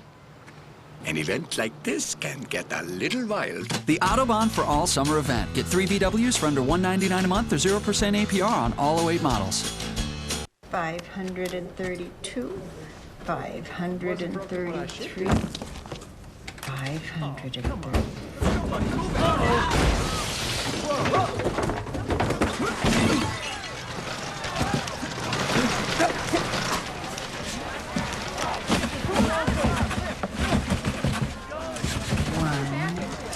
Crazy times call for crazy fun. Enter the Ultimate Vegas Escape Sweepstakes at visitlasvegas.com. I get out and I ride with my buddies every weekend, you know. We go out and get after it. Like today, we hit one section when everyone stopped, second guessed it. I just kept going. Rock here, rock there. I just got a handful, and there she went. True all-wheel drive, new active descent control, legendary ride and handling. Polaris, the world's toughest ATVs. Polaris Power Play sales event. Get to your participating dealer for up to $800 in rebates and as low as 3.99% APR on select ATVs. When it comes to going bald, you now have a choice. Advances in medical science have resulted in the world's first and only permanent solution to hair loss. It is your real hair. It's your natural hair. You wash it, you cut it, you swim with it. Bosley is the world's most experienced hair restoration experts, having pioneered virtually every major advancement in the art and science of hair restoration. I'm very satisfied, very happy with what I've done. This has got to be one of the best decisions I've made in my life, I'll tell you that. Bosley Hair Restoration is a relatively simple outpatient procedure. The results look completely natural, and it's affordable on nearly any budget. Call the toll-free number now to receive your free, no-obligation information kit that will help you decide if hair restoration at Bosley is right for you. You don't have to accept going bald. Do something about it right now. Call 1-800-304-8147. That's 1-800-304-8147. Call now.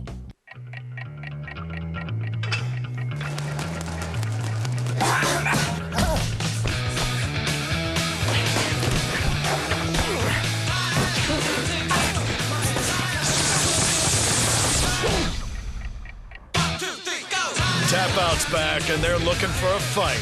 Rolling cross country, searching for the next MMA badass. I'm ready to rock! Tap Out, new season begins July 30th on Versus.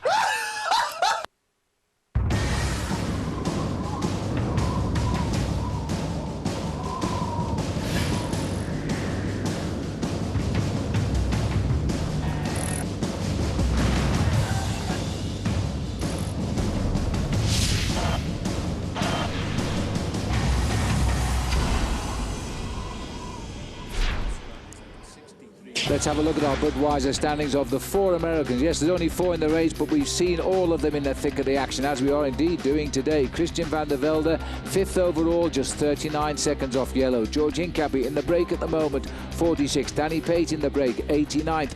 Will Fishgorn, 139th, and he was actually trying to break away too.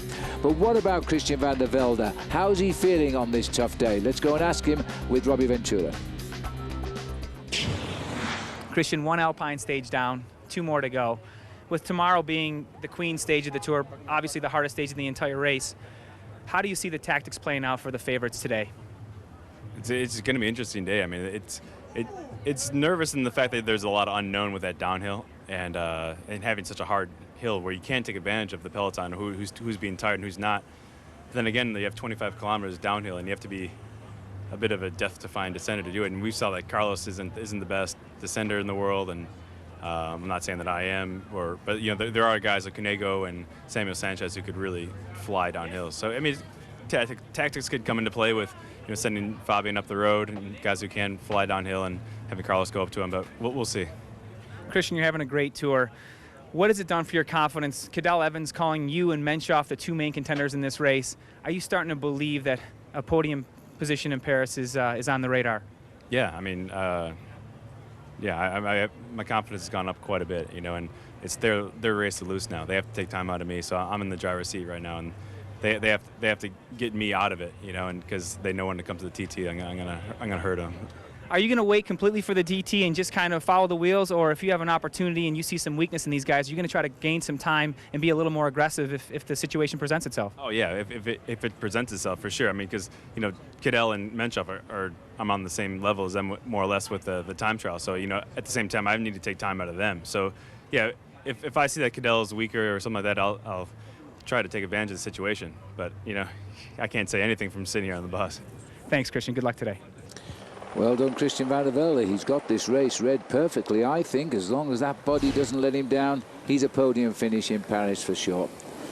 Well, let's wish him well today. He's right about one thing. Cunego's a good descender, and he's in the front group right now looking for a win today. Just watching here over the shoulder of the man who's still holding it all of the ace cards in the pack of Stefan Schumacher, 10-13. He's continued to gain on this descent. I'm just wondering why Fabian Cancellara didn't look too happy on the back of that group going downhill. Well, he almost missed a corner on one of the descents, and I think that shook him a fraction, and he was left behind. He's trying to get himself back into the race, and after that, I think he's going to ride himself up to the front end of the main field.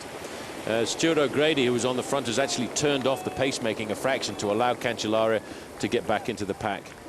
Well, the day is flying by, as are the riders. 61.2 kilometers only to the finish today. Schumacher has wasted no time in spearheading the race into the Alps and back into France. CSC O'Grady is a very good descender, one of the best bike handlers in the world. This man is a great track cyclist as well.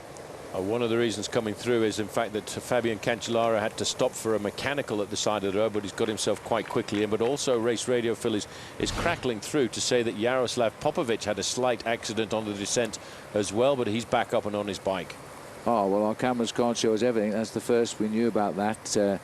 Maybe if we get with that chase group, we'll see where he is in it. But that's not good news for Cadel Evans. He's back on his bike. He's still in front. That's fine. There's the peloton.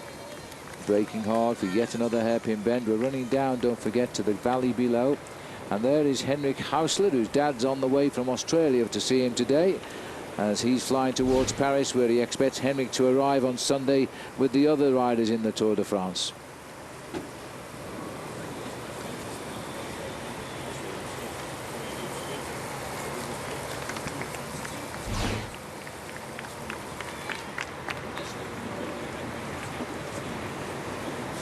Let me remind you about our Saab Fly to the Finish sweepstakes. All you do is log on to versus.com/fly to the finish. Enjoy the game. You'll need the word today, which is Alps. That's the code word today. And a fitting day it is too, because we're in the heart of the Alps now. This is where the highest road in Europe, which is a through road. There is a higher road, by the way, in the Sierra Nevada in Spain, but that doesn't go anywhere. This one, thankfully, goes over the top and down the other side. So the peloton continues on its way. Schumacher spearheads. The race, though, is about to start on the Col de la Bonnette. Switch to Valvoline's Max Life, and there's no telling how long your car will keep going. Sweet. Max Life not only protects against friction, but also leaks, deposits, and sludge, the 4 major causes of high-mileage engine breakdown. Drive it forever. If you're gonna eat $5, shouldn't you get more meat? Quiznos large deli favorite sandwiches are now $5 with more meat than similar Subway footlongs. Quiznos. Now get big arms, a ripped chest, and cut abs with the Perfect Push-Up. The Perfect Push-Up works with the natural rotation of your arms and shoulders to maximize results and minimize stress on your body. With the Perfect Push-Up, your hands, arms, and shoulders rotate 90 degrees, just like in a punch. All the energy of a push-up is captured and transmitted right where you want it, to the muscles. There's no wasted effort, just muscle-building movement. And as your arms rotate, you feel it work in your biceps, your triceps, your chest and abs, and your shoulders. Invented by a U.S. Navy SEAL and made with steel and a ball-bearing movement, it's the push-up perfected. So here's the deal. The Perfect Push-Up is only 2 payments of $19.95. When you order, you'll receive 2 Perfect Push-Up rotational handles, and you'll also receive the Navy SEAL-inspired Perfect Push-Up workout chart. You'll be ripped in no time. Get big fast. Call right now for the Perfect Push-Up. Domestique literally means servant. Christian Van de Velde was a domestique. He served Lance Armstrong for 5 years. Now, he's serving notice. Got a car to sell? Go to vehix.com. Millions of people go to vehix.com looking for a car. I would never do a newspaper classified again. The best part is it's free. Absolutely free. All you do is you upload a picture. You put in a few facts about your car. Then someone searches for a used car like yours. Bingo, there's your car. Pops up in their search results. And it's free. How can you beat that? This is the best way to sell a car. List your used car for free and reach millions of car buyers at vehix.com, your online resource to find your ride. Dealer inventories are now searchable at vehix.com on your mobile phone.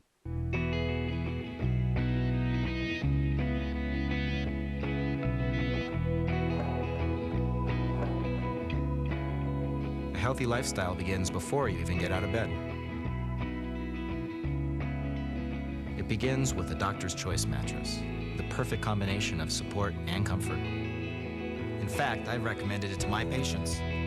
Visit our store or website and discover all the benefits of Doctor's Choice by Denver Mattress. Television first. From the creator of Survivor, The Contender Muay Thai. Premieres Thursday, July 31st on Versus.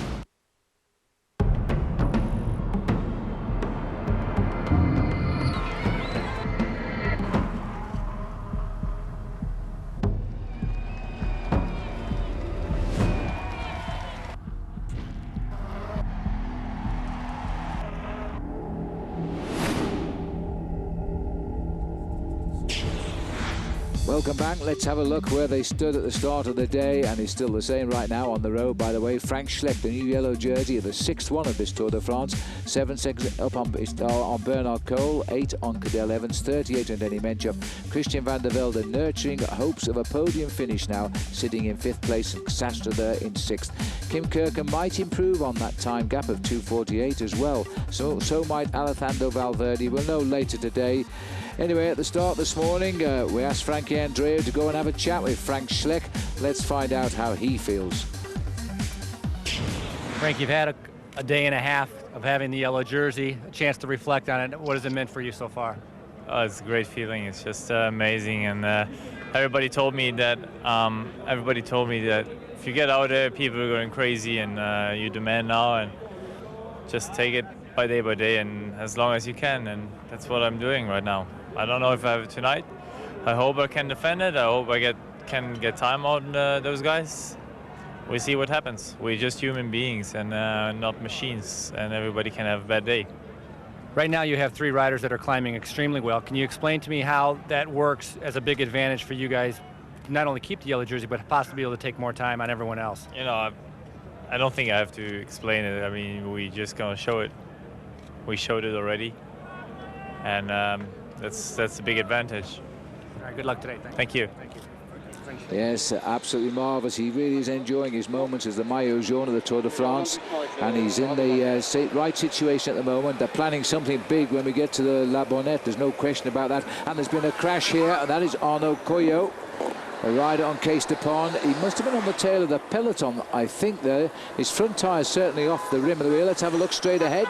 The rider behind nearly followed him into trouble as well, but he, fortunately, has just fallen in an area of no trees and no drop either, thank heavens. But you see the dangers exist all of the time, as we showed you earlier on these descents. The race doctor, no, this is just the team mechanic here. He looks like he's hurt his hip, actually.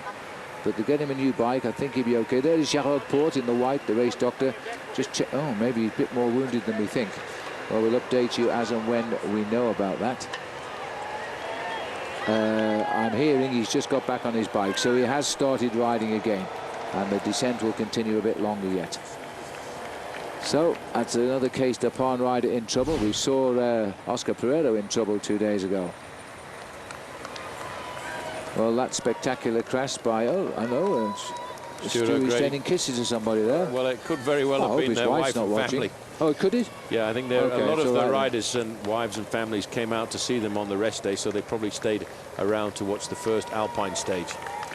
Arnaud Coyot is back on his bike, we hear now, so the doctor's had a quick look at him. He seems okay. Time to take on food here, because the feeding station on today's stage means only one thing. As soon as you get your food on board, you're climbing to the sky again. Cadel Evans moving up to the front end now. The reason for that banana. He's obviously eaten the banana, taken the advice from me that it's a very good food source, especially in a professional bike race. But more importantly, riding at the front end there, Phil, to keep himself out of danger, to keep himself away from the possibility of any crashes that might happen going through the feed zone. Well, Stefan Schumacher, don't forget, 22.5 minutes behind the yellow jersey of Frank Schleck, and only 23.5 minutes behind the top 6 in the Tour de France, has pulled back these 10 minutes or so just for the moment. They still won't see him as a danger, not with the big mountain ahead, but it's certainly a nice recovery of time by Stefan at the moment, and he looks as though he's still extremely comfortable. He is. He's just getting into the zone at the moment to hopefully try to prepare himself psychologically for the next game at hand. He climbed that last climb, Phil, in 58 minutes. So that would make me realize or figure out that the next climb of the day, the Col de la Bonnette Restafon, is going to be around about an hour and a quarter of climbing. Yeah, absolutely. Just to explain the title there, the Col de la Bonnette Restafon. The Restafon is the mountain. The climb is the Col de la Bonnette, because right on the top it goes in a complete circle, and from the helicopter it will actually look like a bonnet. That's right, and it's a very famous climb, which has been first used in the Tour de France back in 1962. Won on 2 occasions by Federico Barmontes, one of the greatest climbers of all times, whose nickname happens to be the Eagle of Toledo. And I think Federico Barmontes, was 80 years of age this year. The only other rider to go over there was the Scot, Robert Miller, who did that back in 1993. And I can remember the images even today, the way he really fought that bike to climb that mountain ahead of the pack. He would grip the centre of the handlebars. Every part of his body was riding that bike. He was a great climber. Certainly was a great climber, the only British rider ever to win the King of the Mountains classification. Yep. Well, there's a nice view from the helicopter. It's the valley of the Ubai today. That's the Ubai River down there. Well, everything according to plan for Schumacher, but this toy knows all about those 6 contenders, and for the moment, they're still all together, separated by less than a minute.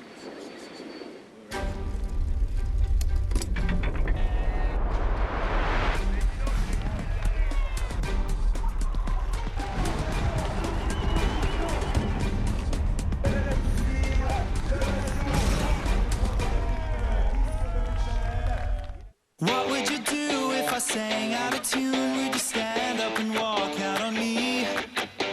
Lend me your ears and I'll sing you a song, and I'll try not to sing out of key. Oh, I get by with a little help from my friends. Yeah, I'm gonna try with a little help from my friends. Oh, I get by with a little help from my friends, with a little help from my friends. At Hampton, we love having you here. Why are pets everywhere feeling good and looking great? They're all getting pedicures. Pedicure is the painless and easy way to care for your pet's nails. But unfortunately, the nail clipper has injured a countless number of pets. Inside the nail, there is sensitive blood-filled tissue called the quick. As many of us have experienced, cuts are blind and inaccurate, causing injury. Even when the quick is not cut, the pressure from the blades pinch down on the sensitive nerves, causing sharp pain. Clippers split and crush the nail, leaving it jagged and rough. Filing is the natural and correct way to trim an animal's nails. Gentle filing is totally painless and removes enamel in paper-thin increments. Removal in thin layers is the key to what makes giving a pedicure so controllable and safe. Pedicure shapes the nail to a smooth and rounded finish, and you get the nails much shorter. Sharp overgrowth develops quickly, but in just seconds, those sharp edges are gone. That's why pet parents are feeling just as good as their pets. No more painful scratches, and the hardwood floors and furniture stay looking new. The specially designed rotary tool and the innovative pedicure guard make it so easy, safe, and mess-free. Giving pedicures is fun and gives you confidence. Because when you're confident, your pet is calm. And that's what we're all about in veterinary medicine, is alleviating pain and making the life of the pet better. We think this will be a great addition to our practice. I would recommend pedicure to anyone that's going to do nails, not only the professionals that we work with, but non-professionals. Anybody that wants to trim their pet's nails, don't use anything except this, because this will guarantee that you're not going to hurt your pet, and that's what it's all about. Treat your pet to the ultimate grooming experience. Completely eliminate the fear of hurting your pet while providing your pet the secret that the groomers are raving about. Not available in stores. Call 1-800-592-1395. That's 1-800-592-1395.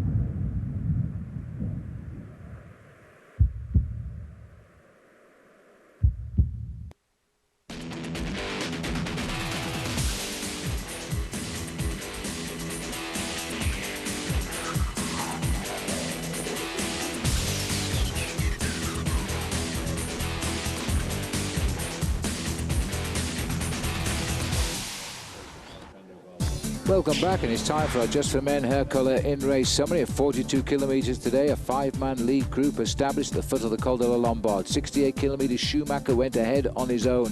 At 93, Arnaud Coyot crashed on the way down. Other than that, the main field is placed quite a long way back of the single leader. still looking, though, at Schumacher's the man to do all the breakaway at the moment. It's a great tactical move, I think, this by Stefan Schumacher, because they don't care about him just now. Paul, he's lost 2 minutes overall. He's got 22 minutes. 22 minutes. He started the day behind in the overall classification. Not really a threat at all in the 3-week review that we have of this bike race. But I find it interesting that group of 31 riders behind has got a lot of riders in it who are there really for tactical and strategic reasons. Yeah. The main field now, though, are starting to turn up the gas a fraction. They've been through the feeding zone. They've had time to take on board extra drinks, to take on board some food and keep themselves topped up with energy. And now we're getting to the point in the race where I think the real race for the overall domination, the yellow jersey, is about to take place. Look at all the Spanish Basque riders there in the orange jerseys. They're just waiting. We are going to see a major explosion on the Col de Restafond, or the Col de la Bonnette, because that's where it's all going to happen today, and they know any gaps open on the way up, they should hold on the way down. 25 kilometers, fast racing into the finishing line.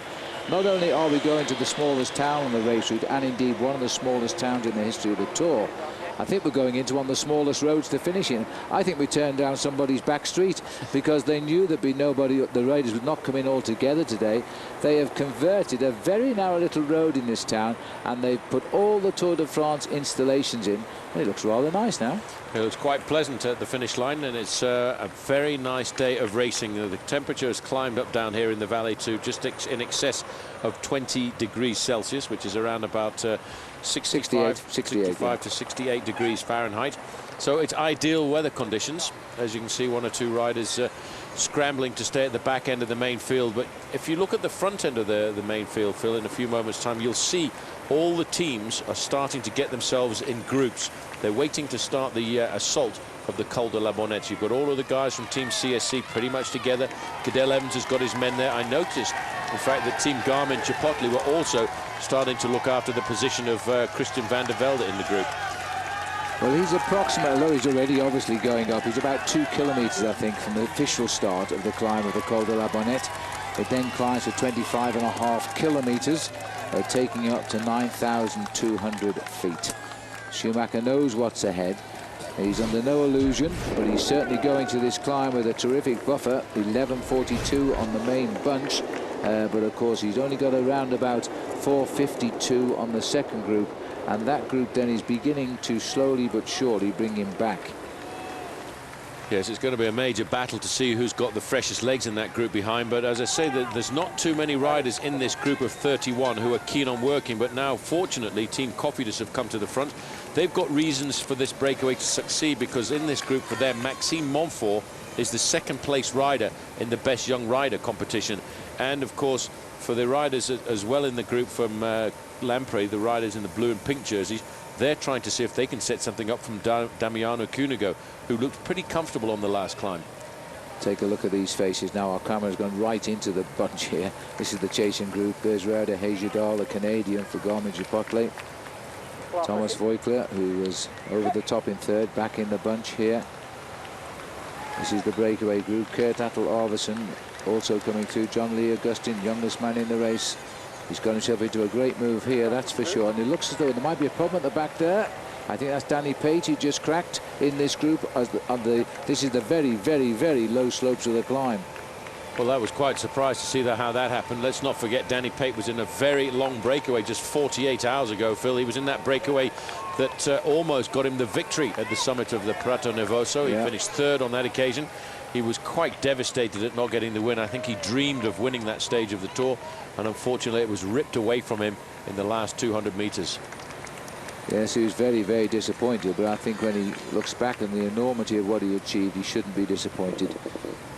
But I think we can expect to see here Cuneo, once this climb gets to be a bit hard, go away from this group and try to reach Schumacher on his own if he's got the legs, because that's a typical move by the little prince from Italy. Yes, well, in fact, the official time gap between Stefan Schumacher and that group of 31, Phil, has come down to 4.5 minutes. So they are actually starting to make a headway into his lead, but they're not making any headway at all into the leader of this group here, because at the moment they're still losing time. O'Grady's on the front, but I feel if you if you have a look at the front end of the main field and look around, you can see all of the leaders now, Phil, are starting to get themselves ready for what they know is going to be a serious sorting out.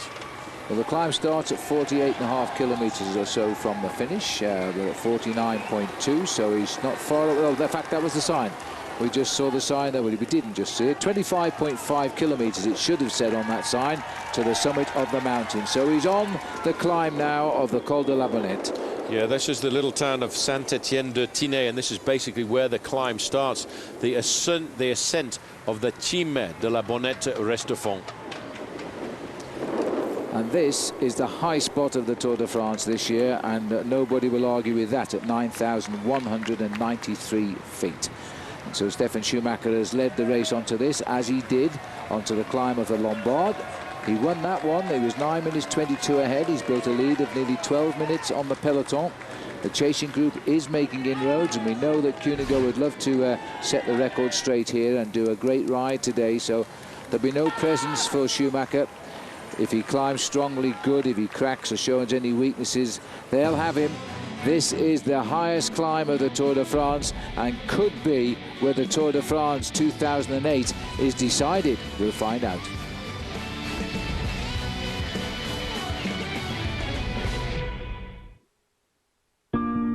If you said that just 10% of the cars that are used today, if they converted to hybrid vehicles, you're talking about saving 28 million tons of carbon dioxide emissions, which translates to more than 5 million cars taken off the road. Of all the numbers you encounter along your journey to wherever you're going, you'll find there's one number you can always count on for a great night's rest. Super 8, now with free high-speed internet, free breakfast, and more. Super 8, see you along the way. Nivea for men body wash, huh? Dude, who uses a body wash to get clean? If the babes can't smell from here, I'm not interested. And the name has got to dominate. I dominate. This won't increase my ability to mate. They need to feel me, they need to hear me, they need to see me. Above all, they gotta smell me, you know? They need to be attracted somehow. Doesn't dry your skin, doesn't reek. Isn't that the point? Finally, a body wash for grown-ups. New Nivea for Men body wash has a fresh, subtle scent and is good for your skin. Works for me. Nivea for Men, what men want. If you plan on building, furnishing, or remodeling your home, or you're just tired of paying retail, don't spend another dollar. Now, you can enjoy an incredible selection of top-quality, name-brand products priced up to 50% less than retail. Take the first step towards saving hundreds or even thousands of dollars on nearly anything for your home. Call for your free Direct Buy Insider's Guide to Buying Direct and learn what retailers don't want you to know. Each full-color page of the Insider's Guide is packed with powerful information. Discover some of the hundreds of thousands of products available from over 700 name brand manufacturers. Everything, including furniture, cabinets, appliances, flooring, lighting fixtures, and so much more, all without retail markups. At Direct Buy, you can't afford to miss this valuable opportunity. Call the number on your screen now to get your own Direct Buy Insider's Guide. You'll also receive a visitor's pass and map to the Direct Buy showroom nearest you. The sooner you call, the sooner you'll be buying direct. So call now. Backed by popular demand, it's Carino's Two Can Dine for $19.99. Choose 2 entrees like our Bowtie Festival, Chicken Fettuccine, and Carino's own Skilletini, a sizzling skillet filled with chicken or sausage, marinated onions, bell peppers, and spaghetti, and our own spicy marinara sauce. It comes with unlimited soup or salad and fresh bread. To top it off, you each get a new mini dessert like our tiramisu or Italian chocolate cake. It's the Two Can Dine for $19.99. Only at Carino's. Food, fire, fun. In the dramatic new season of Army Wives, In moments of crisis, the true character is revealed. lives will change. Marriages will be tested, So how far along are you? You told her? Why would you do that? and the best times ever lie ahead. Let's all be there for each other now. Army Wives. New episodes every Sunday at 10 on Lifetime. AAA. For just $69 a year, you get roadside assistance and insurance experts who can save you a bundle. Call us, AAA. Relax, we take care of you. And you've seen the leader go on to the Col. Now this is the Cuneo group here with Damiano, the little prince, charging at the front here. 25.5 kilometres, nearly 16 miles uphill. Very steep roads indeed. And I have a feeling that Cuneo wants to get onto this climb, crack this big bunch and try and have a run at Schumacher. And that would be a perfect day for him. That would earn him all the respect of the Italians. There we have the information for you. Average gradient 6.5%. At the top, 23.5 kilometers left to right, just under 15 miles, all downhill. 2,800 meters, which converts to 9,193 feet. And it's an awful long way up this mountain. There is the peloton. They're lagging a bit yet. They're still sitting nearly 12 minutes behind, so they are still a little way from the start of that climb. This is the second Tour de France coming along here, because they will hit each other to try and prise open those gaps, which so far are just seconds. As we look amongst the trees here, the snows will start to fall here towards the end of October, early November, and it'll stay till March, April, or even May. The riders, in fact, Paul, wanted to come and have a look at this col as late as last June, and they couldn't. It was still snow blocked. Well, in fact, the Restafon was just about open at the very end of June when Cadel Evans came to have a look at this climb. And the last part of the climb, he had to go up by car. He got to the top and said, I want to ride down this descent because I've got to know what it's like. So he got the bike off the top of the car at the summit and rode down the descent just to get a feeling of how dangerous the descent was. He felt that the descent on a stage like today could possibly be more important than the ascent, and I think he might be right. Well, it's all going to be revealed now. This is the day that all that preparation was intended for. Stuart O'Grady has been superb, and we've seen him get stronger every day of this Tour de France. Now he's a key element in Team CSC's success so far. He's been on the front all the way up to Lombard. He's going to go as well as he can for as long as he can on the Restafon, and then get home as best he can, because they'll leave him for sure. But there, the peloton at the front set the pace. The Maillot Jaune is keeping close up there. So too now is Cadel Evans. Haven't seen too much of Dennis Menchov, but he is there for sure. So too is Christian van der Velde. They're all there. They're all just waiting for the moment to make the move. A quick resume of how the race looks at the moment, Phil. Stefan Schumacher is still leading. And in a very short time, I would expect to see Christophe Lemervel brought back into the fold of that second group of riders, 28 riders on the fold, because they are now at around about 3 minutes and 40 seconds from the lone leader. There's Mervel, and just around the corner, in fact, is the rest of that group of 28 riders with Popovic, Jens Voigt and the rest. So then it's Schumacher, the bunch and the bunch. That's the way it goes. Christophe Lemervel, the last survivor of that original breakaway of 5. Schumacher is the final survivor, of course, up front. This one is about to be picked up here. He's ridden very well today, Christophe Lemervel, inspired by the riding perhaps of Simon Gerrans 2 days ago. They're on the same team. And we've done 111 kilometers today, and we've got 45.9 to go. Well, 12 minutes. So he's still pulling away up front on the peloton. Yeah, I have a feeling, Phil, that, and I haven't seen it happen, but I was expecting the President of France, Nicolas Sarkozy, to join the race at the town of Saint-Étienne-de-Tinée. And he wanted to be in the race convoy as it went over the Col de la Bonnette at Restafon. So maybe he's in the car, and maybe he's going to witness a great battle today as well. Well, he loves the Tour de France. It's not his first visit to this race.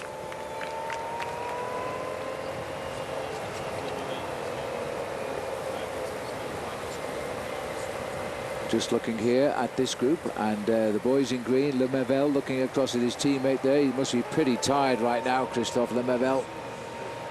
Maxime Montfort's the rider in the Cofidis colours there. George Hincapie with the open neck jersey zipped right open. He's also riding exceptionally well. He knows what it's like to win a mountain stage, George. Can't believe he can win today, but who knows? The Col de la Bonnette, that's the top, and the riders wish they could have this view, because then they'd be on the way down.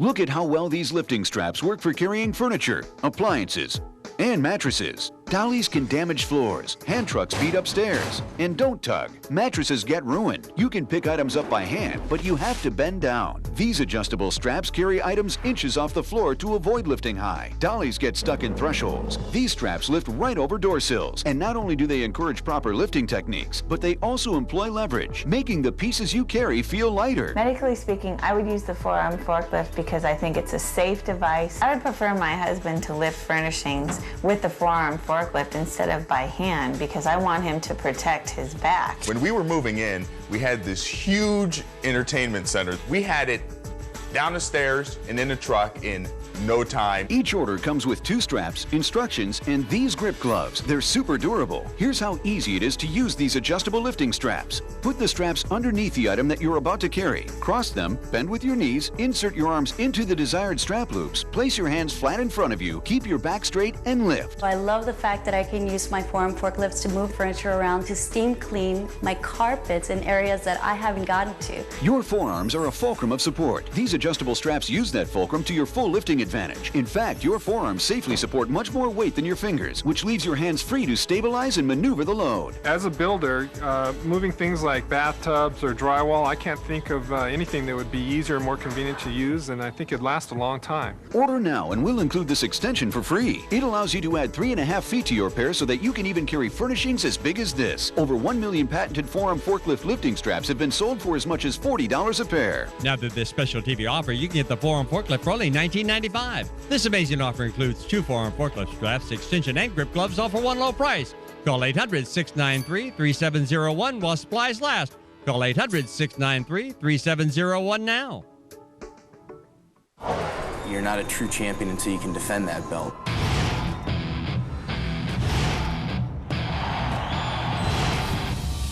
I worked too hard for this moment to just give it up. For someone to beat me, they are going to have to absolutely pummel me. This is where I shine. I'm as good as I've ever been, and I'm only getting better.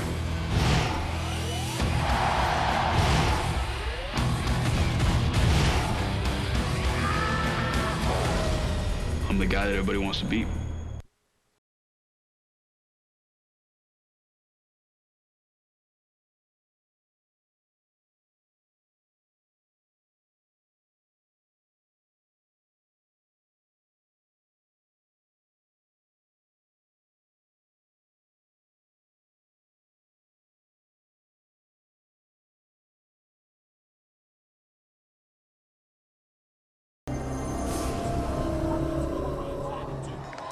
Welcome back just in time. This is the Tower of Saint-Étienne-du-Tiney, and this is the peloton at 12 minutes as they come into the town.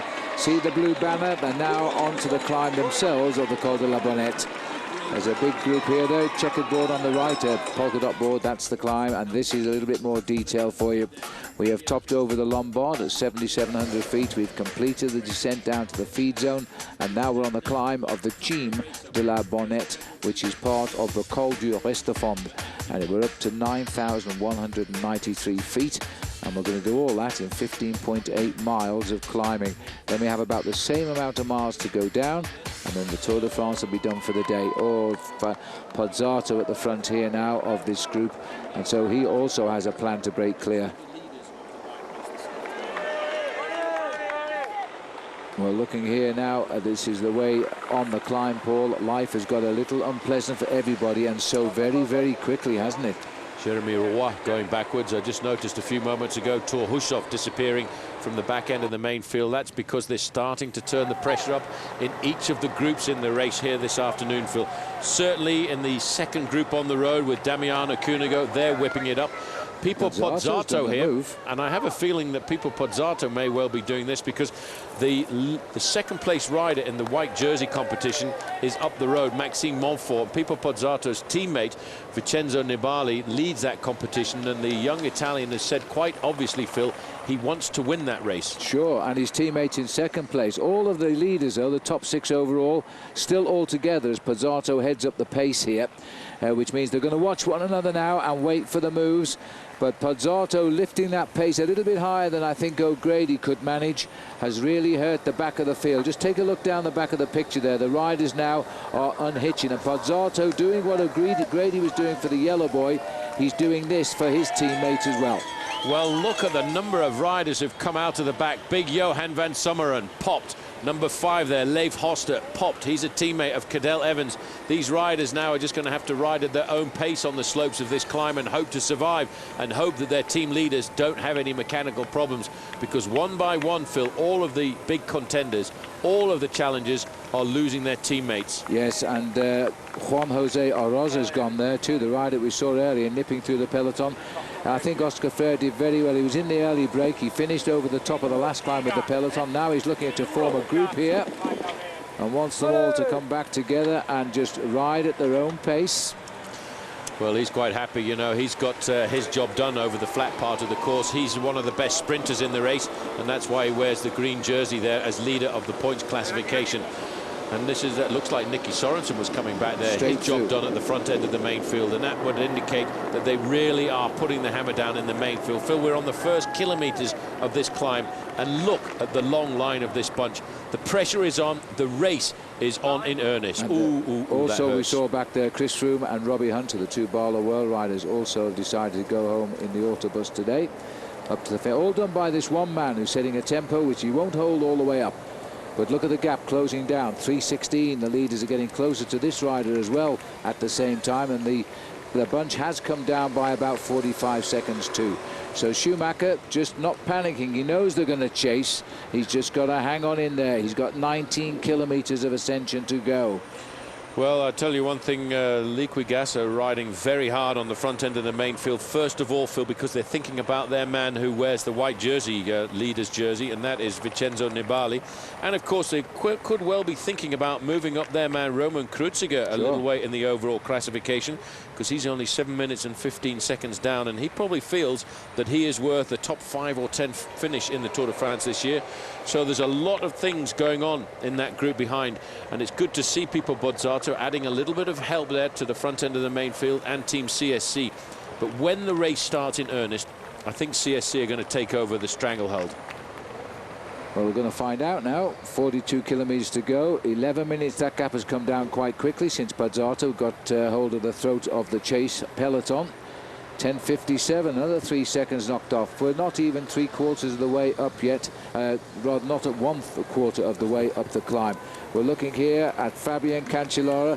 This will be his. Off goes the drinking bottle. Every little weight saving counts.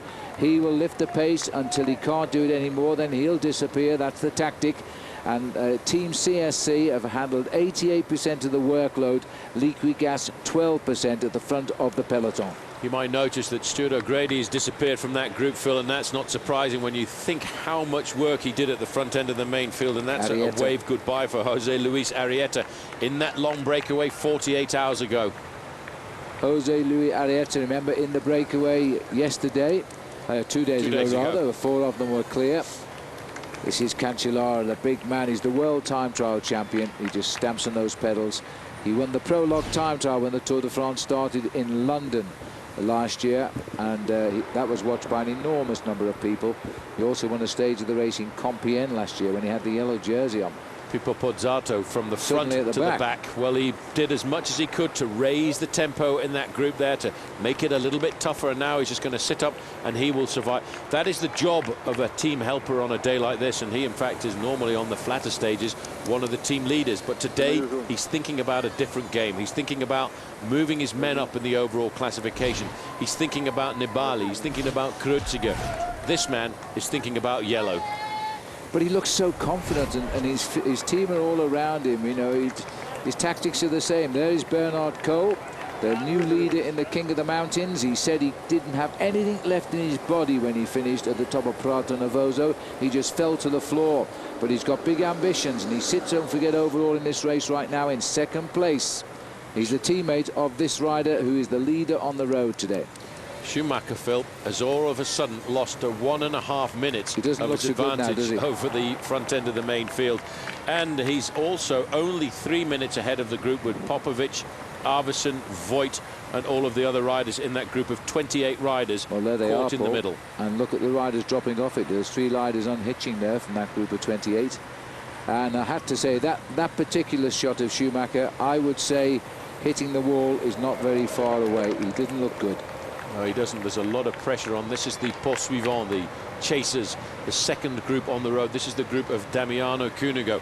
A lot of work being done by Lamprey, and just swinging around here to check the waterfall there. I would think that would be a much more refreshing place to be than actually on the road in the main field today.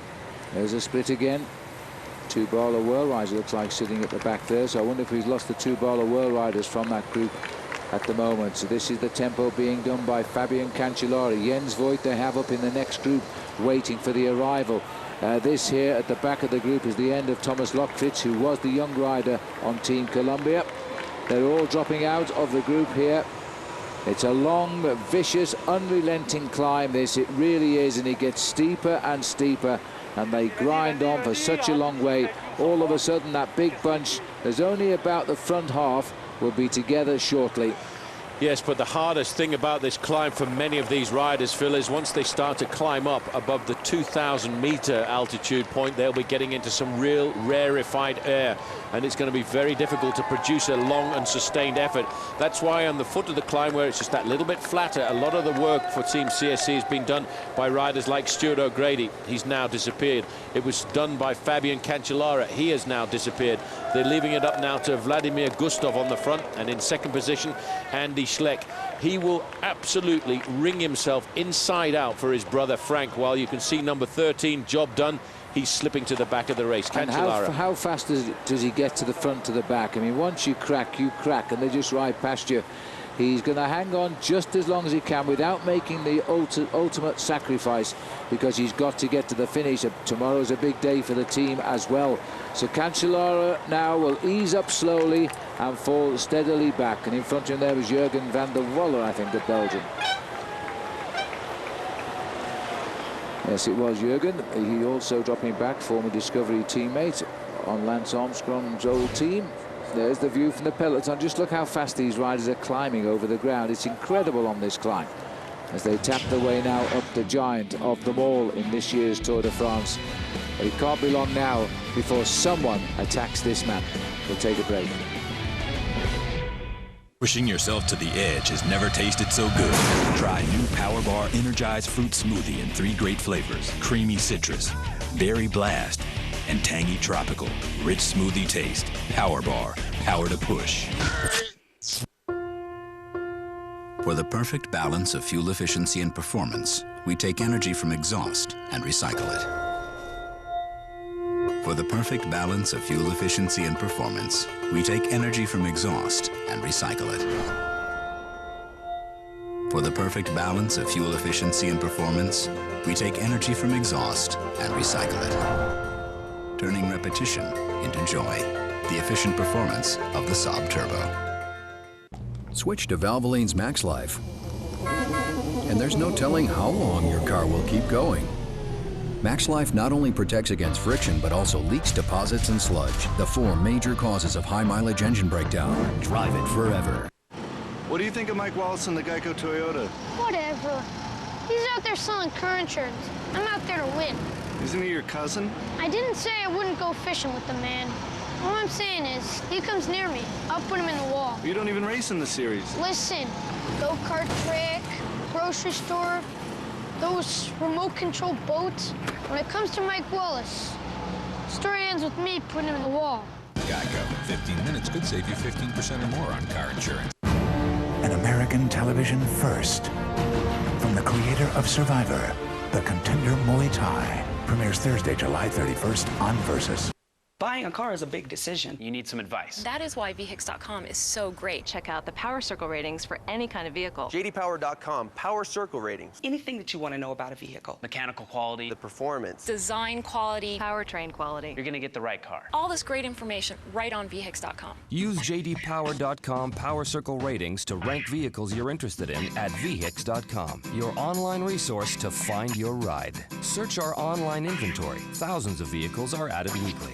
Buying a car is a big decision. You need some advice. That is why VHIX.com is so great. Check out the Power Circle ratings for any kind of vehicle. JDPower.com Power Circle ratings. Anything that you want to know about a vehicle. Mechanical quality. The performance. Design quality. Powertrain quality. You're going to get the right car. All this great information right on VHIX.com. Use JDPower.com Power Circle ratings to rank vehicles you're interested in at VHIX.com, your online resource to find your ride. Watch our buying guides and test drives powered by Wheels TV on Comcast On Demand.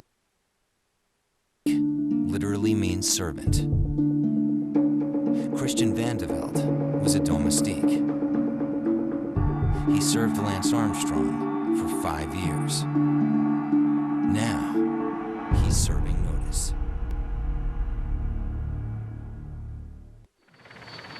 Well, this is certainly one stage you mustn't miss, but there's another one tomorrow, you know. Bicycle Magazine stages you can't miss. Stage 17 tomorrow. It's our regular time in the mountains, 6:30 a.m. Eastern Time. Enjoy it with us, and also find out more about Bicycle.com's award-winning coverage of the Tour de France. Read the daily blog there from David Miller and view the GPS-enabled maps. That's bicyclemagazine.com. And the riders here now, the pressure's on. Every bunch we go to, it's a Team CSC rider doing the work. Andy Schleck sitting in here behind Volodymyr Gusov as they climb up the mountains. A little bit slower at the back here as the riders are coming down into what we call the caboose, the last train before they are detached from the race. Sebastian Rosler was the white and blue rider there. He did very well. He was in the early breakaway. 9:26. This is the second group on the road, and this is the group of Damiano Cuneo. He's got a number of teammates in there helping him, Phil, and keeping the pressure on. And they're actually starting to eat into the advantage of Stefan Schumacher, because it's now down to just 2.5 minutes. Well, I counted 23 riders in this bunch. There were 30, but the computer is still saying there are 28. So there are a number of riders dropped from this group now as they lift their tempo up. The little prince has slipped off the front, which is indicating to me he might be planning a move. Jens Voigt sitting there in fourth position. He's wondering when there's going to be a return from the rear of his teammates, because he will know exactly what's happening. And this is Haimar Zubeldia. Yeah. Now, he was in that original group of riders, which was 24, then it swelled to 31, and now it's slowly starting to be reduced. So Haimar Zubeldia, fifth on 2 occasions in the Tour de France, is not enjoying his escapade through the mountains here. I thought he had a chance of a top finish this year. Philippe Gilbert, he also isn't riding so well this section of the Tour either. He's also detached. Zubeldia lost a lot of time up to Prato Novoso 2 days ago, and so he's slipping away. This is the remnants of the main field. Remnants of the chase group, the second group on the road. The 24. Yeah. Well, I think we're about 20 riders now. As we maybe a chance to look at this, Koos Moerenhout is the rider at the back from Holland. Further down the road now, it's still Vladimir Gustov on the front, 31 years of age. He's a very tough competitor. As I said, Phil, he's not a great winner. He's from Ukraine, but he is a great worker, and he's a great asset to this team, Team CSC.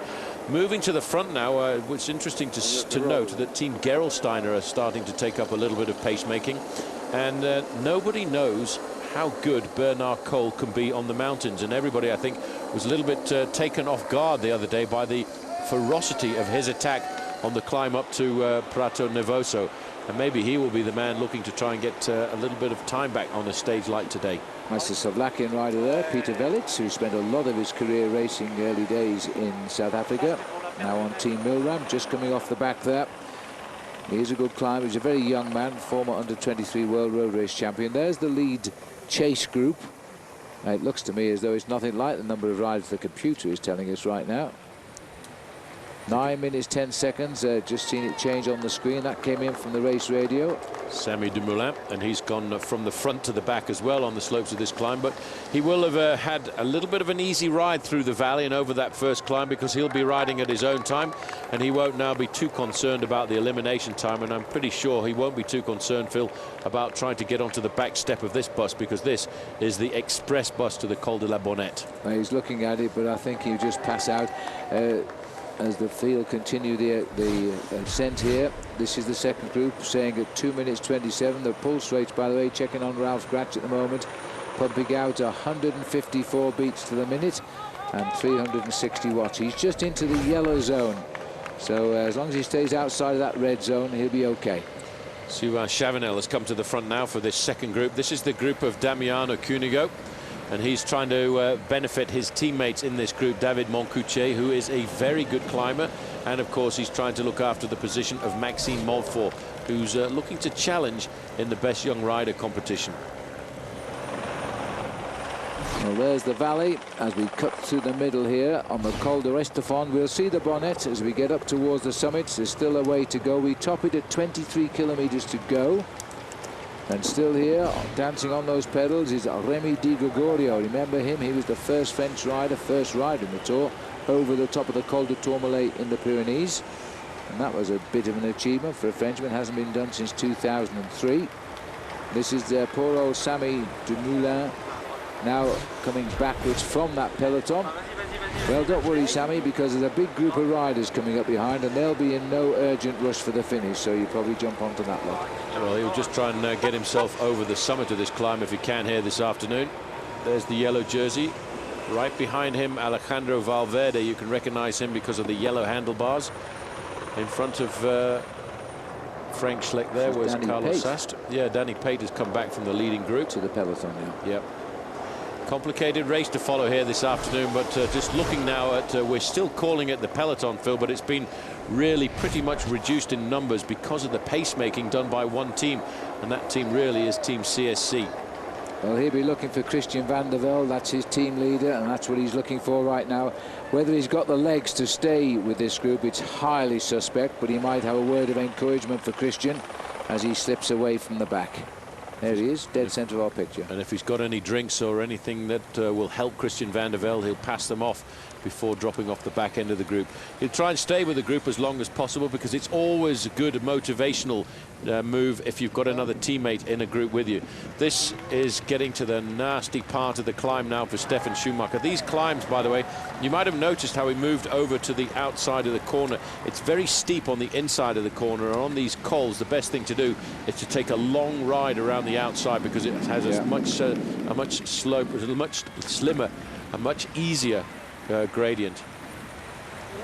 This is the group that contains still Damiano Cuneo. He's using a teammate all of his strength here. Maybe may pave the way for a little jump up to the finish. John Lee Augustin there looking pretty confident. Back in the peloton, there's the yellow jersey. He looks a cool operator today. Smiles at the camera under no pressure. He's always climbs like this. You can't tell just how Frank Schleck feels inside. Right in front of him now is Carlos Sastre. Right behind him, Alejandro Valverde. They've got this race under control just now, that's for sure. Just a little bit further up there as well, Alexander Botcherov is the rider in the green shorts from Crédit Agricole. Yeah, Danny Pate just hung on to the back of that group at the moment, so he hasn't been left. 199 was his number. There's the torrents of water, which are the remnants of the melting snows of the winter. Nearly time to go back into the winter. And that is all that's left of the main body of the Tour de France down there. We've got that group ahead, and this is the select group containing those 6 favourites, all locked together by less than 50 seconds. Now they're using Andy Schleck on the front. There's Christian van der Velde looking nice and comfortable. And just tagged on the back, as you said there, Phil, is Danny Pate. He'll try and stay there as long as possible. And the reason for that is if, for example, Christian van der Velde were to have any mechanical incident at all, then he would be right on hand to pass a wheel to help him get back into the main pack. Any little bit of help that you can offer in a situation like this is extremely important.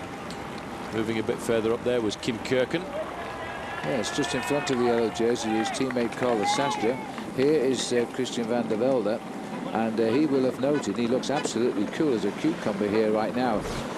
They've got such a high tempo going here, but these big boys aren't in any way stressed out. And there's a lot of riders I wouldn't have thought would be here at this stage, so I'm not so sure it's as hard as it appears. Well, it's pretty hard when you bear in mind there's 20 or 25 riders in the group. Danny Pate struggling to stay on the back of this group as long as he can, and how about that for a sprinter? Exactly. Leonardo Duque is still there. A sprinter, although he is a Colombian, so they do have an element of being good climbers as well, but Duque is more a sprinter, and he's still there too. Well, it's still a very select group, Phil, that's starting to form there, and the riders who are surviving are the riders who've got through the best day in the best possible situation. And they still have Vladimir Gustov to be able to offer a fair amount of pacemaking. That's the group that at one stage was as many as 31 riders caught in the middle. Look at that kick. Look at that kick there, Paul. That's when it really bites your legs off. That's pretty nasty. They're at about 2.5 minutes from the lone leader, and the lone leader is still Stefan Schumacher. And once they get into this part of the course, Phil, which is at around about 10 kilometers to go to the summit, they get into the part where the gradient sticks up to around about 8.5%. Yeah. Yes, nearer 9% right now, 22.7 miles to go. That will certainly split the back of the peloton up. We'll see how Duque handles it now as the peloton continues to ride all together. They're afraid of this climb. I think that's pretty obvious. Will they attack each other before the summit? Well, still time for us to find out. We'll see in a moment. $30,000. Do I hear 40? $40,000. Do I hear 50? 50,000. I have 50,000. Going once, twice. Sold to the gentleman in the center. Hi. Moving on. This is a 19th. Okay. I want to go ahead and sell it now. Sell what? That thing I bought. Constantly buying and selling stocks doesn't make much sense either. That's why Edward Jones recommends investment strategies that have proven themselves over the long term. Edward Jones, making sense of investing. I think what it is that you don't know it until you have it. Because I heard that in the past. You always hear these people being like, oh, well, she's not right for you. You'll know. And I'm like, okay, yeah, well, you'll know. Well, this is what they were talking about. When I first heard him on the phone, I thought he was really sexy. I love this girl to death, you know, and Anne-Marie changed my life because I was going in 100 different directions. It is easy to be with Lee. It's easy to love him. She is extremely happy, lighthearted, doesn't let things get to her, you know, and I learned from that, and I'm jealous of that, but she's bringing that into my life. I'm much more laid back and kind of go with the flow. Me, not so much. Yeah. Anne-Marie allows me to be who I am. I mean, as long as I have her, that's it. See how it feels to be matched based on compatibility. Log on and review your matches for free. eHarmony.com.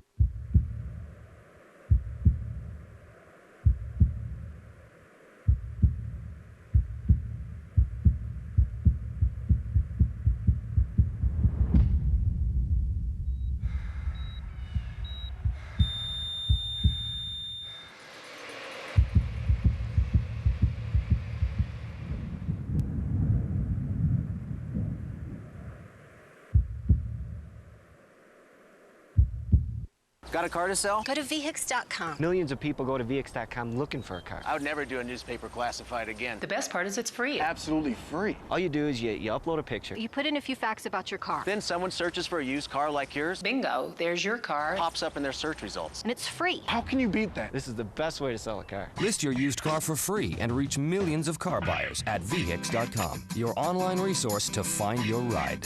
Dealer inventories are now searchable at vhix.com on your mobile phone.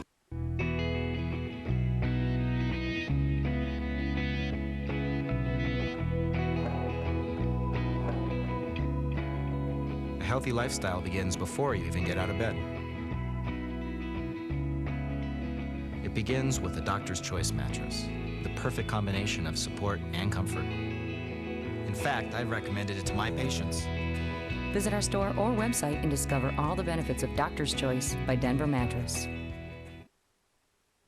Welcome back. Our Trek aerial view today just scans the top of the beautiful Restafon mountain. The Col de la Bonnette is the climb the riders are on. It's the last big climb of the day today. Plenty more for them tomorrow. This year there are 5 climbs in the Tour de France over 2,000 meters. This is the steepest of them all, 2,800, and Stefan Schumacher is still up here. He looked to go a little bit rough earlier on, but he seems to have recovered again now. There's another hairpin bend where it kicks up. This is the second group on the road. 7:49 is the peloton where the maillot jaune is. This group is a lot closer than that. The last time check we got exactly 2 minutes behind Schumacher.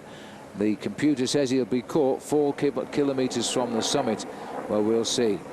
This is Cyril Dissel on the front now. A little bit further back, his teammate Tadek Valjavec is also looking rather good in the group this afternoon. There, over on the left-hand side, is big Jens Voigt. And I have a feeling, you know, Phil, that Stefan Schumacher may well have hit the wall because he's not looking very comfortable at all. There's Sitsu. There's George Hincapie. And it's great to see Ryder Hezerdal, the Canadian rider, looking pretty comfortable in this group. Just tagged on the back there. It's his first Tour de France for Garmin Chipotle, and he's looking okay at the moment. Now, this is a move that lifted the pace. No, this is not a move. This is going backwards by Damiano Cuneo. Well, very, very surprising. It was his teammate who was doing all the pacemaking, and it looks as though it might have hurt his own team man. Well, that is amazing. I mean, he came out on a mission this afternoon to try and get himself a possible win on the stage. Well, I think he's recovered a fraction there, Phil. I'm wondering if he called his mate back there was a problem. He might have gone through a bad patch, but he's getting himself back into this group, which again, from a maximum of 31 riders at one stage, it's reduced now to just a few. This is an acceleration. I think this again is an acceleration coming from Cyril Dessel. Dessel's had his great moment a couple of years ago in the Tour de France. He led it for a day.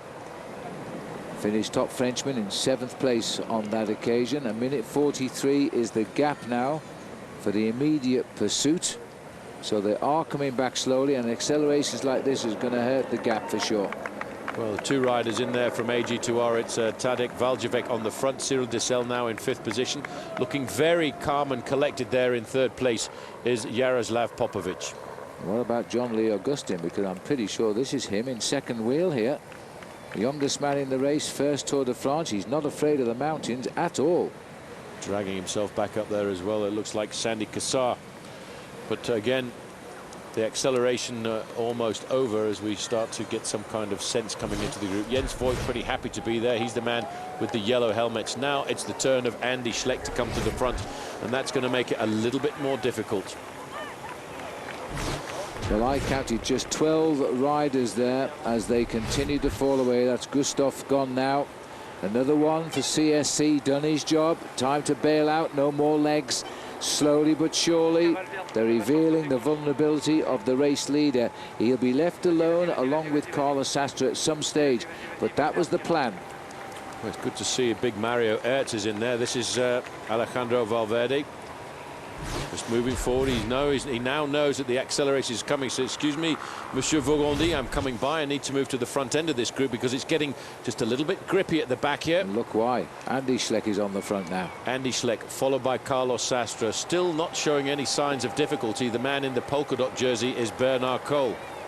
It's the tempo riding now, and remember, Carlos Sastre needs time in the mountains. He needs a lot of time in the mountains, because if he doesn't get that time in the mountains, then he won't win the Tour, because he'll lose time in the time trial. Valjavec has gone again here at the front end, covered once more there by Jaroslav Popovic.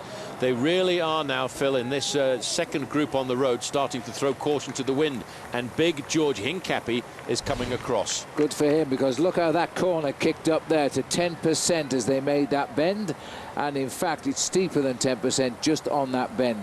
Hincapie did well to read that one. This is a very select group of 7 riders going away now. Well, it looks like one of the riders from Case d'Epargne has seen the difficulty there.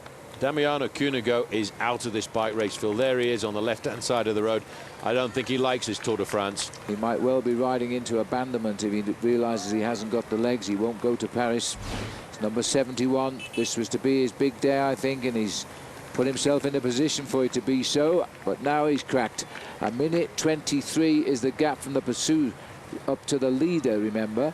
And it looks to me as though they are closing in now, and those 7 riders who've just made the split are now free to fly. It just makes me think to what Lance Armstrong was saying overnight when he was interviewed by an American newspaper, Phil. He said, I've got a lot of Italian friends, and I keep trying to tell them the Giro d'Italia has got nothing at all in relationship to the Tour de France. The Tour is so much harder, so much longer, and so much higher. And I think today for Damiano Cuneo, here is the proof. Yes, and Federigo was 1-for-1 going off the back. Bocciov here in a spot of bother as well. This is Dmitry Fofanov. We saw him out training on the lower slopes yesterday. And the white jerseys going back as well, Nibali. Yes. He's under a spot of bother too. I would expect his teammate is still up there, Kreuziger. He was the recent winner of the Tour of Switzerland, but don't panic in a stage like this. Got to ride yourself back into this race. Keep yourself well within your limits. but it just goes to show how tough the race is at the front, and that's all because of the pacemaking by one Andy Schleck. Well, this is a vicious climb. This is a strong man's climb, and Nibali, the young first-timer in the Tour, under 25. So there's a rider who's got perhaps not the strength yet in those legs. Just look at this young man, though. This is Andy Schleck, just doing just what he did on Prato Novoso. Lift the pace up and try to crack the riders. Menchoff's up for it, just caught a glimpse of him. Roman Kreuziger is up here as well. He could be the next white jersey wearer. That group has now accelerated. It's going to split to pieces up there. Vaugondi, champion of France, is doing a great ride there, Phil, because he's still just about staying in contact. Mario Ertz is a teammate of Cadel Evans. He's just been left behind. Fortunately for Cadel Evans, he's still got a teammate in front because Jaroslav Popovic is having probably his ride of the Tour this year. Which was always the plan. But just look at the climb now, eliminating riders one by one here. You can feel the height up here. We've still got a fair way to climb to the top. Remember, we crossed the top, 23 kilometers to go. Look, they've still got 10 kilometers to climb, and that's the leader. This is the second group on the road here. There's big George Hincapie. He's ridden across to this gap. There's Valjavec, and I think it was Sitsu. Popovic looks imperial here this afternoon. He's found his legs, the legs that won him a stage into Carcassonne a couple of years ago, the legs which have really made him a strong man in the team of Lance Armstrong. He's still casual up there. Casually being chased by his former teammate there as well, because George Hincapie is coming across the gap. Tête de la course, the front end of the bike race, at 9.8 kilometers to go to the summit, and Stefan Schumacher does not look like a happy camper. Well, he's 6 minutes up on the yellow jersey group. We're looking here now at the select group, which is slowly being whittled down. And I'm just looking there, that's Danny Pate, I think, who's just been detached from the group. And we need to go up to the lead group now to find out just who is left in this. There is the yellow jersey in the Tour de France, riding just 2 riders back from his brother Andy, who is setting a tempo which is breaking the peloton up. Just looking back, there's Menchoff. The big names are all here, but I tell you what, it's now starting to crack. Well, just look at this now, 5:55. The tempo is on here. George Hincapie's hanging on in there somewhere, but this is becoming a very select group. And I'm just wondering if Christian van der Velde was the rider we saw drop back, because I don't see him in this group with the yellow jersey. And it might have been van der Velde who just lost a bit of ground there. Well, I think Van der Velde was dropped there, Paul, because he's not in that group up the road at the moment. He needs to dig deep right now. Everybody, it's every man for himself. Vladimir Efimkin is going backwards as well, Phil. Another rider who's in the top 10 in the overall classification. The game is playing out here, and still there's no sign of any emotion for Menchov in the orange jersey, caping right up to the front end of it. There over on the right-hand side in the mainly red and black jersey is Cadel Evans. He's looking a lot more comfortable today than he was a few days ago. Also still in the group as well is Kim Kirken. But yes, Christian van der Velde has disappeared from this group. Now, he can survive, he can recuperate and try and find his own rhythm to come back into this group, or he can make a rip-roaring descent over the top. But at 10 kilometers to go, Phil, it's a long way. Well, this has been an amazing climb, but now from the front to the back has come Kurt Attel Arvidsson. A plan, you see. He was in the front group. He's come to give the firepower to the chasers now, and here he is. He immediately takes the pace at the front. Van der Velde is in trouble and has been unhitched. I've seen up here certainly Sastre, certainly Scheck, certainly Coles, certainly Menchov. I think at the moment it's only Van der Velde who has gone back. Well, he was put under a bit of difficulty, and it was because of that acceleration there by Andy Schleck. Now they've got a little bit of reinforcement as well here for Team CSC, because Kurt Adler Arvidsson, who was in that group of 24 riders, was sent up there with a plan. Once they got to this climb, he had to come back and give the race a little bit more impetus. Just suffering over there on the left-hand side. One Antonio Fletcher. I was about to say this guy's done a ride of his life here, but he's just about to crack right now. Well, he was also one of the riders in that leading group, and he will stay with this group for as long as possible, because it's always good to have a spare teammate just in case. Further up the road, Phil, this is the second group on the road. Big George Hincapie is in this group, as you can see, also riding there. They're in pursuit of this man, and I make it not much more than a minute advantage they've got on this man. and I have a feeling he's going to get caught by that group before the summit. Well, again, we're pulling back with the helicopter. We're going to get some idea of the relationship of the gap now. 45 seconds, they're saying. So let's have a look down there now. And the other rider I haven't seen is Cadell Evans, although I would think he's in there. It looks like him at the back of the group at the moment. But now you see it's just steady tempo riding here that has destroyed the race today. There is the yellow jersey group. And sadly, Christian van der Velde is going to have to fight himself back into the Tour de France now. Cadell Evans, I think, is just down there, but I still haven't got a clear shot of him.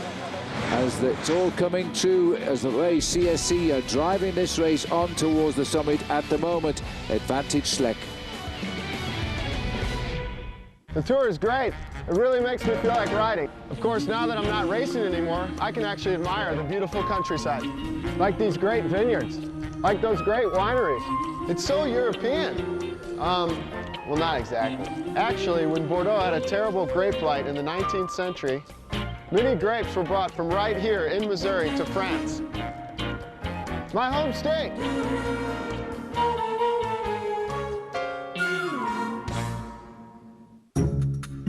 La mia bici ed il mio corpo sono una sola cosa. La sua rigidità e la mia forza creano potenza. La sua precisione ed il mio coraggio creano agilità. Insieme siamo velocità.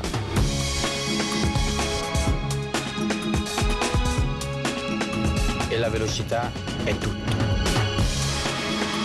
Io sono il campione del mondo, Paolo Bettini. I am specialized. Why does this fisherman have a stringer full of bushes and branches? Because when you cast in tight places, that's what you catch. Not with Bullseye Fisherman Rod and Reel, the amazing new high-powered way to cast from any location in less than 1 square foot. Now everyone can fish from hard-to-cast spots where overhead casting is impossible, right where the big fish hide. Just pull, aim, and shoot to hit the target every time, because Bullseye's slingshot action delivers the bait right where you aim. It's so accurate, you can even drop a lure into a tin can. Bullseye.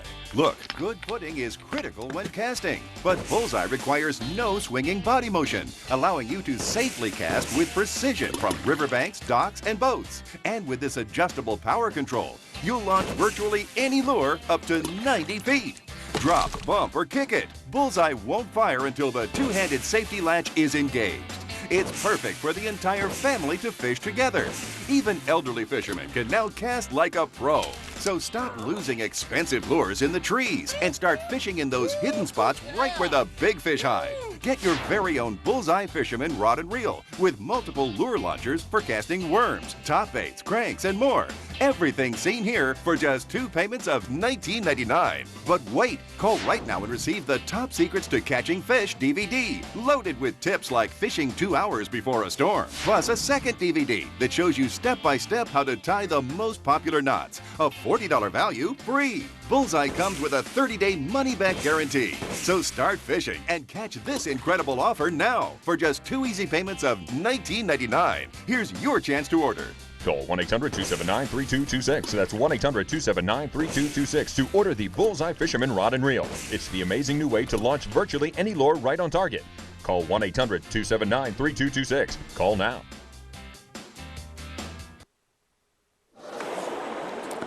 Well, we're back with the Tour de France. There are only 10 riders left in that group containing the yellow jersey. This is David Moncoutier, who's also now finding the climb just a little bit too far. There's still nearly 5 miles to climb on this mountain. I presume riders will get over the top, but at the moment they are being shattered all over the Alps. This is the chase group being led by Kurt Attel-Arvesen at the moment. The face on Kurt Attel-Arvesen here, winner of a stage early on in the Tour de France, but now here playing his real role as a super domestique, and he'll just hurt himself till he can pedal no longer, and then he'll drop off. Well, this really now is proving to be the tough men in the race here this afternoon as we look here at this man, Stefan Schumacher, took off on the Col de la Lombard. He hasn't, Phil, got very much more than 30 seconds advantage over that group behind him. In fact, that 30 seconds is a lot less, because here you can see the group which is being led. I'm not sure who's leading that group, but in that group are the survivors of that group of 24. And now they're down to 9 riders here, so you've got one leader at approximately half a minute, 9 chasers. The yellow jersey group is 10 chasers. We'll see the odd one pop into camera as they go backwards towards the bottom of the climb. 4 minutes 28 is the spread between the maillot jaune and the leader. This is Popovic again as they stay, and we'll probably now see that lone leader, Schumacher. He's still got 6 kilometers before he crosses the summit. Cyril Dessel is the man setting the pace on the front. Popovic is having the best day that he's had in the Tour de France so far, Phil. He's just sitting at the front of that group. Alongside him there as well, the rider in there for Française des Jeux is Sandy Cassar. And now there's a little bit of an acceleration coming to the front. Arvidsson digs that little bit deeper. He knows he's got to keep this pressure on here this afternoon. Well, we've just seen them catch it with Cuneo. This is Paolo Tirolongo here, who's also on his way backwards. It's a tough climb. It's unbelievably hard, this mountain. It's the highest through road in Europe at over 9,000 feet. The riders are being picked off one by one. This is Astolosa, is it? He's been caught as well. These guys, we forget about them. They've been up and back and down. Our cameras have missed them. Is Kim Kirken showing just a little bit of effort there? No, he's back in. Volker's the rider on the back.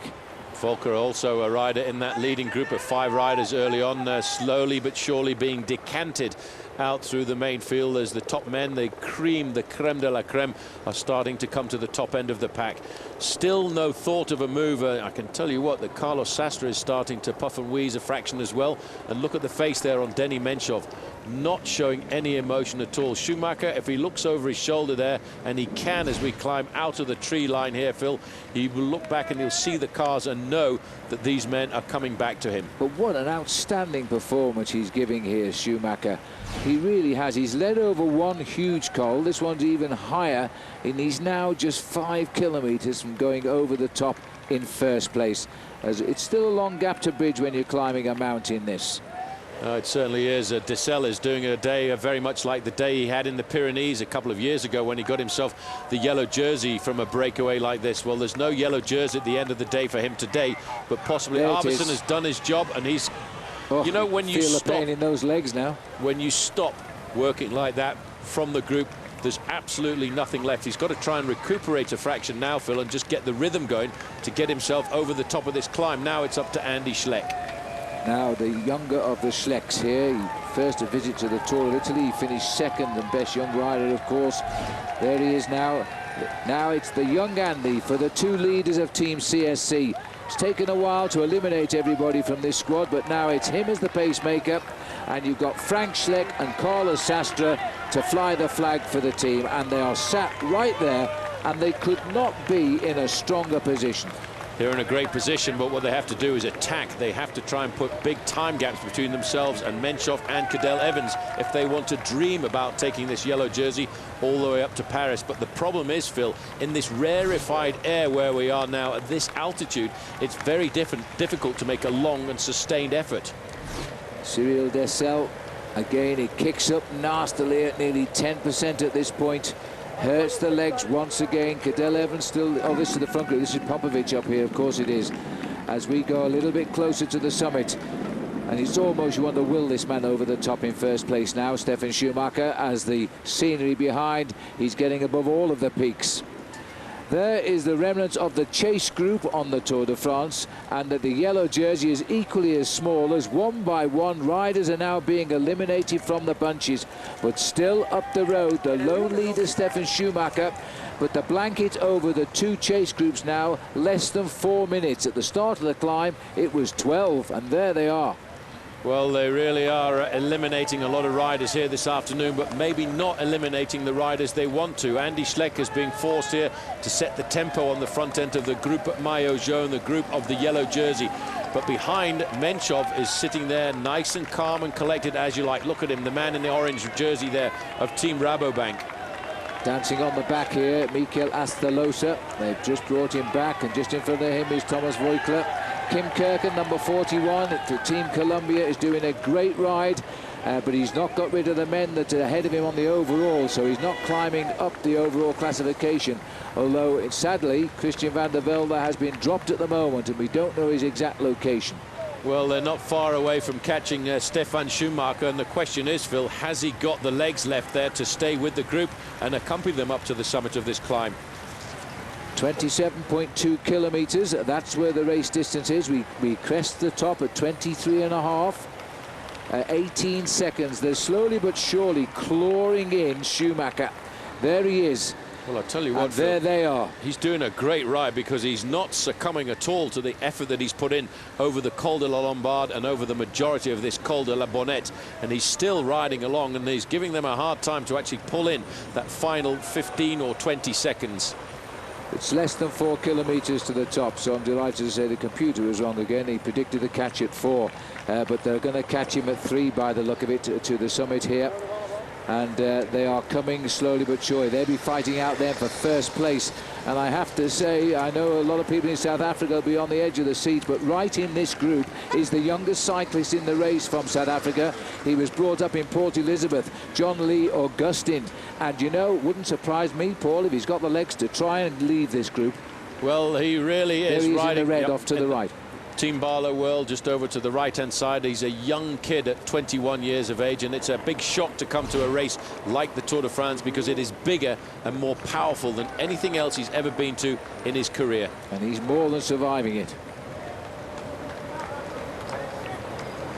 Now there is the man who's got the lead in the King of the Mountains. I'm back with the yellow jersey group here. Again, the pressure is on once more. But so far, and I'm very sad to say it, the only casualty seems to be Christian van der Velde. He's going to have to make a great descent and claw back a bit of time so he can get back and survive to fight again tomorrow. Schumacher about to get caught.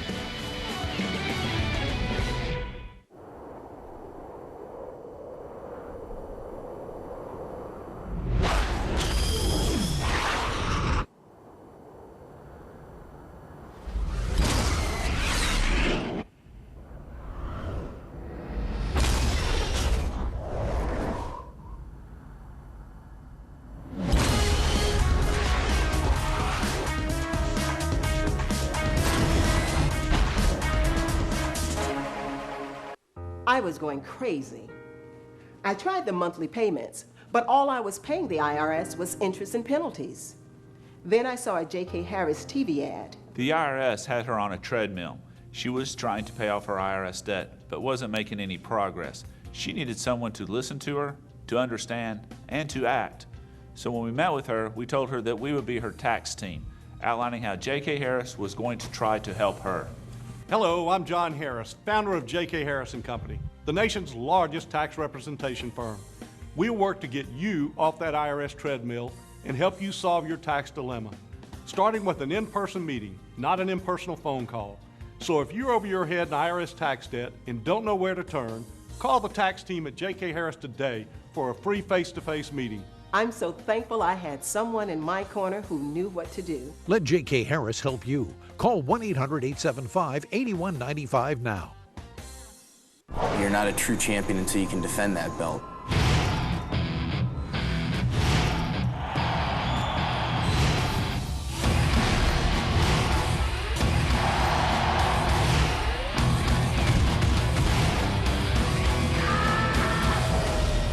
I'm the guy that everybody wants to beat. Buying a car is a big decision. You need some advice. That is why VHIX.com is so great. Check out the Power Circle ratings for any kind of vehicle. JDPower.com, Power Circle ratings. Anything that you want to know about a vehicle. Mechanical quality. The performance. Design quality. Powertrain quality. You're going to get the right car. All this great information right on VHIX.com. Use JDPower.com Power Circle ratings to rank vehicles you're interested in at VHIX.com, your online resource to find your ride. Search our online inventory. Thousands of vehicles are added weekly. Buying a car is a big decision. You need some advice. That is why VHIX.com is so great. Check out the Power Circle ratings for any kind of vehicle. JDPower.com, Power Circle ratings. Anything that you want to know about a vehicle. Mechanical quality. The performance. Design quality. Powertrain quality. You're going to get the right car. All this great information right on VHIX.com. Use JDPower.com Power Circle ratings to rank vehicles you're interested in at VHIX.com, your online resource to find your ride. Watch our buying guides and test drives powered by Wheels TV on Comcast On Demand. Television first. From the creator of Survivor, The Contender Muay Thai. Premieres Thursday, July 31st on Versus.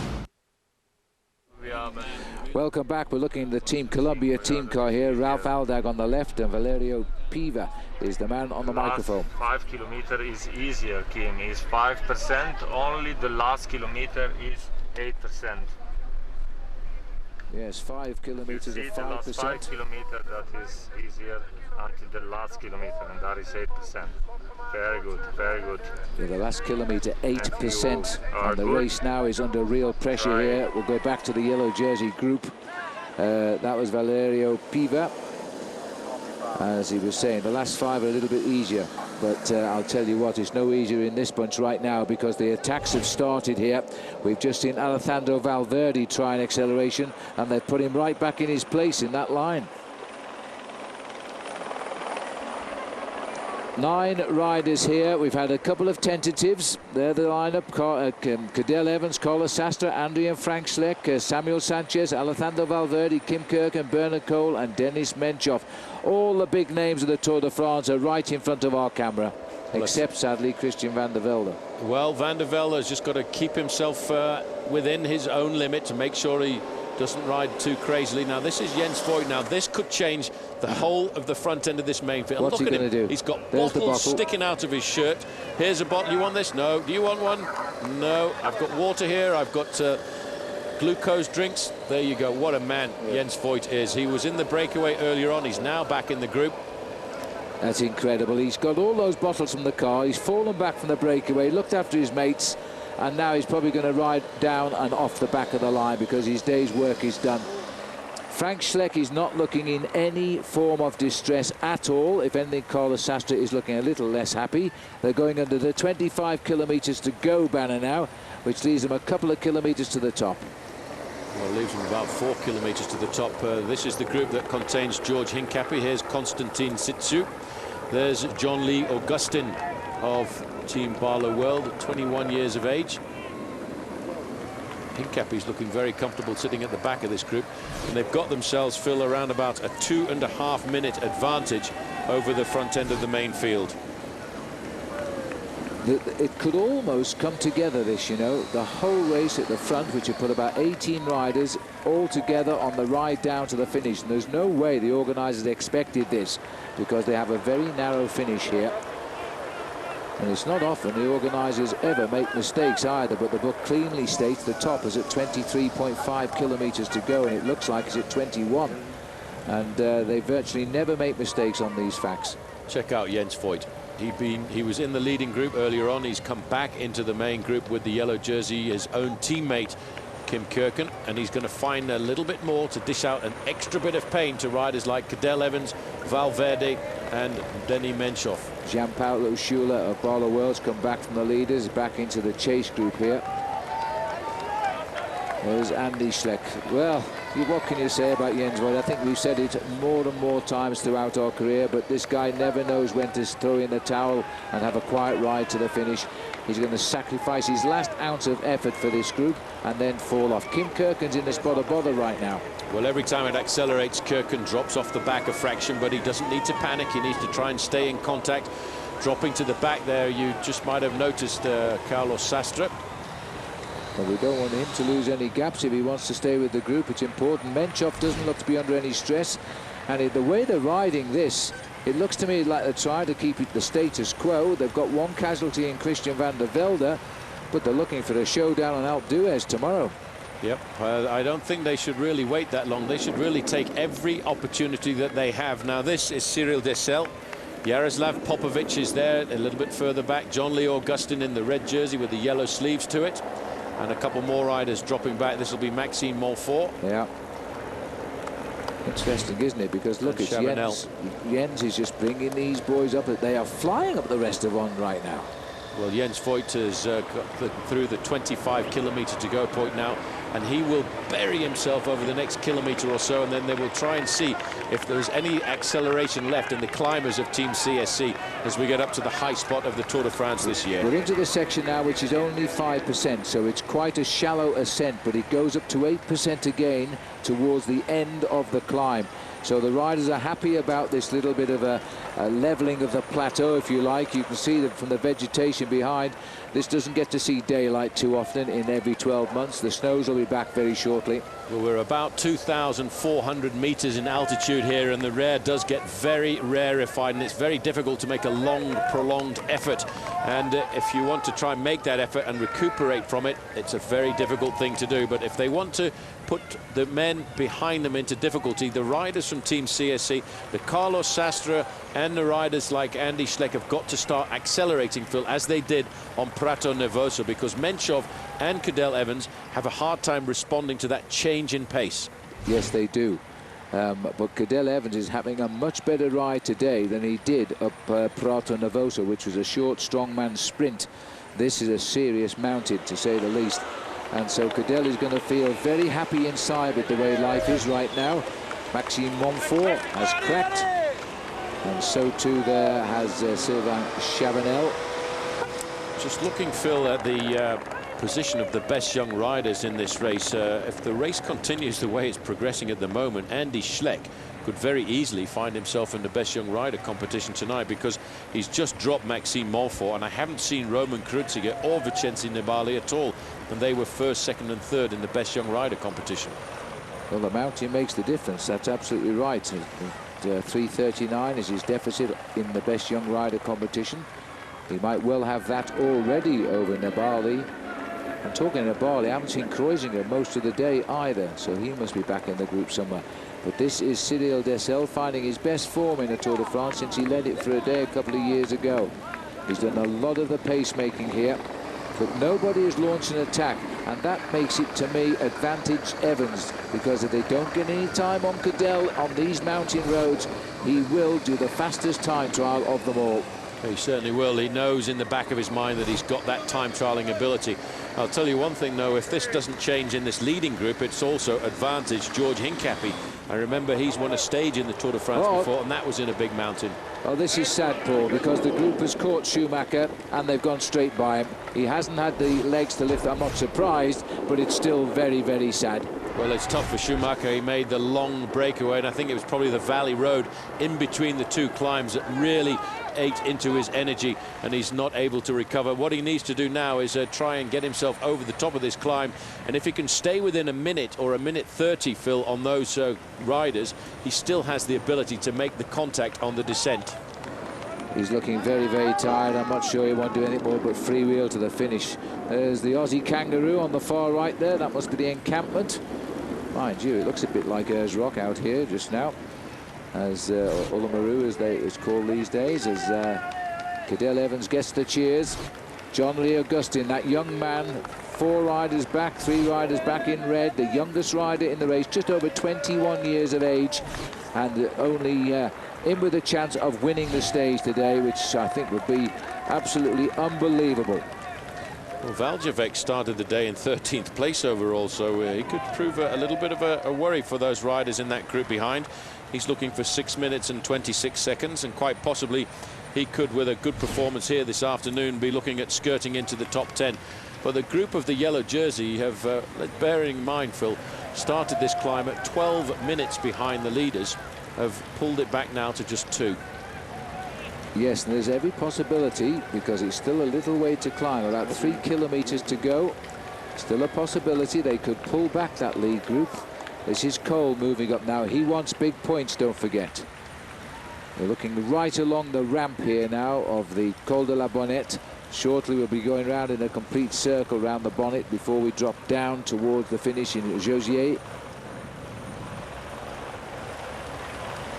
Just looking down. as we close in on the chase group here. There is the yellow jersey in 4th place on the wheel of Bernard Cole. Jens Voigt, who dropped back from the front group, he's now become the workhorse for CSC, and Andy Schleck just behind. The only casualty of the top 6 overall is still Christian van der Velde. Everybody else is locked in this very elite group, and this group itself 2 minutes 9 seconds behind the leaders. And still no face, no show of any emotion on the face of Andy Schleck here. Jens Voigt doing a phenomenal job. A few moments ago, Phil, I thought he was going to get dropped from this group, but he fought his way back up, crawled his way back up, and the reason he's battling on the front is because of the wind. They're climbing this mountain, Phil, into a very heavy headwind, which is coming straight over the top of the Col de la Bonnette and into the face of the riders. Kim Kirken, number 41, he led the race in the opening week for Team Columbia. He's had a little bit of problems at times, but basically he's very much hung on here. The other rider is Samuel Sanchez in the orange jersey. They're the kind of intruders of the battle for the final title here, I think. The one-man damaged is Christian van der Velde. He's been dropped. He's got to hang on and try to not lose too much time on this group. It is now 1 kilometre to the summit for the leaders, and that young man, John Lee Augustin, the youngest cyclist in the race in his first tour from South Africa, has gone up there in 3rd wheel at the moment. Well, they're not too far away from the summit of the highest road that the Tour de France ever takes, the highest road in Europe, 2,800 metres. Just sitting on the back there is Constantin Sitsu from Team Columbia. Just in front of him is George Hincapie. And this group, I have to say, Phil, are now looking at the possibility of surviving to the finish, because if they crest this climb with a 2-minute advantage, I don't think the yellow jersey group can pull them back, because it's all the way downhill to the finish line. Well, I am totally surprised, as I would think the organisation is, that here we have such a big group of cyclists coming up towards the summit of the biggest climb in the Tour de France. And equally so about the second group on the road at just over those 2 minutes. The big push here by Cyril Dessel. This is a beast of a climb, and there's hardly any vegetation up here at all. It really is quite remarkable. This group here, you can see the wind, and there you can see on the other side is the road, Phil, and that is why this road gets its nickname, the Bonnet, because the road curves its way around. There's a move there from John Lee Augustin. Oh my goodness me, South Africa will be on the seats now, because this is the man from Port Elizabeth, and he's obviously feeling extremely confident. There's no reaction from those boys behind. He is going to top the highest climb in the Tour de France, the youngest rider. You'd have got 1,000,000 to 1 on that, Paul. You certainly would. That was a great acceleration by that young man, but I tell you what, he's opening up a gap, and the reason there's no response, Phil, is because nobody can respond. They can't respond, right. Everyone is right on the edge of their limit in the race here at the moment, and John Lee Augustin is looking to get himself maximum points over the summit here. He looks over his shoulder, he's got to concentrate. It's a long ride down to the finish, though. Yes, but it is downhill, but of course they will descend like demons after him, and George Hincapie is a great descender. But we are being sped out across the mountain now as they try to lift the speed here to catch John Lee Augustin, as they struggle up the climb here now. Look how narrow this road is. The snow markers on the right of the track here. Augustin's made the move. What he has done is completely shatter that leading group. He's got 4 riders trying to bring him back here, and he's got 1/3 of a kilometre to be the first man over this mountain. Well, that's what he's thinking about. Look at the way he's bouncing on those pedals. He still looks quite fresh. He's still fairly supple as well. He's looking over his shoulder now to see what kind of damage he's done.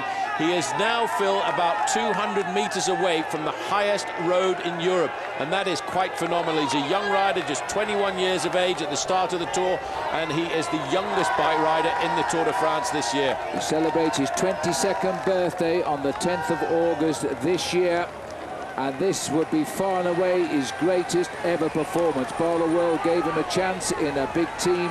He was on the list to ride the Tour last year, but he never made the final cut. He made it this year, and now he's about to top the highest point of this year's Tour de France. There is a reaction, but it's going to take, these boys are so tired now, it's unbelievable. This is really, Phil, at this point, just a question of survival. You get a chance there to see how steep this climb is. He's looking, he's tilting his head to one side as if to look around the corner and see where is the summit of this climb. Please let it finish, and please let the 20-minute or so descent down to the finish line come to me very quickly indeed. He turned professional last year for Bola World. He's never won a race as a pro, but he's offered an awful lot. He finished second in the Tour of Japan. That more or less got him his pro contract in 2006. He's been well up in the national championships as a youngster, but he's over the top now, and he's heading towards the valley below, and it is a long way to the valley below. We really are on top of the world here. This is the highest through road in Europe. 2,800 metres, 9,300 feet. Hincapie is the next rider to go around the corner there. Hincapie knows extremely well how to go downhill fast, and he will be dreaming about making the contact on the descent if he can. Here's the yellow jersey group, and in fact the yellow jersey group are eating their way up to the group behind. Jens Voigt has been dropped by that group. Yes, they're starting to pick the way through riders who are coming back now. Voigt might get back on the descent, though. This is Andy Schleck back in the driving seat. The maillot jaune just behind. That's his brother Frank. Cadel Evans over to the left, never looked in trouble. Neither is Bernard Cole. These guys are so equal in ability now. It is going to be down to the best team wins the Tour. That's what it looks like just now. Well, it certainly does. Here is Kim Valverde's Kirken. cracking. Well, he's not cracked by very much, Phil, because the finish at the top of the climb is not too far around the corner. Kim Kirken is starting to crack as well, but I think Valverde's got the ability to get himself back into this race on the descent. Cole now moving up there. It's not too much of a worry for him, the points that are left available at the top of the climb here, Phil, because there are certainly not very many left. They're getting better, though. That was another rider, Schmidt, who's come back from the lead group. Here is Valverde here. The last few desperate moments here. He doesn't want to lose too much. He will catch it back on the descent. Although he's behind the motorbike, I doubt it's helping very much right now. Everybody's 110% committed. This is Andy Schleck. It is so steep. This is the 8% bit now as they lead up to the finish. They won't fight Cole for the points. Cadel Evans there grimacing, sitting on the wheel of Menchov. He's got to feel inside so happy. This has gone so well for him. This has gone very well for Cadel Evans this afternoon, and Denny Menchov too. There they are over the summit of the climb. Andy Schleck taking a piece of newspaper on board there to put in front of his jersey, Phil. That is to stop the cold getting onto his chest on the descent, and Valverde's over at around about 15 seconds. Well, this is every man for himself yet again now, but it's on the way downhill this time. Well, 2 minutes and 4 seconds the gap. I think Valverde did a pretty good ride there, Phil, because if you had asked me if Valverde was going to survive this big mountain stage this afternoon after his performance in the Pyrenees, I would have said a very definite no. But here he is, and he's about to join Kim Kirken. Kirken also surviving. Bernard Cole leading the descent. Now, this is a very difficult and dangerous descent, and you have to be very careful. And in fact, I think the yellow jersey needs to be very careful there, because Cadel Evans is in front of him. Well, this is going to be, and Cadel Evans can descend a mountain, so this is going to be a very interesting race. Races are won and lost way down as well as the way up. It looks like they're coming back up to John Lee here. He's going to feel so happy tonight. He's conquered the highest mountain of this year's Tour de France, the youngest man in the race. He'll be on the front pages of the newspapers tomorrow for that. Well, it looks like Arroyo was coming back up there as well for Case d'Epargne.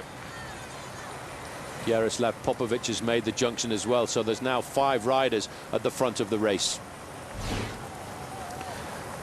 Well, as we're seeing the riders come through again now, it's again once more. Can these riders regroup on the descent? It looks though John Lee Augustin has got himself company on the way down. It's going to be a very fast descent. Don't forget, enjoy the Saab flight to the finish. Oh, there's been a crash there, my goodness me. That was a horrible fall there, and that is John Lee Augustin, I think, has gone down the mountain. Oh. Well, this is John Lee, who's gone a long way down. He looks okay. His bike is even further down the mountain here. He just didn't see the sighting of that corner at all. And his bike, I think, is also broken there. The help is on its way. Well, from the 1 minute of being on top of the world, Paul, he's gone off on the steepest part of the drop here. His bike has gone way down there. but being from on top of the world, winning the climb, he must have just lost his eye on that corner and has gone, so he looks okay, amazingly, but he's getting back. Well, he's got to get himself back into this bike race here this afternoon, Phil. That really was unbelievable. And what happened, I think, was he was going into the corner just a little bit too quickly and he wasn't able to correct it, and there's nothing he can do that. The problem is that the team cars are behind and his spare bike is behind, and nobody's going to go down that mountain to go and get his bike. It can't. It's gone miles. It just kept on going, and it's a very slippery slope that. It was covered in snow until 4 weeks ago, so there's nothing there but dust and rock. Well, this is Kim Kirken and Alejandro Valverde trying to get themselves back into the yellow jersey group here this afternoon. Swapping turns on this part of the course now. We said this was a technical descent, a dangerous descent. You've got to keep your wits about you. You have to have the experience and know just exactly how to handle corners like this. You have to judge your entry speed to absolute perfection. If not, you're going to go off the edge of the road, as we've just seen John Lee Augustin do. I think what happened there was he'd been caught by the riders. He took his eye off the bend. He wasn't doing his own descent there, and when he realised it, he was already leaving the road. It was a very, very sad sight to see. There he is at the side of the road, still waiting. He's going to wait and wait and wait, and that's the sad thing about having an incident like that, Phil, because the problem is the team cars are probably 2 minutes behind him. Especially the Ball of World, because they've only got 4 riders left. They've only got 1 team car in the race, and they'll be way back. He could be there for ages. That's very, very sad for John Lee.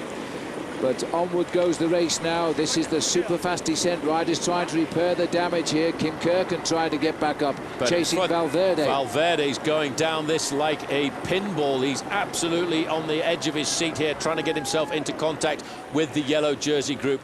They are going down this mountain at approximately 90 kilometers an hour. Well, if he gets up, of course, and catches the leaders, Valverde would be the obvious to win. Well, as they start, let's have another look at it. We can show you a replay of that crash because it was rather sensational, wasn't it? And I feel sorry for John Lee at 21, but he did so. He's right there, look, leading for the corner. And then the break, as they got right in on the apex, he just went straight on. He just didn't even get round the bend, and that's... Watch how his bike just carries on and goes way out of sight and continues to fall down the mountain. And he's still standing on the road. Well, John Lee may be out of the hunt for the finish, but I'll tell you, if Valverde catches up with the leaders, he'll finish it off in the sprint. There's still everything to race for.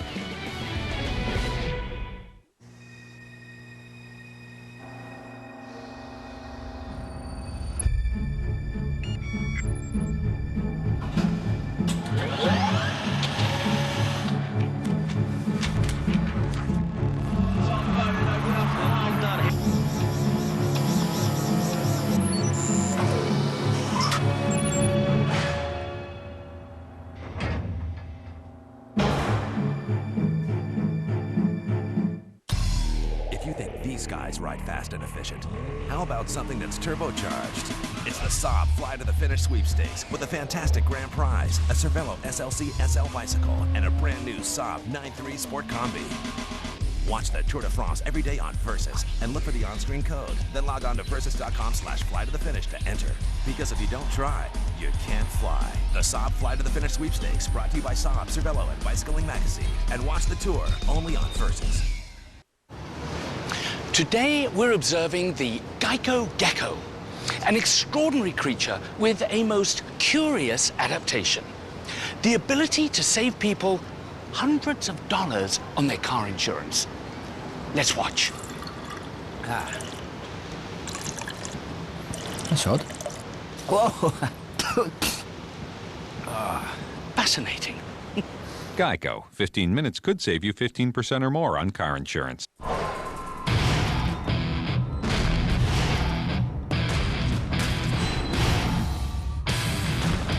I'm the guy that everybody wants to beat. Got a car to sell? Go to vehix.com. Millions of people go to vehix.com looking for a car. I would never do a newspaper classified again. The best part is it's free. Absolutely free. All you do is you upload a picture. You put in a few facts about your car. Then someone searches for a used car like yours. Bingo, there's your car. Pops up in their search results. And it's free. How can you beat that? This is the best way to sell a car. List your used car for free and reach millions of car buyers at vehix.com, your online resource to find your ride. Dealer inventories are now searchable at vehix.com on your mobile phone.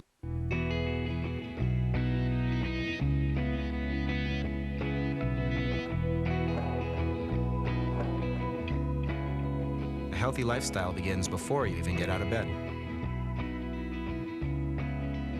It begins with the Doctor's Choice mattress, the perfect combination of support and comfort. In fact, I've recommended it to my patients. Visit our store or website and discover all the benefits of Doctor's Choice by Denver Mattress.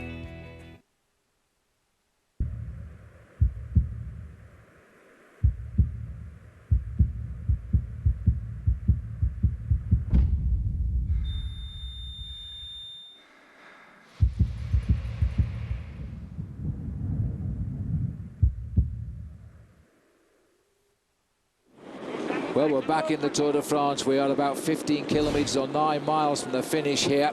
And the 4 leaders are clear. Popovic, Arroyo, Dessel and Cassar. George Hincapie in a chase group. And this is Kim Kirken trying to regain. Well, we did try to explain how dangerous descending can be. We did not want this graphic explanation from John Lee or Gustin. Watch this second wheel as he goes into the corner. He doesn't even make the bend. Straight on and over. And a long way. His bike is way down that valley road there. He watches it go, almost exasperated, but he seems himself perfectly fine. He's certainly making a name for himself in the Tour de France today, that's for sure. First over the top of the climb. Now, I think I was about to tell you about our Saab Werver of the day when John Lee went over the edge. So let's try again now. Go online, versus.com/fly to the finish. It's every day, this competition, and the code word you will need to take part for the big prizes is Alps. So remember that, and we'll get back to the action now as we head for the finish. Boy, it's all go in the commentary box, isn't it? 1:41 is the spread, Paul. Yellow jersey to the front. I can't see them bridging that gap over the terrain that's left. Yeah, but the drama at the back a little bit, Phil, is the fact that Denny Menchov has come off the yellow jersey group and he's lost himself 10 or 15 seconds, and he doesn't actually look very comfortable on the like descent. Descending, does he? No, he doesn't. I always thought he was a pretty good man at going downhill, but this is the leading group of 4. Popovic just sitting at the back of the group there for Silence Lotto, the team of Cadel Evans, waiting to see what's going to happen if he is required to look after his teammate if they ever make the contact. I reckon they will survive, but Sammy Sanchez now is taking all kinds of risks to ride away from the yellow jersey group, and they're not going to take the risks, I don't think, Phil, to chase him down. No, they won't. Absolutely not. Why should they? There is the yellow jersey at 12.9 kilometres to go. He's never had to do any pedaling in anger today. He's let his team do all the work. This is Kim Kirken trying to get back up into the action here. But they're going so far. You can see them on the left there. You'll see him on the hairpin bend. Right in the front is Valverde. He's just about holding him in sight, Kim Kirken. So he's going down very, very well here. There, in fact, is Denny Menchov, who's in front of Kim Kirken. He's the rider from Rabobank, just on the front, going around the corner. And as you can see, Phil, he is trying to take a lot of risks to get himself back into the yellow jersey. He is really struggling with this descent as we go back to the 4 leaders. The 4 leaders, lest you forget, oh, there they are, Jaroslav Popovic, David Arroyo, Cyril Dessel, Sandy Cassar. They could be sharing out a most spectacular stage of the Tour de France today, and it might go the way of Cadel Evans if his teammate Popovic wins it downtown in Jausiers. 12 kilometres to go, virtually all downhill. They've got to close time gaps now because the finish will come too quickly. The finish will come approximately at speeds like this. The finish will come in around about 12 minutes. This is Popovic just on the back of the group, but on the front of the yellow jersey group, it's Cadel Evans is making the majority, Phil, of the pacemaking, and the reason for him doing that is because there's one man he's scared of in this bike race, and his name is Denny Menchov. He sees Denny Menchov as the big danger. 10 or 15 seconds grab today could be 10 or 15 seconds, which is very important in the individual time trial. At 11.5 kilometres to go, we've witnessed a sensational crash to the man that went over the top first, John Lee Augustin. As far as we know, he's still standing at the roadside. His bike has gone into the valley, and he's waiting for somebody to give him a new one to finish the day on the Tour de France. This is the leading, or these are the leading 4 riders. The yellow jersey group is strengthening again here, just going down towards the finish to live to fight another day. The leaders are under the 10 kilometres to go banner, which would account for the slight discrepancy in the mileage today, I think. Well, a quick crackle on race radio says that Denny Menchov is currently 8 seconds behind the group of the yellow jersey, which is being led on the descent by Cadel Evans. Now, we all know Cadel Evans' ability to go downhill fast. After all, he was the World Cup winner in the mountain Yes. bike a number of years ago before he decided to dedicate himself to the road side of the sport. He can descend. He's at home in the mountains now. And this any second gain now, there is Sammy Sanchez there. But any seconds gained here might decide the Tour de France in the other's favour. Schleck is down in that group. This looks to me as though it is Valverde coming around. That is Menchov. Yeah. Looked like a yellow jersey there. But he's getting back. He's getting back, but he's still at 8 seconds. Kim Kirken is having a hard time staying on his back wheel to stay in contact with him there as well, and he's taking all kinds of risks around these corners. That is the group of the yellow jersey. Cadel Evans, Andy Schleck, Carlos Sastre. They are all there, and they are all trying to prevent Denis Menchov making the junction on the descent. But Menchov must not give up. He's got the power to get himself back into this group, but it's the first time, Phil, we've seen any weakness in the big Russian. Well, it's not so much a weakness as perhaps a nervous situation. He's not happy with the way the road is winding down to the finish here, and it's costing him. It's not a question of not having the strength, but they found a weakness in him in as much that he can't go downhill. 9.5 kilometres left to go. The 4 leaders well spread out as well. Look at this. Watch out for Sandy Cassar. We saw him win last year. Remember, he hit a dog. He was the craftiest man in the running to the finish. He made his move when they were all looking the other way, and he won the stage. He's a very clever bike rider, that's for sure. This is the group now of the yellow jersey. They are at 1 minute and 50 seconds from the leaders. And in the middle, you've still got a group of 3 riders containing Nicolas Portal of Caisse d'Epargne, Hincapie of Team Columbia, and of course in there as well his teammate Konstantin Sivstov. This is Samuel Sanchez trying to rejoin the leaders. He's very, very close to doing so. The next man in our picture should be the descending Denis Menchov. He must be in that group back there. They are slowly trying to haul it back together again. Sadly, Christian van der Velde is the one we know nothing about. He was dropped on the way up the climb, and he is a very good descender. So he may have to work his heart out to get back into this race now.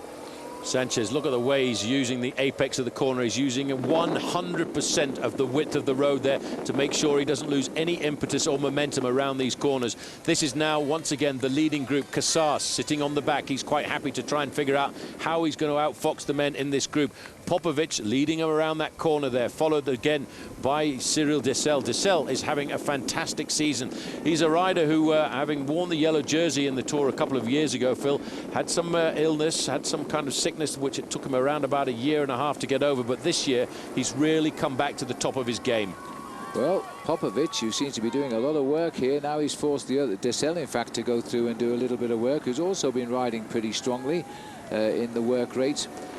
But Popovic might well be the man to take it out in the sprint. Cassar will try to go on his own. This is the group of Hincapie just coming back now as well, I think, and Hincapie looking to try and get himself back into the race.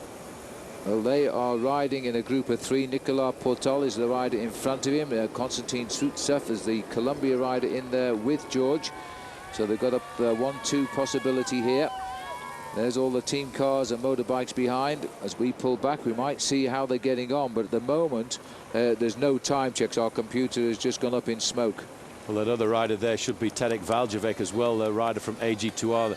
There is no official time gap given between that group of 4 and the group of 3, but I would estimate, Phil, it will be hovering at around about the 30-second mark. Well, our open countryside, as we get lower and lower, we're only 6.5 kilometres from the finish now as we continue to descend all the way down. Those are the 4 men who could decide that what has been a terrific day of racing. Sandy Cassar has done nothing except sit at the back of these 4, so he's planning a move. It's a very narrow finish. They've got to read it right, otherwise they'll overshoot it. Well, there's confirmation. It's 30 seconds back to a 3-man group containing George Hincapie. 6 kilometres left to go to the finish. And I'll tell you what, if you're in a situation like this right now, you've got to hope that you'd read the race Bible properly last night, because it's quite a tricky finish into the finishing line here. Not one I think the organisers expected was going to be sorted out by a sprint. You come over a very nasty bridge, and then it's a right-hand bend, and then almost immediately there's the finish in front of you. Yeah. The sad thing is that in that 4-man leading group we would have had, in fact, John Lee Augustin from South Africa if he hadn't have gone straight on a right-hand bend and left the road completely. It'll take an awful big effort to bring his bike back, but at least he only went a short distance. There's Alejandro Valverde just riding in front of the yellow jersey. 5 kilometres to go to the finish. And just look at this, Sandy Cassar lying off the back here. I'm not sure he's too happy here at all. 4.9 kilometers. We've just passed under 5 kilometers to go. These are the 4 leading riders: Popovic, Arroyo, Dessel and Cassar. Cassar's the rider at the back. He's still not happy with this descent, and he lays off so he can see every corner. Well, he wants, I think, to pick his own line around these corners. There in front, you've got Tadek Valjavec, who's chasing like a madman to get himself back into the race. With the man in blue there is George Hincapie. Just sitting on the back of the group is David Arroyo. And they're still looking for 30 seconds. It's going to be very difficult, Phil, on a downhill section of this course to actually get yourself back into contact. That's Portal, by the way. Arroyo's in the leading group of 4. That's right, and they're still waiting for news as to know if John Lee Augustin has started riding his bike again. I would hope so by now, but we're now looking to see who's going to win the stage here. 3.9 kilometers to go as these riders continue to descend towards the finish. Now, one of these 4 surely will win. Looking at the 4 leading riders, just gone in 4 kilometers from the finish. I can't see them being caught now, Paul. Well, they shouldn't. They've got 30 seconds over a 3-man chase group, Portal, Hincapie and Valjavec, and it's a long way back to the yellow jersey group, around about 1 minute and 45 seconds.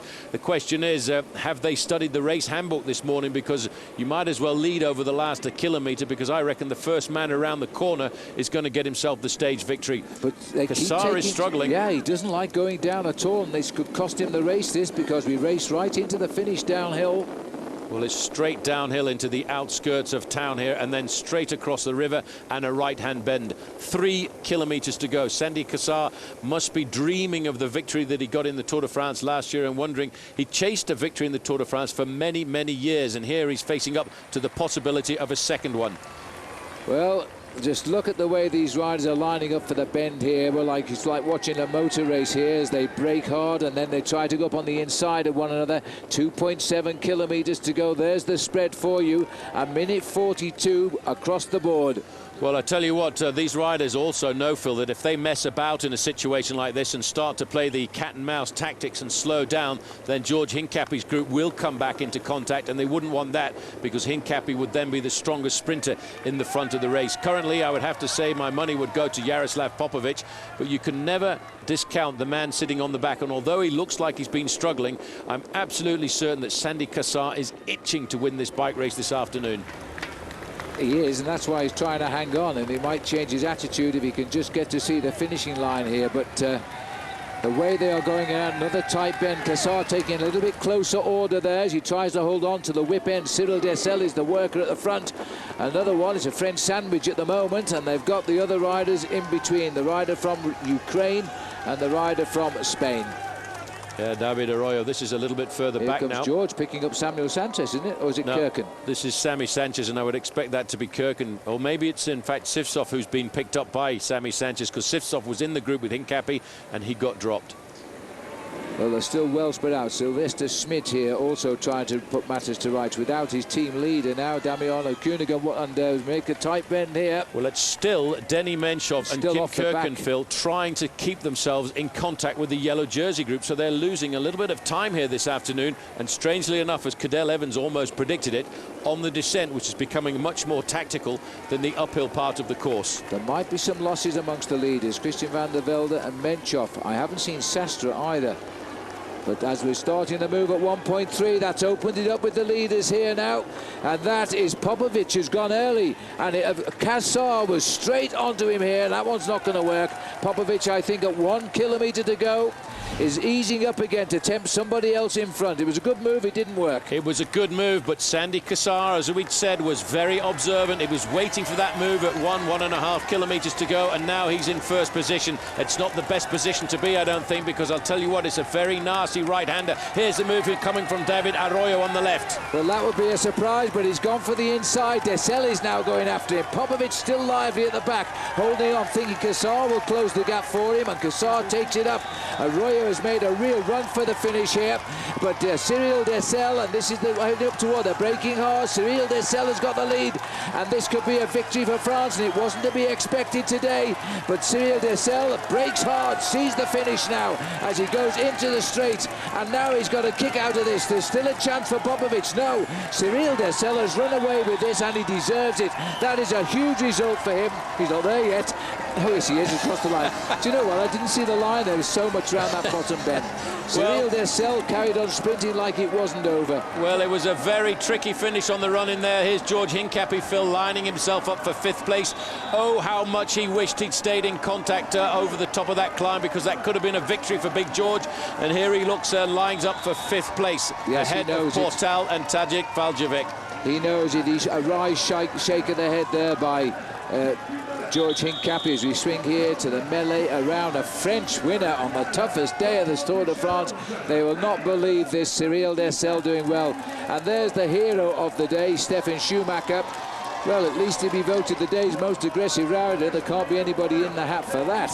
Well, it's good to see that he managed to survive, because bear in mind there has been a massive battle behind as Schumacher lines himself up now to get himself across the line. And I think that will be 8th place for him.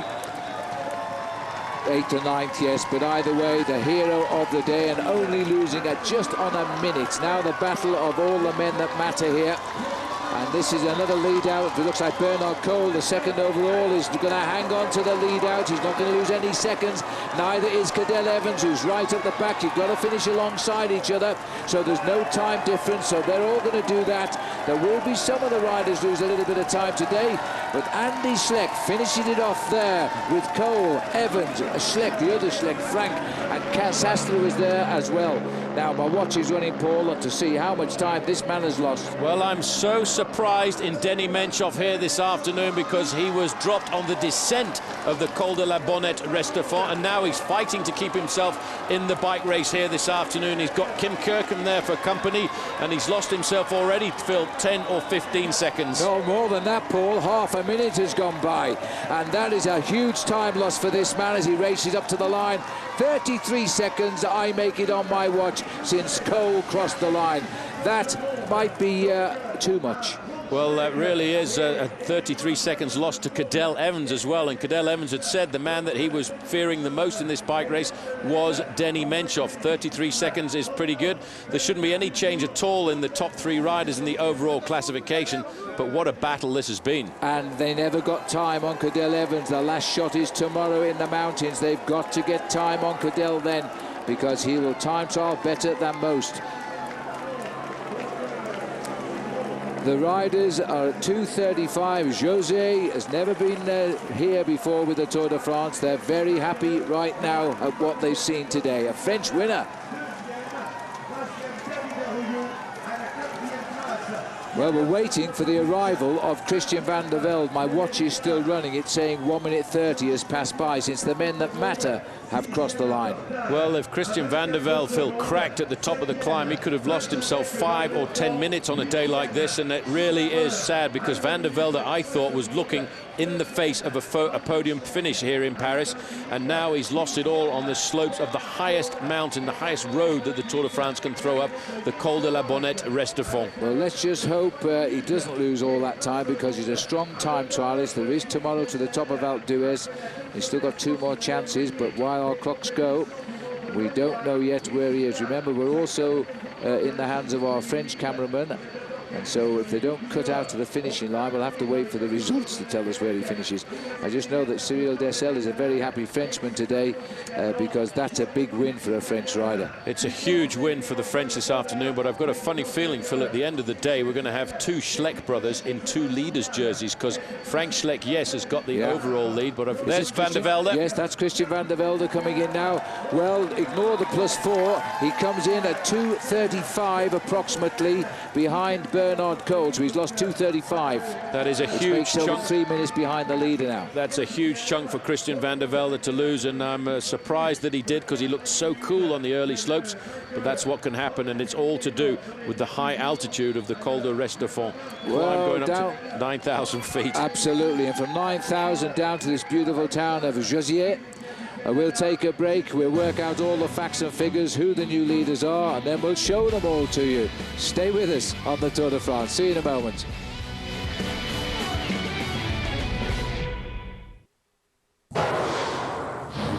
The 2008 Tour de France on Versus is brought to you by Michelob Ultra. Live life to the ultra. And by Just for Men Hair Color. Stay in the game with Just for Men Hair Color.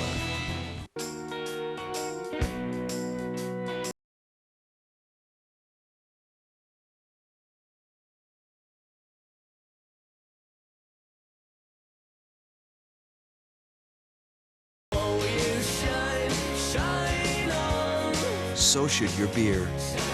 Michelob Ultra, with just 2.6 grams of carbs and 95 calories. It's not just a great tasting choice, it's a smart one. Live life to the ultra. Honey, if you want to get rid of your gray hair, try my hair color. It's really easy. Women's hair color can take 30 minutes. Just for men takes 5 minutes. No one will notice. Hers colors every hair. Just for men targets only gray. It has ammonia, but it doesn't smell that bad. Oh yes, it does. Just for men has no damaging ammonia. Let's go buy some. It'll only take half an hour. Yeah, right. The truth is, men need Just for Men. Stay in the game. Pushing yourself to the edge has never tasted so good. Try new Power Bar Energized Fruit Smoothie in 3 great flavors: creamy citrus, berry blast, and tangy tropical. Rich smoothie taste. Power Bar. Power to push.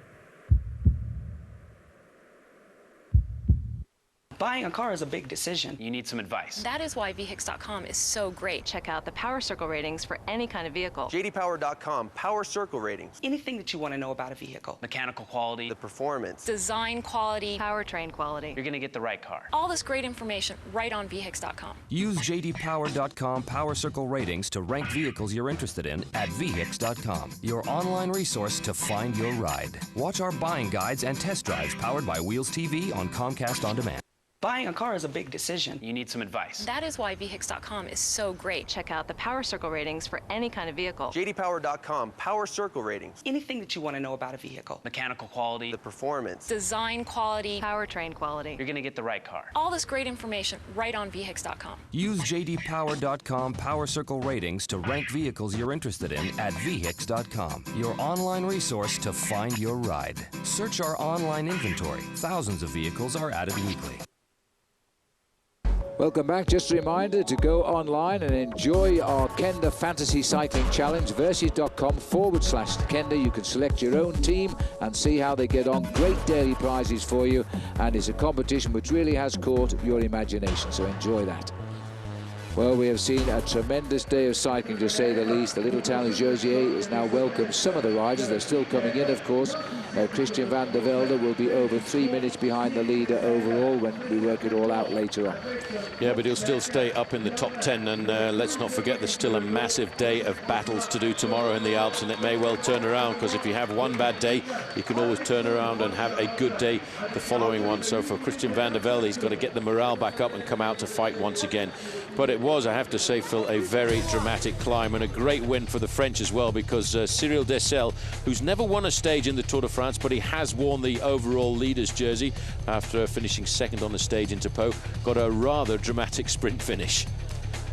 Well, we're waiting for all of the information on who's done what, but there's no doubt that Cyril Dessel is on his first stage of the Tour de France. That'll marry up nicely with the yellow jersey he held for a day a couple of years ago. But it's a big result, this one, for the French, the toughest stage of the race being won by a Frenchman. The Honda ATV results, here we go. Dessel wins, same time as Sandy Cassar and David Arroyo. Just off the back, after he tried a late attack, Jaroslav Popovic, surprisingly, getting only 4th place in that breakaway. Then George Hincapie leading the rest home at 24 seconds, shaking his head because he thought today he would have won.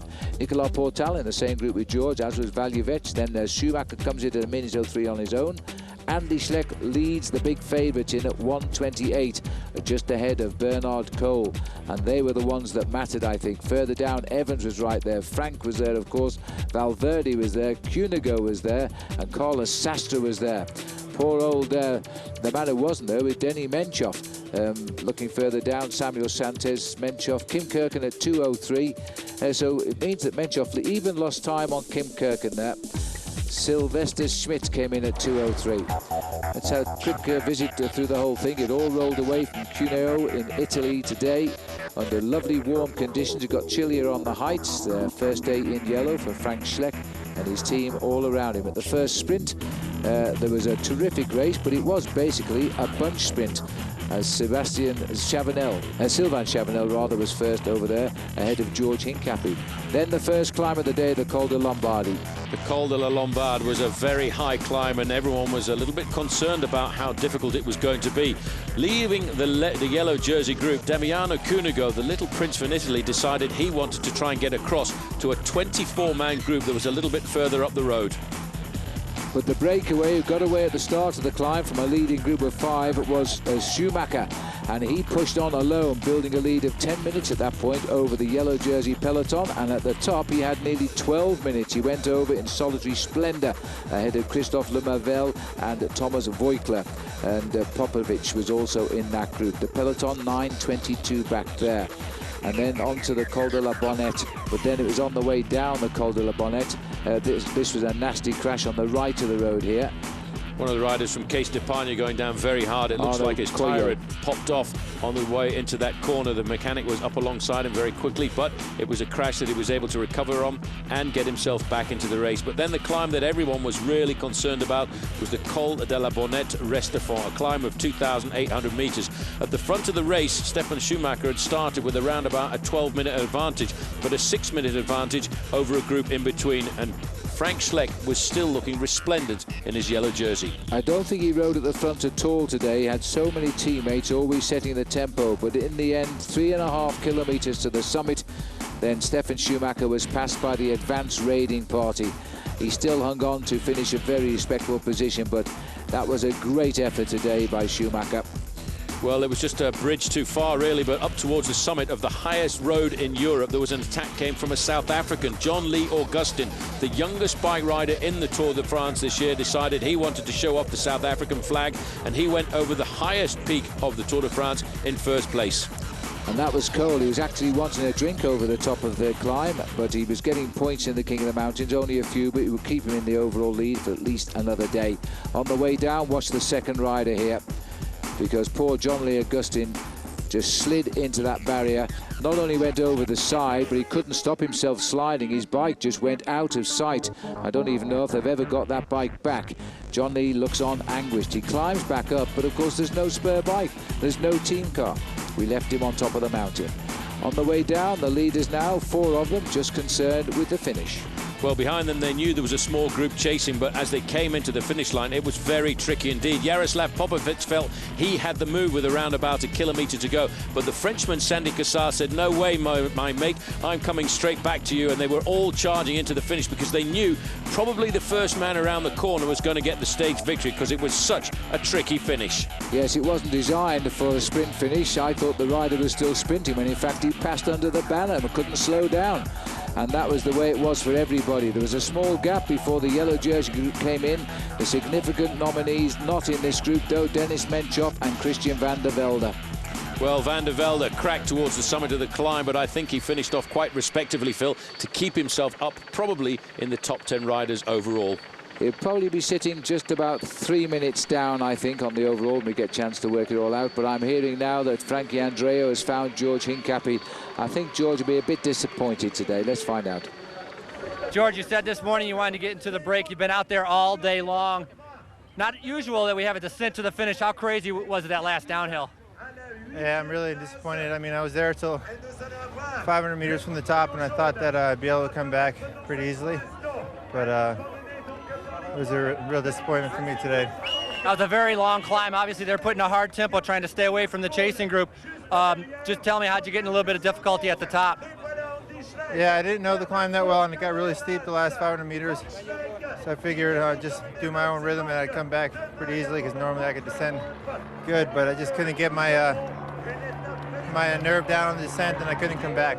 Well, it's a good sign you have some great legs to be able to do well today. Congratulations, nice job. Yes, poor George there, very disappointed. He just let the wheels go half a kilometre from the summit and he couldn't get back. It is amazing with the damage the climbs do. Well, I'll tell you one thing, Phil. I would say 9 times out of 10, George Hincapie would have come back from that one, but unfortunately today it didn't work. But Cyril descended just a bit too quick for George today, and there he is on the podium now. He gets his first victory in the Tour de France. Listen to the French public. as they cheer. They've been watching this on the big screen here in Jausiers. They've been seeing a terrific bike race yet again. And Cyril Dessel gets the win for France. Well, that's his 4th win of the season, but I think that would be the one that he will cherish the most. He won a stage in the Dauphiné Libéré, which indicated he got the form back, which he hadn't had for a couple of seasons. And now I have to say that that was one to put down in the storybooks, because that was a big mountain stage today. With the Col de la Bonnette Restafon on his agenda, he will now know that he is one of France's cycling greats. Yes, it's a great stage to win, that's for sure. And he shaking hands with Bernard Hinault there. Bernard spending a little bit of time just to chat with him. Well, we were hoping to see the President of France, Sarkozy, here today, but I don't think he actually turned up in the end, so there's probably more urgent things. There is the stage result. Dessel, Cassar, Arroyo and Popovic were the 4 that set the pace that destroyed the chances for George Hincapie today. Nicolas Portol and Valuevich finished behind George. Schumacher in solitary splendour as he was going over the 2 mountains, almost anyway. Andy Schleck brings home his brother, and Bernard Cole. How Andy won the sprint, I'll never know. Cadel Evans safely in there. Fantastic result for Cadel Evans today. And Damiano Cuneo even got into 14th place. Well, I'm glad to see that Cuneo held on there, but I think a little bit further down, what is more important was Kim Kirken lost a little bit of time. But to me, Phil, the most important was in that group at 2:03 was Denny Menchov. Yes, he's lost. Now we can have a word with Robbie Ventura, who's now found Christian van der Velde. Let's find out the story of the day. Christian, difficult stage day. You've had an unbelievable tour up until this point. Can you tell us kind of what went wrong? Was it your food? Was it your legs? Tell us a little bit about what happened on the final climb. Final climb, I was in difficulty, but I had a lot of help from Ryder. He did an amazing job, and we were really close. I was only 35 seconds behind, and then on the way down, I crashed, and Kofidis guys crashed too, and so we completely lost our rhythm, and it really took us a while to get going again. Then we started going again towards the bottom, but by that point in time, we lost so much time and momentum. You lost a couple of minutes, but tomorrow's a great stage. The time trial's coming up. Do you feel like you have an opportunity to make back some of that time, and how will you approach these next 2 days? Oh yeah, I mean, anything can happen tomorrow. So, it's not over by any means. I mean, there's a lot of guys that are suffering, and I wasn't far off. It just 35 seconds, and then having the crash, and it was just compounded. Great ride today, Christian. Well, how sad is that? You see, we can't see everything on live television. We had no idea, and there was nothing on radio that Christian van der Velde had in fact fallen on the descent. Who knows, he might have got back. Anyway, the race goes on, but the winner stays the same today, or the leader rather, because Frank Schleck, and he is a very popular man, and there's a massive crowd here who is now turning up from Luxembourg, his country. Frank Schleck gets his 2nd maillot jaune. Well, he will have enjoyed his day in the yellow jersey, but really, Phil, no change. Just laugh at the way the line comes out the back. It will be a great day that he enjoyed in the yellow jersey, but right now that yellow jersey is not firmly on his shoulders, and he has to come out again tomorrow and fight and try and get himself some time, because 7 seconds over Cole, 8 seconds over Cadel Evans, it really is not very much. It isn't. Another tough day behind the riders, and there's still no indication as to who will win this Tour de France. And we've got one more severe day in the mountains tomorrow. We go over the Col de Galibier, the Croix de Fer, and finally the finish on Alpe d'Huez.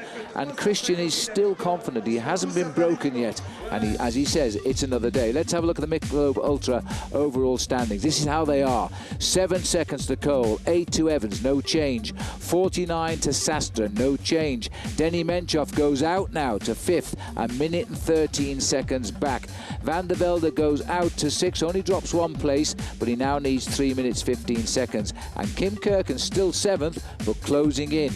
Alejandro Valverde is now in 8th of 4:11, and Valuevich is a very good stage race rider. He sits in 10th. Now, what's happened to all the rest?